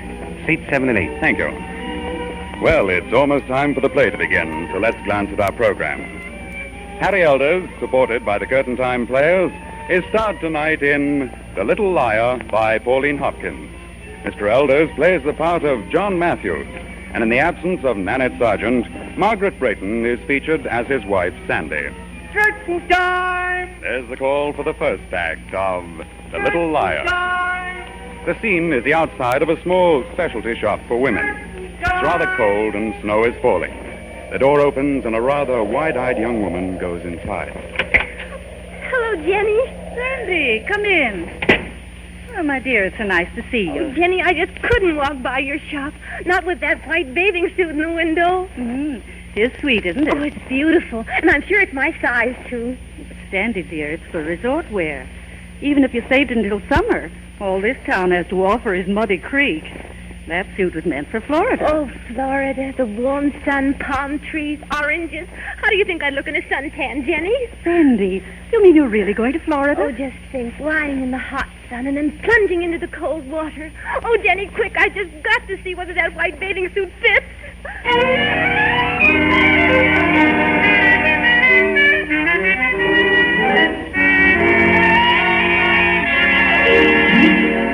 And then, Sandy, Mr. Douglas says... Oh, Johnny, please. John, he said, that white house up on the hill is on the market. Dear, if you just let me tell If you can sell that house for us, he said, it will mean a sweet little commission. So I said But to if him... you just listen... Mr. Douglas, I said, you can consider that white house sold. Oh, honey, please, you've got to listen to me. How about another cup of coffee, sweetheart? What I have to say is really important. Oh, Sandy, I'm just teasing you. Go ahead, it's your turn.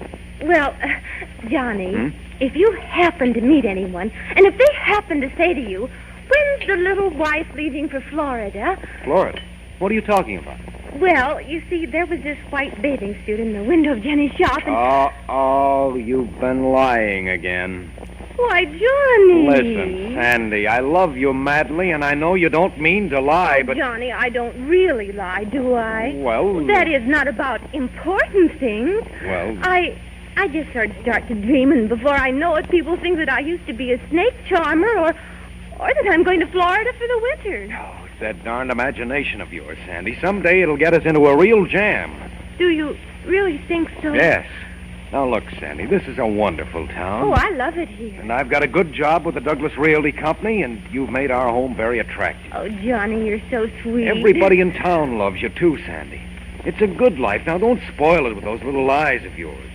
I promise, Johnny. Now, the next time it happens, stop and count 10, or take a deep breath, or think of me, will you? All right, Johnny, I'll do it. Now, honestly, I will. All right. But in the meantime, if people ask you whether I'm going to Florida... I'll tell them there's not a word of truth in it.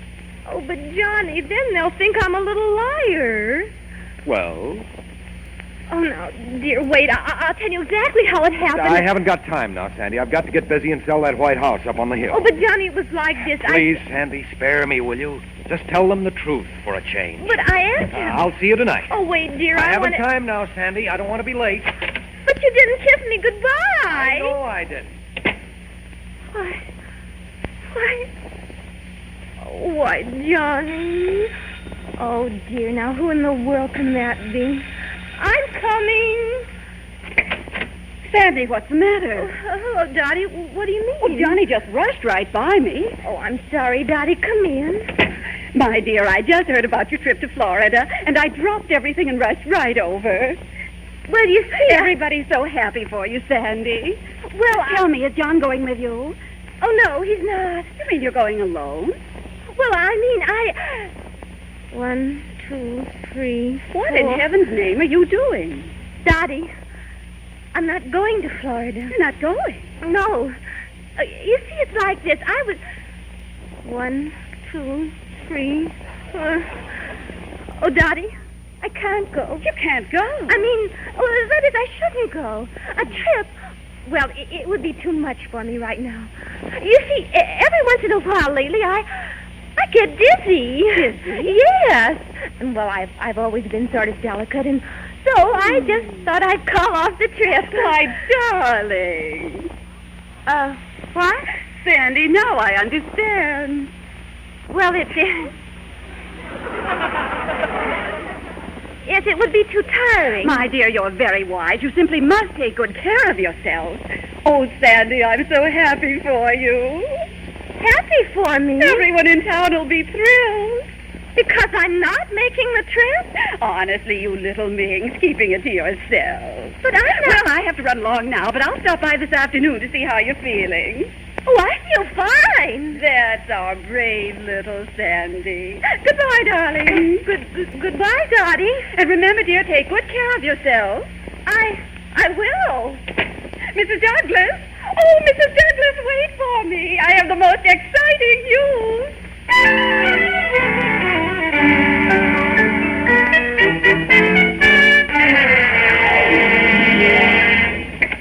You wanted to see me, Mr. Douglas? Yes, John, come in, come in. Yes, sir.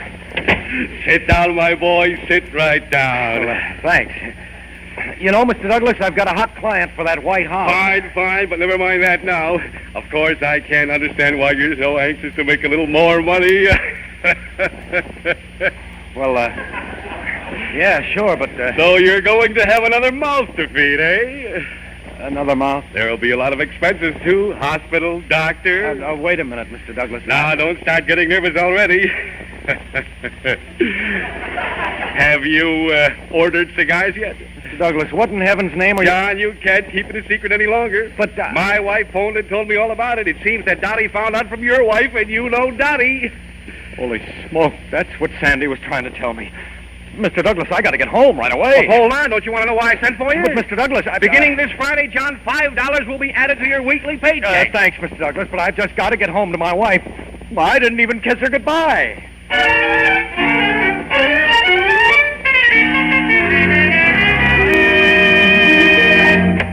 Sandy, where are you? Why, Johnny, what are you doing home so early? And those roses. Why, They're for you, darling. Oh, Sandy, sweetheart, come here. Oh, Johnny, you're hugging me so tightly you're crushing the roses. Let me put them in a vase. I should say not. Oh, but You're not going to lift one little finger, do you understand? Oh, but Johnny... Now, come on, you just sit right down. You shouldn't be on your feet any more than necessary. My feet are all right. Now, you sit here like a queen and give orders, see? And at night, I'll carry you up the stairs. I don't understand. You told Dottie, didn't you, sweetheart? And she told everyone in town. I just told Dottie that No, I don't care, Sandy. Honestly, I don't. Of course, I'd have preferred hearing the news from you, but that's not important. Johnny, Now, look, I'll see about dinner. You just sit right here and rest. Little mother. What? What did you call me? Little mother. Sounds great, doesn't it? Yes, but Now, don't you dare stir out of that chair. Little mother. Oh, golly. How am I ever going to get out of this one?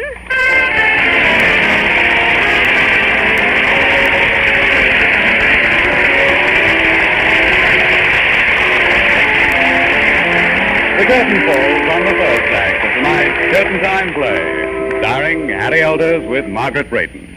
And now, Myron Wallace. The next time you are looking for a few moments of relaxation and enjoyment in the middle of a working day, may we suggest that you stop for a moment and treat yourself to the delightful taste of the big new 10-cent Mars bar. In each rich, luscious bite of this new candy treat, you enjoy the rare combination of extra thick, specially blended pure milk chocolate, crispy fresh whole toasted almonds, and a pure snow-white nougat center that is creamy, smooth, and rich. Altogether, the thick milk chocolate, crisp almonds, and soft nougat combine to make Mars, the toasted almond bar, truly one of the greatest of candy triumphs. When you feel like treating yourself to the finest quality candy bar of them all, just try a Mars bar. Okay, Myron Wallace there, selling Mars bars for Curtain Time, broadcast from May 8th of 1948. This is Chuck Shaden with our Those Were the Days program on WNIB, Chicago at FM 97. Townhouse TV and Appliances offers you the hottest name in CB radio equipment. It's Cobra, the ultimate AM mobile unit, because it's loaded with rugged quality and powerful features in a compact unit you can take anywhere. Now ask anyone who knows anything at all about Citizens Band radios and he'll tell you Cobra is first rate.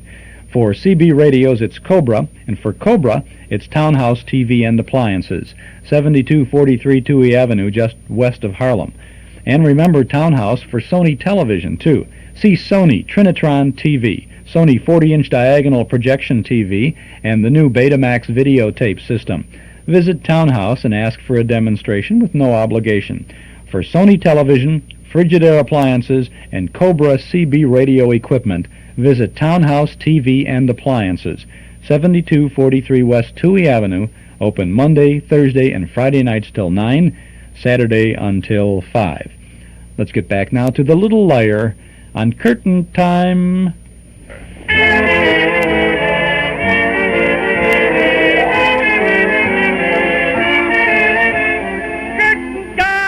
There's the call for the second act of The Little Liar, brought to you by the makers of the big new Mars Bar. Sandy Matthews, who finds it hard to tell the truth, gets out of one difficulty by getting into another. Well, as a result, the whole town, including her husband Johnny, thinks the Matthews are expecting a new member of the family. Well, now, a few days later, the Matthews are at home when the doorbell rings. Oh, I'll get it, darling. And don't you dare get up out of that chair. Oh, dear. This time I really did it. Hey, Sandy, wait till you see this. What? What is it now? Well, Mrs. Matthews, cast your eyes on this. A baby buggy? Uh-huh. With a card from Mr. Douglas. Oh, Johnny, I don't know what to say. Sandy, do you realize that just about everybody in town has sent something? Yes, I know. And did you ever see so many flowers? Oh, but gosh, I've got to get back to my cooking. Now, you just sit there and look at the buggy, darling. Oh, dear me, if I just knew what to do. Johnny, I'll get it this time. All right, Sandy, but don't tire yourself, sweetheart. Don't worry, I won't. Sandy, dear. Oh, Dottie. How are you feeling, darling? Oh, Dottie, come in, come in. Oh, look at the flowers. It's just like a hospital room. Dottie, I've got to talk to you. Sandy, I'm going to have a shower for you Oh, real Dottie, soon. will you please listen or I'll go out of my mind. Oh, my dear. Everybody's sending gifts, and Mr. Douglas gave John a raise. And now Johnny's out in the kitchen frying liver.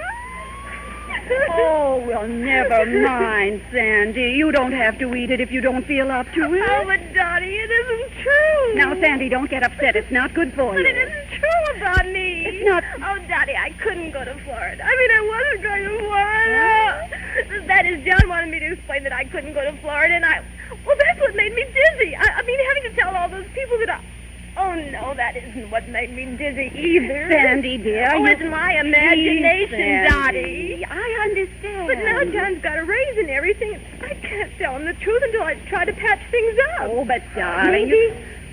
Maybe if I can sell that White House for him, Mr. Douglas won't get mad at John when he finds out it isn't so, and... My dear, that's just like you, always trying to protect your husband. But, Dottie, As I told Mrs. Butler, she just moved to town. They say her husband has scared money. Well, as I said to her... Mrs. Butler? Yes, Mrs. Henry Butler. Where are they staying? At the old Martin place for the time being. Oh, Dottie, thanks so much. Thanks. Yes, I'll tell John I want to take a nap, but I'll sneak out of the house and then I'll... Oh, Dottie, please, you've just got to break the news for me. The news? Tell everybody it was a mistake, and please, tell them to take back their presents.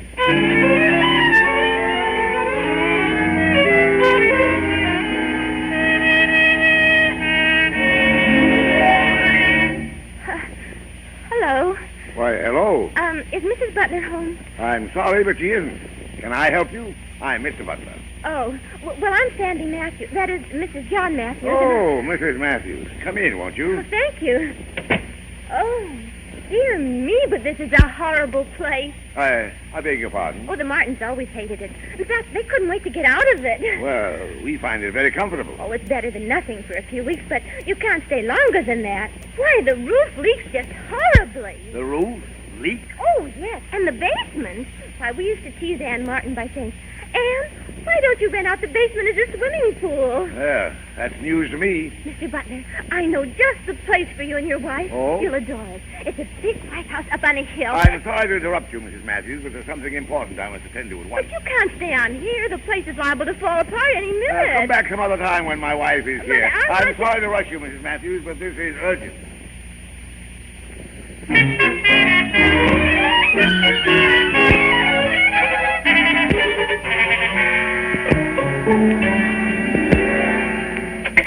Mr. Douglas? Well, it's about time you were getting here, John. Oh, look, Mr. Douglas, I can't stay. Sandy's home resting, and when I got your call, I rushed out without even telling her. Well, I don't... I rushed out without even telling her. Well, I don't see... I don't want her to finish getting dinner, because... Sit down, John, and cut the comedy. Comedy? You know what I mean, and I must say you're a lucky man, John. Well, sure I'm lucky. Yes, indeed, having a wife like Sandy who'll put up with such treatment. With such treatment? First, you tell her she can go to Florida. I told her she could... Then you tell her she can't go and that she's got to cover up for it. Oh, but Mr. Douglas... John, you couldn't afford that trip. Mr. Douglas, I don't know what you're talking about. Oh, well, Dolly saw my wife, and my wife was jolly herself. But what have I done? Why, you let me go ahead and give you a raise. Well, that's true. You told me there'd be 3 mouths to feed, and all the time there are only 2. Your big mouth and... Oh, no, you can't mean that. The whole town knows the truth now. So, maybe I'd better go home. You're darn right, and you should ask Sandy to forgive you. Mr. Douglas. Why, Mr. Butler. Mr. Douglas, I don't care if you are busy. You are going to see me. What's wrong, Mr. Butler? Oh, so you were here too, Matthews. And you had the nerve to... Look, you. Did you or did you not sell me the Martin house? Why, of course. And did you or did you not tell me it would stand up for 5 or 6 years without any repairs? Sure, I said that. Well, Mr. Matthews, your wife just told me the truth about that house. Oh, no, Mr. Butler, you didn't meet my wife. You see, she's I home. most certainly did. And you sold me that place under false pretenses. Mr. Butler, I'm sure we can straighten this out. You bet we can. Matthews works for you, and so you are responsible for anything he told me. And he told me plenty in order to unload that house. But, Mr. Butler, you will return every penny I paid, or I'll blacken the name of this firm all over the country. All over the country. Douglas? Young man, I'll do the talking. Yes, sir. Your private life is your own affair. If you force your wife to lie to everyone in town, that's your privilege. But when it comes to business and the good name of this firm... Believe me, Mr. Douglas. That's just it. I can't believe you anymore. John, you're fired. Fired? Yes, fired, and I'll tell you why. Why? Because you are, without a doubt, the biggest liar in town.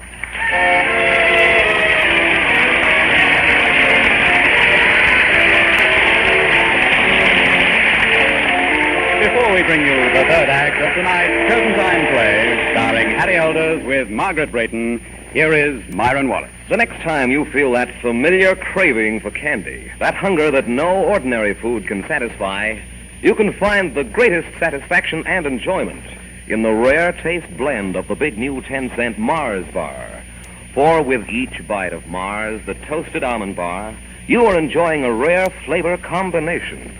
An extra thick, pure milk chocolate coating that is heaped high and packed with crunchy, fresh, whole toasted almonds all over a soft, snow-white nougat center that is creamy, rich, and smooth.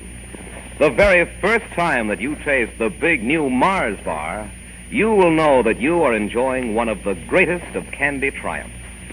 For the finest quality candy bar of them all, just try a Mars bar.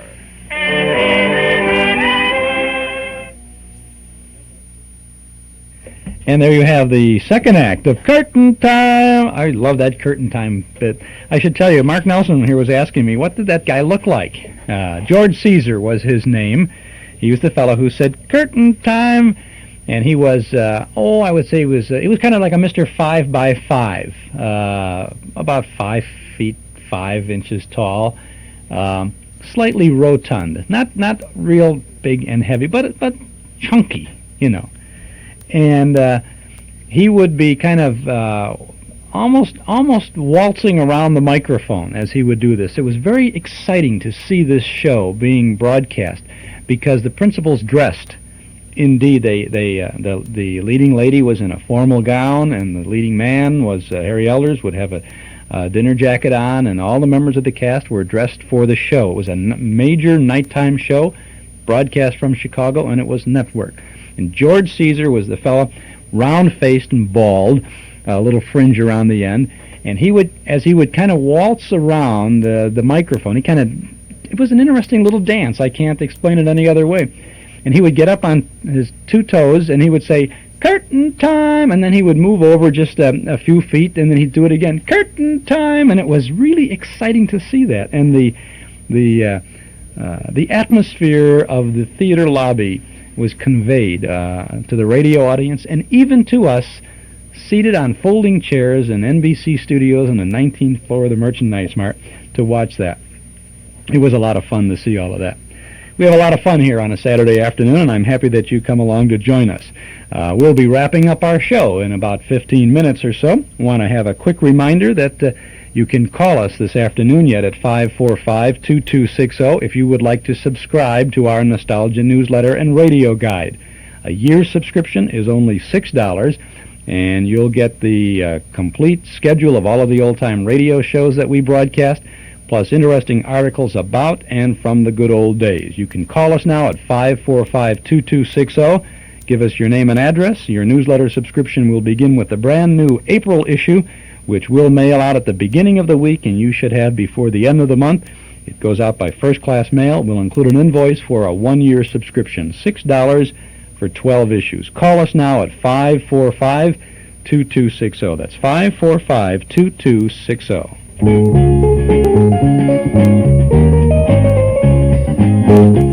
Here's something you'll really want to vote for. It's Northwest Federal Savings Bandwagon of Gifts, and you can choose the gift candidate that's just right for you.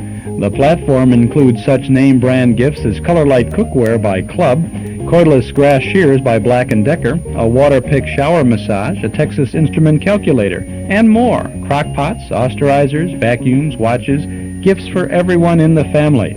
From Northwest Federal, free or at greatly reduced prices when you save $250 or more, and receive the highest interest rate allowed by law at Northwest Federal, too, at any of 4 convenient locations: on Irving Park, 2 blocks west of Cicero, in the Harlem Irving Shopping Center, on Dempster in Des Plaines, and at Gulf and Algonquin in Arlington Heights, where a vote for Northwest Federal is a vote for good savings. Remember, they're open 63 hours a week.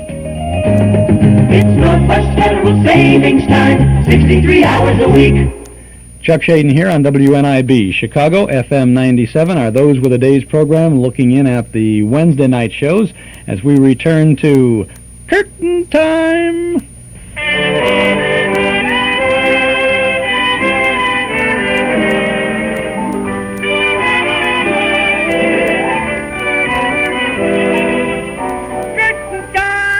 There's the call for the third act of The Little Liar, brought to you by the makers of the big new Mars Bar. Through a series of innocent but nevertheless effective falsehoods, Sandy Matthews got both herself and her husband Johnny in a jam.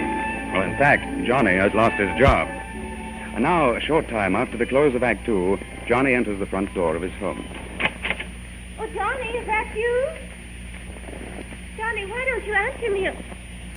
My darling, what's wrong? Everything. But... Sandy, I warned you that someday your lies would get us into a real jam. Oh, Johnny, you simply got to listen to me. I just happened to see that bathing suit in the window. I don't want to hear anything about bathing suits or baby buggies or houses. Houses? Look, you told Mr. Butler that the Martin place was falling apart, didn't you? Of course. I wanted to help you. You wanted to help me? Yes. I thought Mr. Butler would buy the White House on the hill. Oh, you did? And then I figured that maybe Mr. Douglas would let you keep the raise, even though we don't need the baby buggy. Is that so? I just wanted Mr. Butler to give up renting the Martin place. Sandy, the Martin place is in good condition. Otherwise, I wouldn't have sold it to Mr. Butler. Sold it? Yes, and thanks to you, he's now unsold on it. That's why I lost my job. You lost your job? I've been fired. Bounced. Oh, Johnny, what have I done? Sandy, here. Here are my keys. Keys to the house, the car. But I... And, oh yes, this is the key to the White House on the hill. Give that to Mr. Douglas. Johnny, I don't understand. I'm going away, Sandy. Away? Yes. I'll manage to get a job someplace else where nobody knows me. But, darling, I'll send you money when I get some. I'm starting all over again, Sandy. Alone. But I can't live without you. I don't think you can live without me. Oh, Johnny, I promise. You promised before. I know, but... Oh, you must despise me. No, Oh, Johnny, You still love me, don't you? Sandy, it'll be a lot easier if we cut this short. I'll let you know where to send my things. Oh, all right. Goodbye, Sandy. Goodbye, Johnny. Goodbye.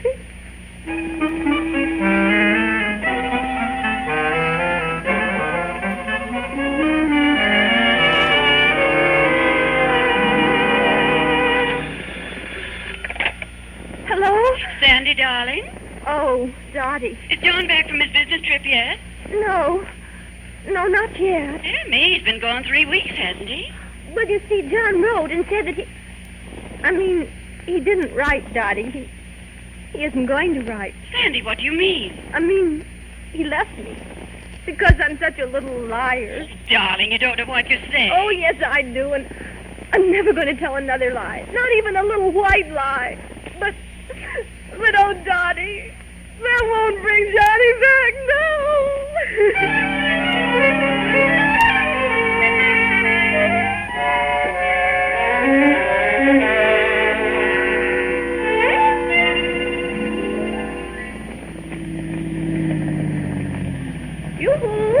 Can I give you a lift? Oh, no, thank you. I don't mind walking. Nonsense, my dear. Get in. Oh, but it's a lovely day, and I don't mind walking. Not a lovely day at all. It's going to rain. Now get in. Well, thank you. Yeah, that's better. Why, you've been crying, my dear, haven't you? Yes, guess so. Well, I sort of envy you. You envy me? Yes. Must be wonderful to be young enough to have something worth crying about. Nothing seems that serious when you get to be my age. Oh, gee, I wish I'd get to be your age real quick. Oh, heaven forbid.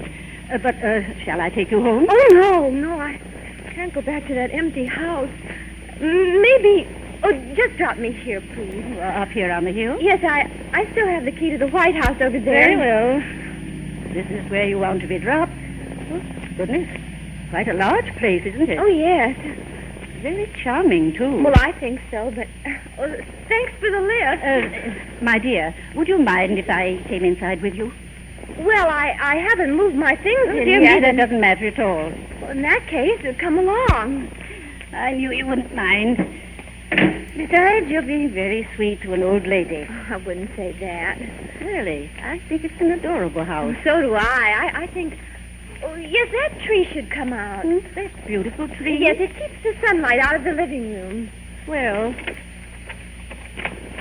Oh, how lovely. It is, isn't it? The entrance hall, of course, will look nicer when I have it repapered. Well, yes. Now, of course, here in the living room, well, I want that dark green, and over the mantel, Oh, dear. There I go again. Why, what's the matter? I don't live here. This is just a house for sale. Oh, now, my dear, don't cry just because... Oh, but don't you see? I've ruined my life with those lies. And I've ruined my husband's life, too. Oh, I don't believe that. I even told Mr. Butler that... Butler? Yes, I told him that the Martin place is a dump just because I wanted to sell this house to him so that Johnny wouldn't be mad at me for all the lies I told. Well, isn't the Martin place a dump? Oh, no, it's a good, substantial home. Of course, there are things that could be done to it. Yes, I imagine. Now, if I had that what house... would you do? Well, I'd tear down the wall between the dining room and the living room so that I'd have one great big room. Yes? Then I'd put a breakfast bar where the den is, and Oh, listen to me. I have been. And I think you have quite an imagination. That's just the trouble. Oh, honestly. I wish I'd never seen that white bathing suit.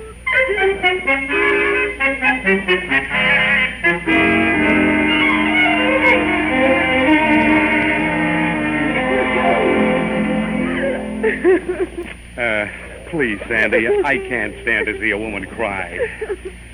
I'm sorry, Mr. Douglas. I've been crying for 3 weeks now. Sandy, haven't you heard from John at all? No.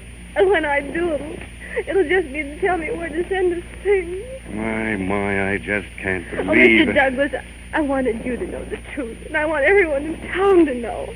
I don't want them to keep on blaming Johnny. Well, of course not, but... Come in. Ah, Mr. Douglas. Why, Mr. Butler. What's the trouble now? I'm sorry to interrupt you, but... Oh, that's quite all right. And Oh, this is Mrs. Matthews. Yes, we've met. And you met my wife, too, Mrs. Matthews. I did? Yes, she gave you a lift this afternoon. Oh, that nice lady. Well, she thinks you're pretty nice, too. And Douglas, Mrs. Matthews must be quite a salesman. Salesman? She sold my wife the idea of buying that white house on the hill. What? You mean you're not sore at us anymore? Oh, it was all a misunderstanding, according to my wife. Oh, she's so sweet. We are buying the White House for our married daughter, Douglas. Wonderful. And we'll keep the Martin place. Mrs. Matthews will help my wife fix it up. You will? Suppose I drop in later and go over the details with you. Of course, whatever you say. Then I'll see you later. And goodbye, Mrs. Matthews. Oh, goodbye, Mr. Butler. You darling man. Sandy, you write Jolly right away. Tell him there'll be a fat commission. But, Mr. Douglas, I don't know where to write him. You don't know where... No, but if he writes me... You tell him to come back here as fast as he can and tell him that he's going to get a $10 a week raise instead of $5. But he won't be interested, Mr. Douglas. He won't? No. Johnny doesn't want to come back to this town, and he doesn't want to come back to me.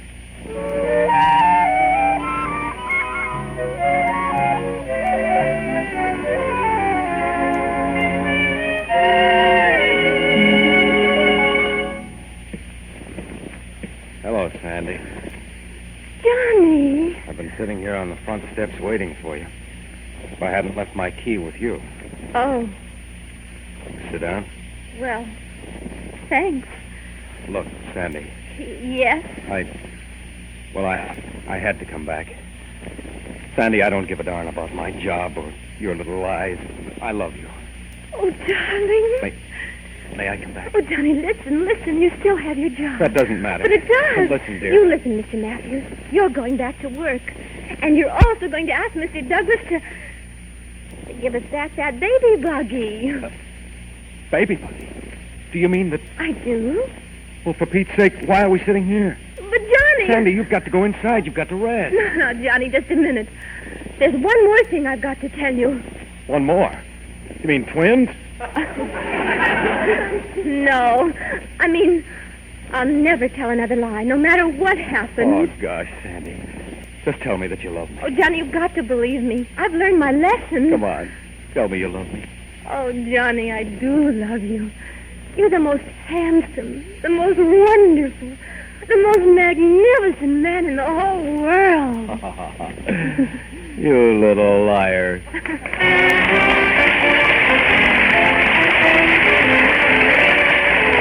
The curtain falls on the light bank. Another curtain time play brought to you by the makers of the big new Mars Bar.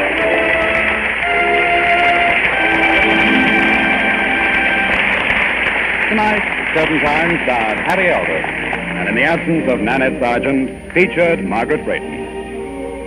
Next Saturday, Curtain Time will present a comedy romance entitled Two Loves Have I. And now, I'll join this gay theater crowd as it leaves the Merchandise Mart, many on their way to the exciting after-theater spots here in Chicago. Until next week, then, this is Patrick Allen reminding you of your date every Saturday, same time, same station, when the makers of the big new Mars Bar present Curtain Time!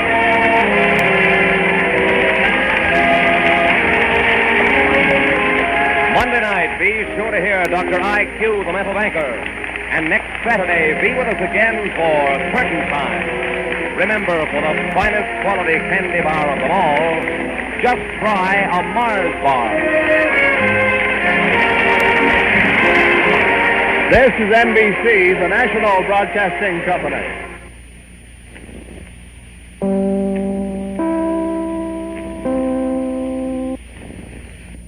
Curtain Time. Now, that was a Curtain Time broadcast from May 8th of 1948. That was also a actually a Saturday night broadcast, but by the next season, 1949, as we're following our log here, it was on Wednesday nights at 9:30 in Chicago. And did you see that? They said that you could leave. The gay theater crowd was leaving. Well, a lot of things change over the years, don't they, including words. This is Chuck Shaden in our hall closet with our Those Were the Days program, and that's the week that was, the Wednesday shows.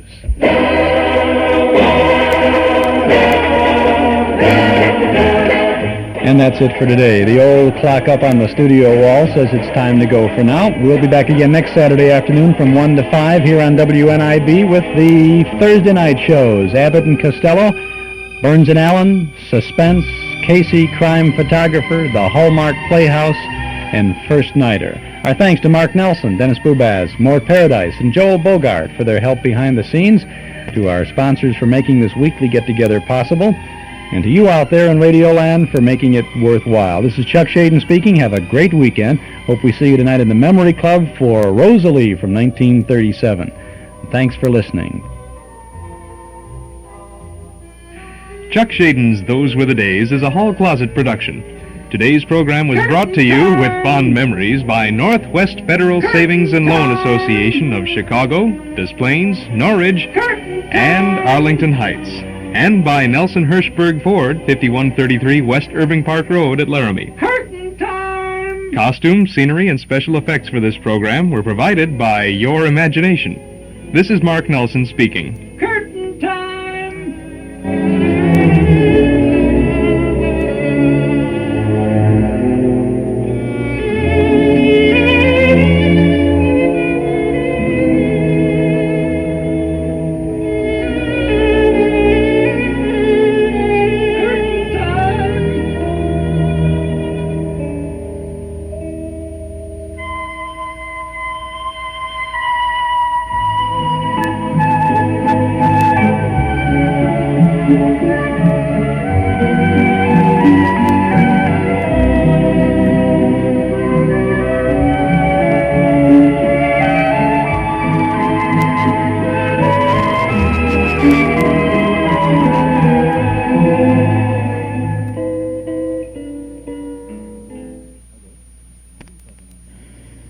This is WNIB in Chicago at 97 FM, the station for Curtain Time, and of course classical music. Time in Chicago is 5 p.m. This is Bruce Duffy welcoming you now to Zephyr, a 2-hour program of short, familiar classical music, which we present each night of the week at this time. To follow Curtain Time, we have some ballet music. You're going to hear Suite from the Ballet Napoli, played by the London Festival Ballet Orchestra. We also have music by Szymanowski, Wieniawski, Smetana, and Alexander Glazunov. Then during the second hour, beginning at about 6 p.m., we have music by Ravel, and also music of Duparc, Satie, Dupré, and Arthur Honegger. So to begin, we have ballet music. This is music arranged from music by Pauli, Halstead, and Niels Gade. From the ballet Napoli, we're going to hear the Suite Dansante. This is a ballet that had its premiere in Copenhagen in 1842. We're going to hear it performed now by the London Festival Ballet Orchestra, conducted by Terence Kern.